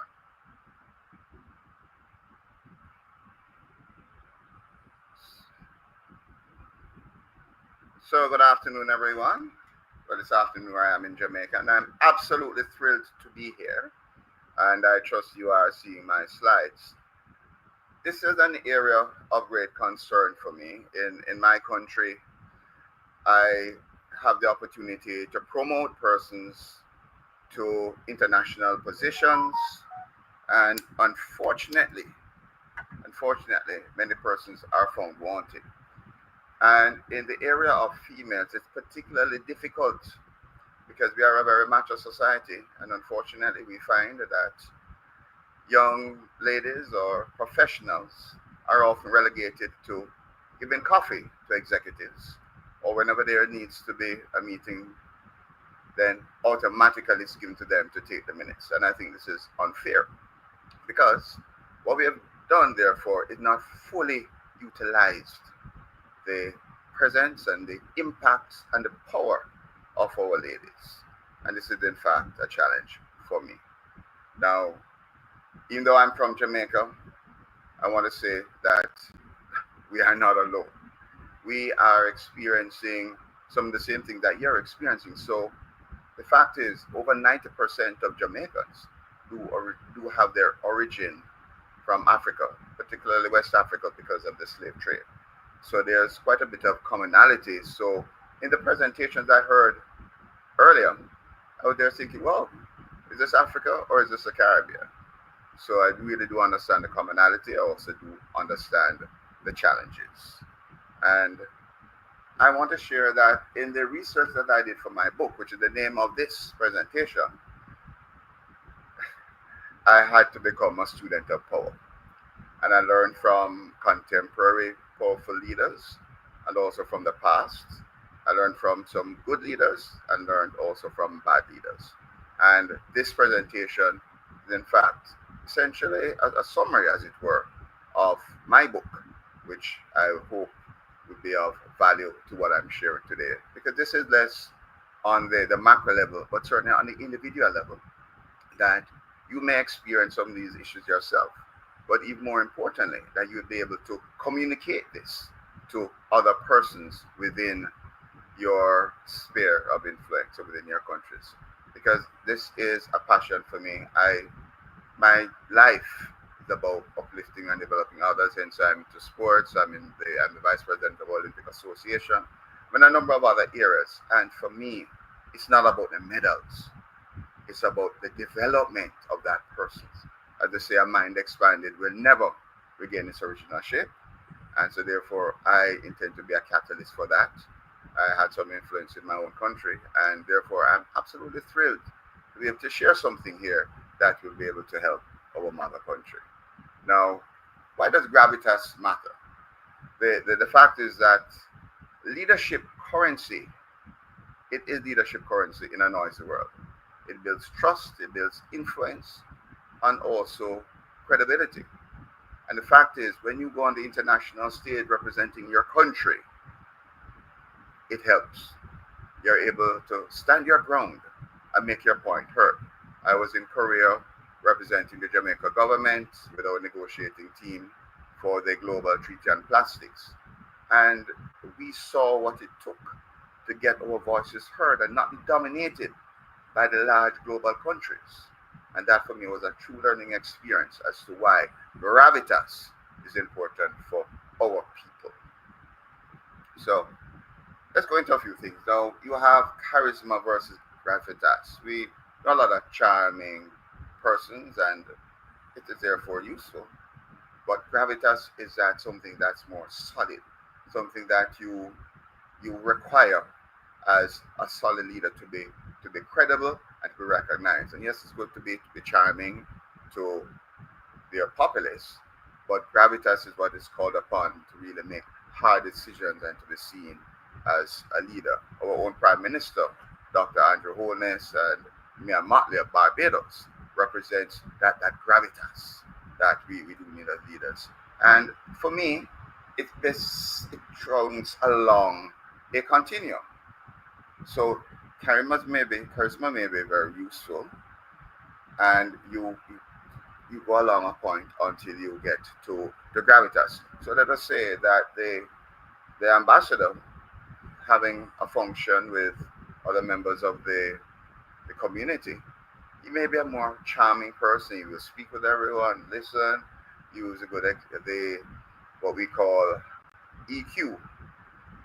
But for matters of state, for serious matters of state, for the negotiation, then he has to be more solid, more powerful. So we recognize that there is a continuum that is necessary, and individuals needs to develop both sides of it, being also charismatic when it's necessary, especially around the time of elections, but also gravitas in matters, very important matters of state.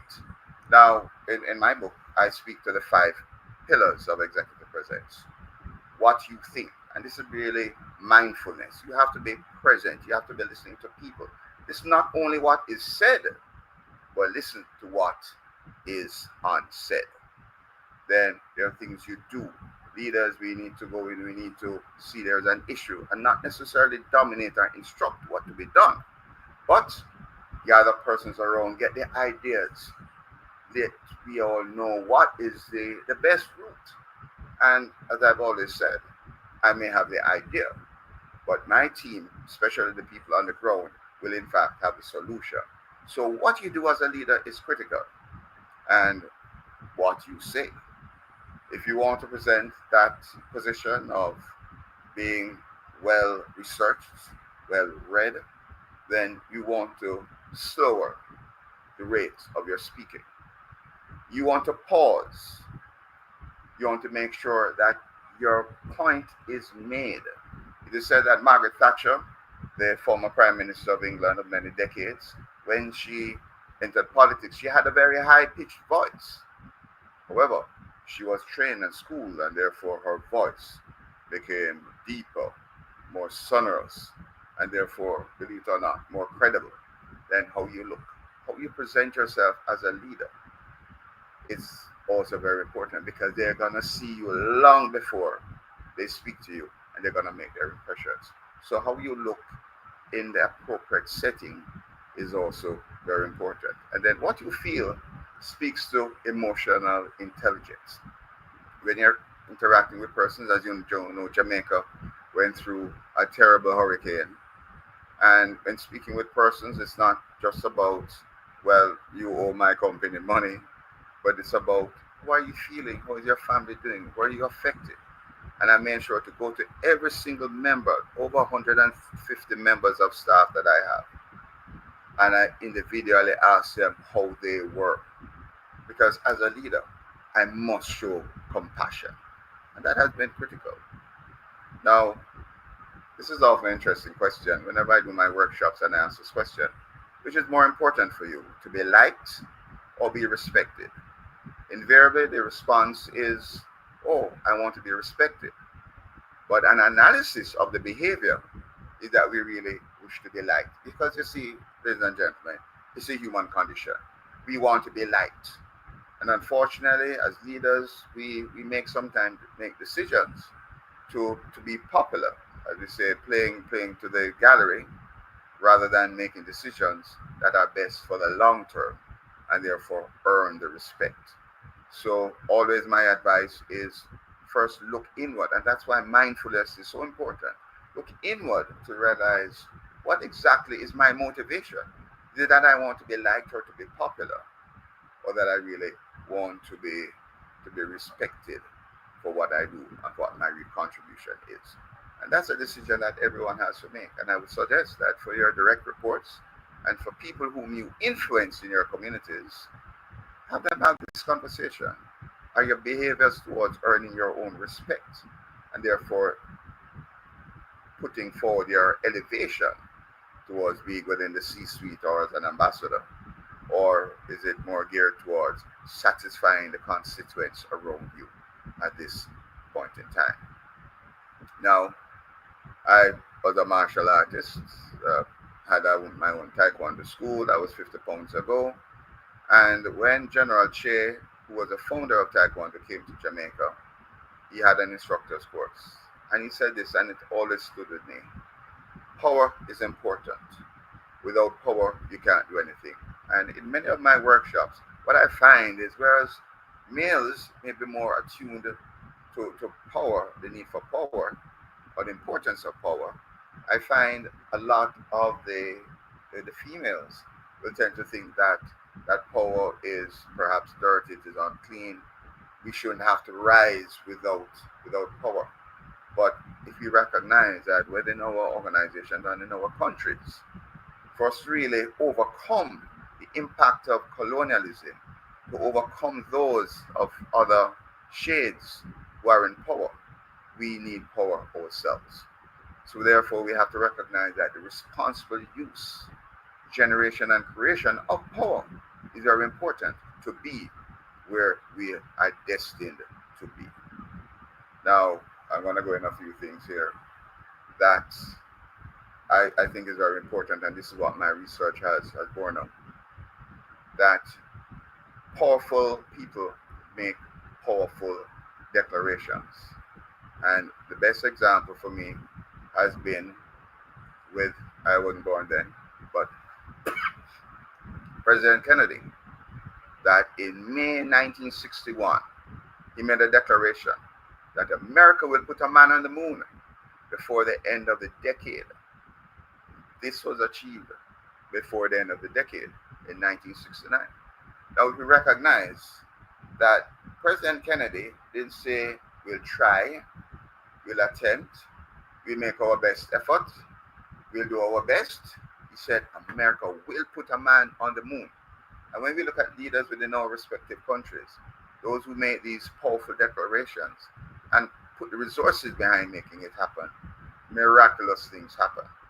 And I think as Africans and in the African diaspora, then we need to be very clear, as one of our presenters spoke before, have clarity as to what we want, and then make that powerful declaration that will unite our countries, unite our peoples, that we can achieve those goals that are so important.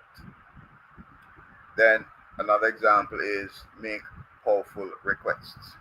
If you made a powerful declaration and you need to make changes to your society, your economy, your life, then they are powerful requests. These can't be the normal requests that you make. And again, in every workshop that I do, I ask the participants that with your staff, those whom report to you, do you make powerful requests? Could you be asking them for more? And in every single case, every single person said, yes, I could be asking for more. And I said, well, why don't you? There is some fear, there's some hesitation. They may feel that, well, it's a little bit too demanding. But the powerful persons in our countries, we know they make powerful requests. And this is something that works. Our requests are often timid or shy, and therefore we don't get the respect that we need or the adherence to what we're requesting. Then another aspect is that we don't use modifiers. This is perhaps something that we've learned in our education system, that we don't want to seem too blunt. But recognize that every time you use the word just, maybe, kind of, it weakens your presence. When you replace emotion with action, oh, I feel that this might not work, rather than say, oh, it will work, it makes a difference. And of course, one has to be declarative.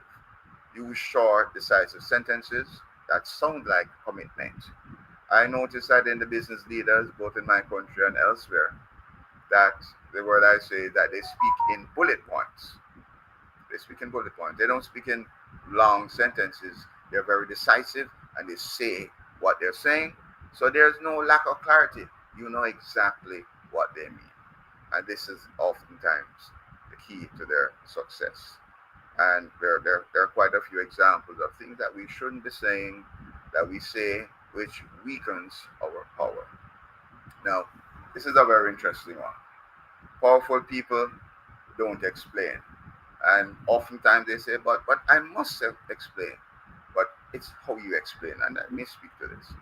There's a situation in Jamaica, perhaps about over a decade, with a police commissioner who was the head of the military before, actually a friend of mine. And he speaks in a very staccato way. And there was a scandal whereby there was a purchase of ammunition by the police by an unlicensed broker. And it became a big scandal. I invited him to my Rotary Club to speak, and the press came in droves. They were ready for a crucifixion. And he said what you see on the screen. In a very staccato voice, he said, there are only three things I have to say about this. It was wrong. We shouldn't have done it. We won't do it again.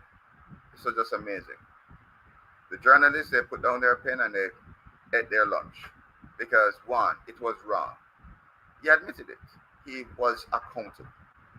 We shouldn't have done it. It's very clear. He didn't throw someone junior, say it was somebody in that other department who did it. I didn't see it. I was overseas. No, it shouldn't have been done. Simple. And then this is his powerful declaration. It won't happen again. And it didn't. But he rose in respect in the eyes of many persons in that room. And this is something that I pass on to you with love, because I do think that too often we see our public officials, we're hiding behind public servants, we are doing other things that are making excuses, rather than quickly saying it was wrong, it won't happen again, let's move on. Now, I'm going to give some examples. You know, this is often in corporate, but it makes the same thing. Now, when we're missing a deadline for, let us say, a customer, sometimes we go into detail, or it didn't happen, problem with the internet, so on, something is happening at the ports, as opposed to taking a solutions approach by saying, we had some challenges, and I really thank you for your patience. But don't worry, your delivery will be made tomorrow morning, and I will call in 10 o'clock to give you an update. Simple. Because when we explain, we tend to focus on the problem, and you lose respect by your audience. In another example here, if a report, we all have reports to do, and life sometimes get in the way. But when we focus on explaining the problem, you're actually showing yourself as not being capable, rather than saying, we had some problems, I know, but if I have to work overnight, I will get it into your hands by 9 o'clock tomorrow morning. And an approach like this means that you're more respected within your organization. You're seen as somebody who is destined for leadership. If you are the leader, you're destined for high levels of leadership within your organization or your community. Now, I want to get into a little bit more in my remaining time about dealing with difficult people. Whether in a corporate setting, governmental or otherwise, there are difficult people that we have to deal with, and your superiors are looking on. And if you're not dealing with these issues, then they're saying that, well, you're not really promotable. I can't send you to represent my organization or my country overseas because you don't have it, and it is very important. So one of the things that happen a lot in our country is that whether it's enthusiasm or a lack of respect, you find that people tend to run over you. And I know this is something universal. One may argue that it's the human condition. And your response often has to be defined by your tone, given the situation, given the relationship. But you may simply say, excuse me, I'm speaking, I haven't finished yet. Or, and this is sometimes what I even do with those who are senior to me, I know you want to speak, but let me just complete my thought first. I think it's important for the conversation. Another time you may say, I am still on the floor. This is what I know, school principal, that a friend of mine, he says this. I'm still on the floor, I'm still on the floor. And of course, everyone laughs. So he had done it in a non-combative way, but he's also saying that, listen, I am important, so I ought not to be run over. And then sometimes you may say, okay, go ahead, it seems like you really need to speak. It's not the nicest way, but sometimes this is a toolkit, something in your toolkit. And then again, you may say, okay, I'll come to you in a minute. And your tone is what's going to make the difference. But as an important element of your personal brand or your power position or your ability to be respected, is that you can't have people thinking that they can speak over you, because then what's the value of what you're saying? You're actually being depreciated in the instance. So it's sometimes very, very important for you to react in an appropriate manner to let them know that it is inappropriate. And this is another one. I euphemistically call it, do you still embezzle government funds? Whether in politics, government, corporate, and even non-governmental organizations, there are some persons who want to trip you up. Maybe they have more information than you. Maybe you're both vying for a particular position, and they will say things that will try to trip you up for you to fumble and therefore lose power in the entire space. So a few examples are here. There's one, you may ignore the questioner and say next. And again, the context is decisive. Depends where you're saying this and in what context. And certainly the power structure between yourself and the person. I may not say this to my superior.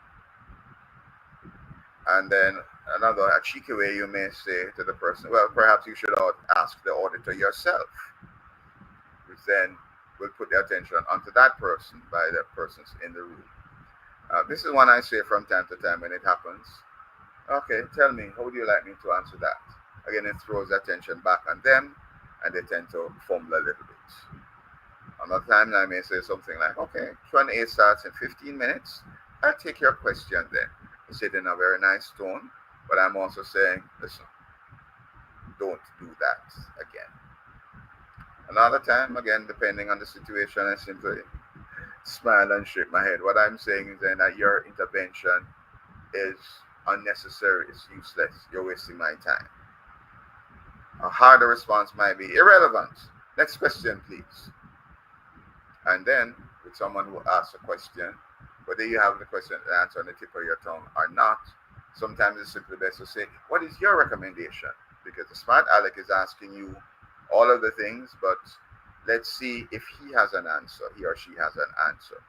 And I recommend, again, looking at these sort of techniques, but the core thing is that you are a leader and you're standing firm in not having anyone depreciate your value. Because if your value is depreciated, it reduces your power.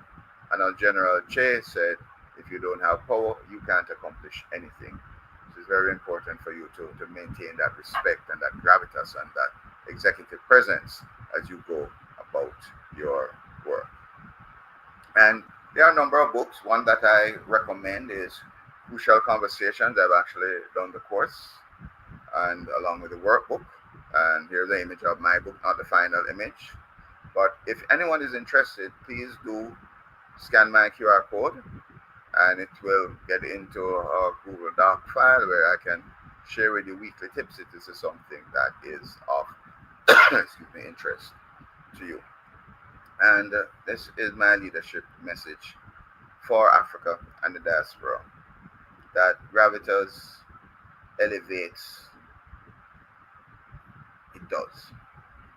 Then, of course, we want to influence our young leaders to be as powerful as they can. And we must remember that Africa has such a contribution, far more than minerals, but certainly the human capital will transform this world. And let us put every effort behind making that happen, so Africans can be for the world and make that difference in a very troubled and a difficult world right now. Thank you for this wonderful opportunity for sharing, and I hope I delivered some value.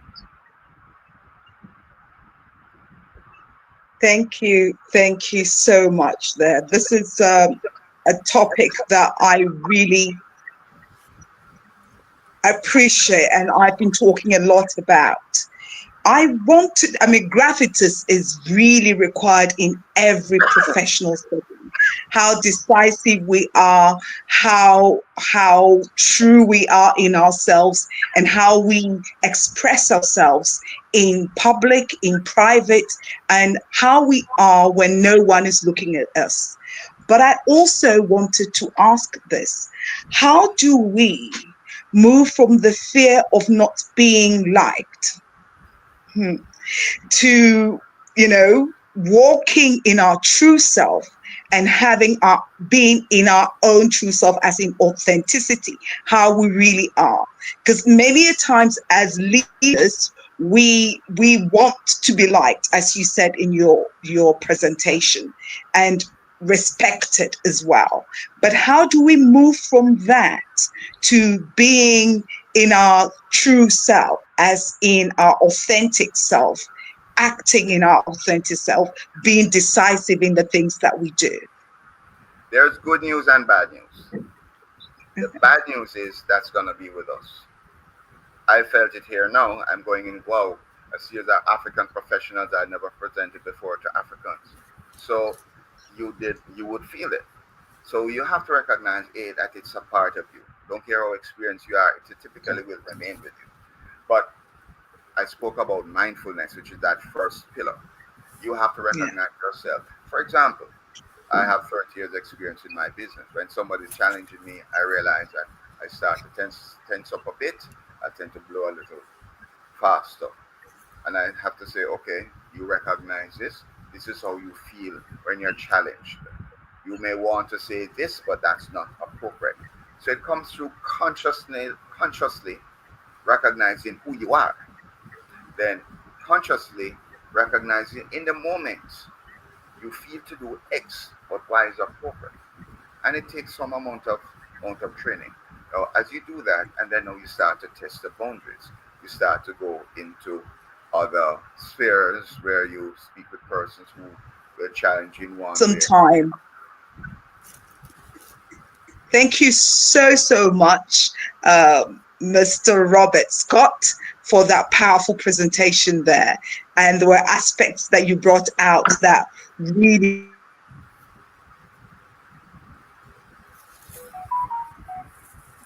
Okay, did we lose her there? And how we feel. Hello, can you hear me? Yes. Yeah. Okay.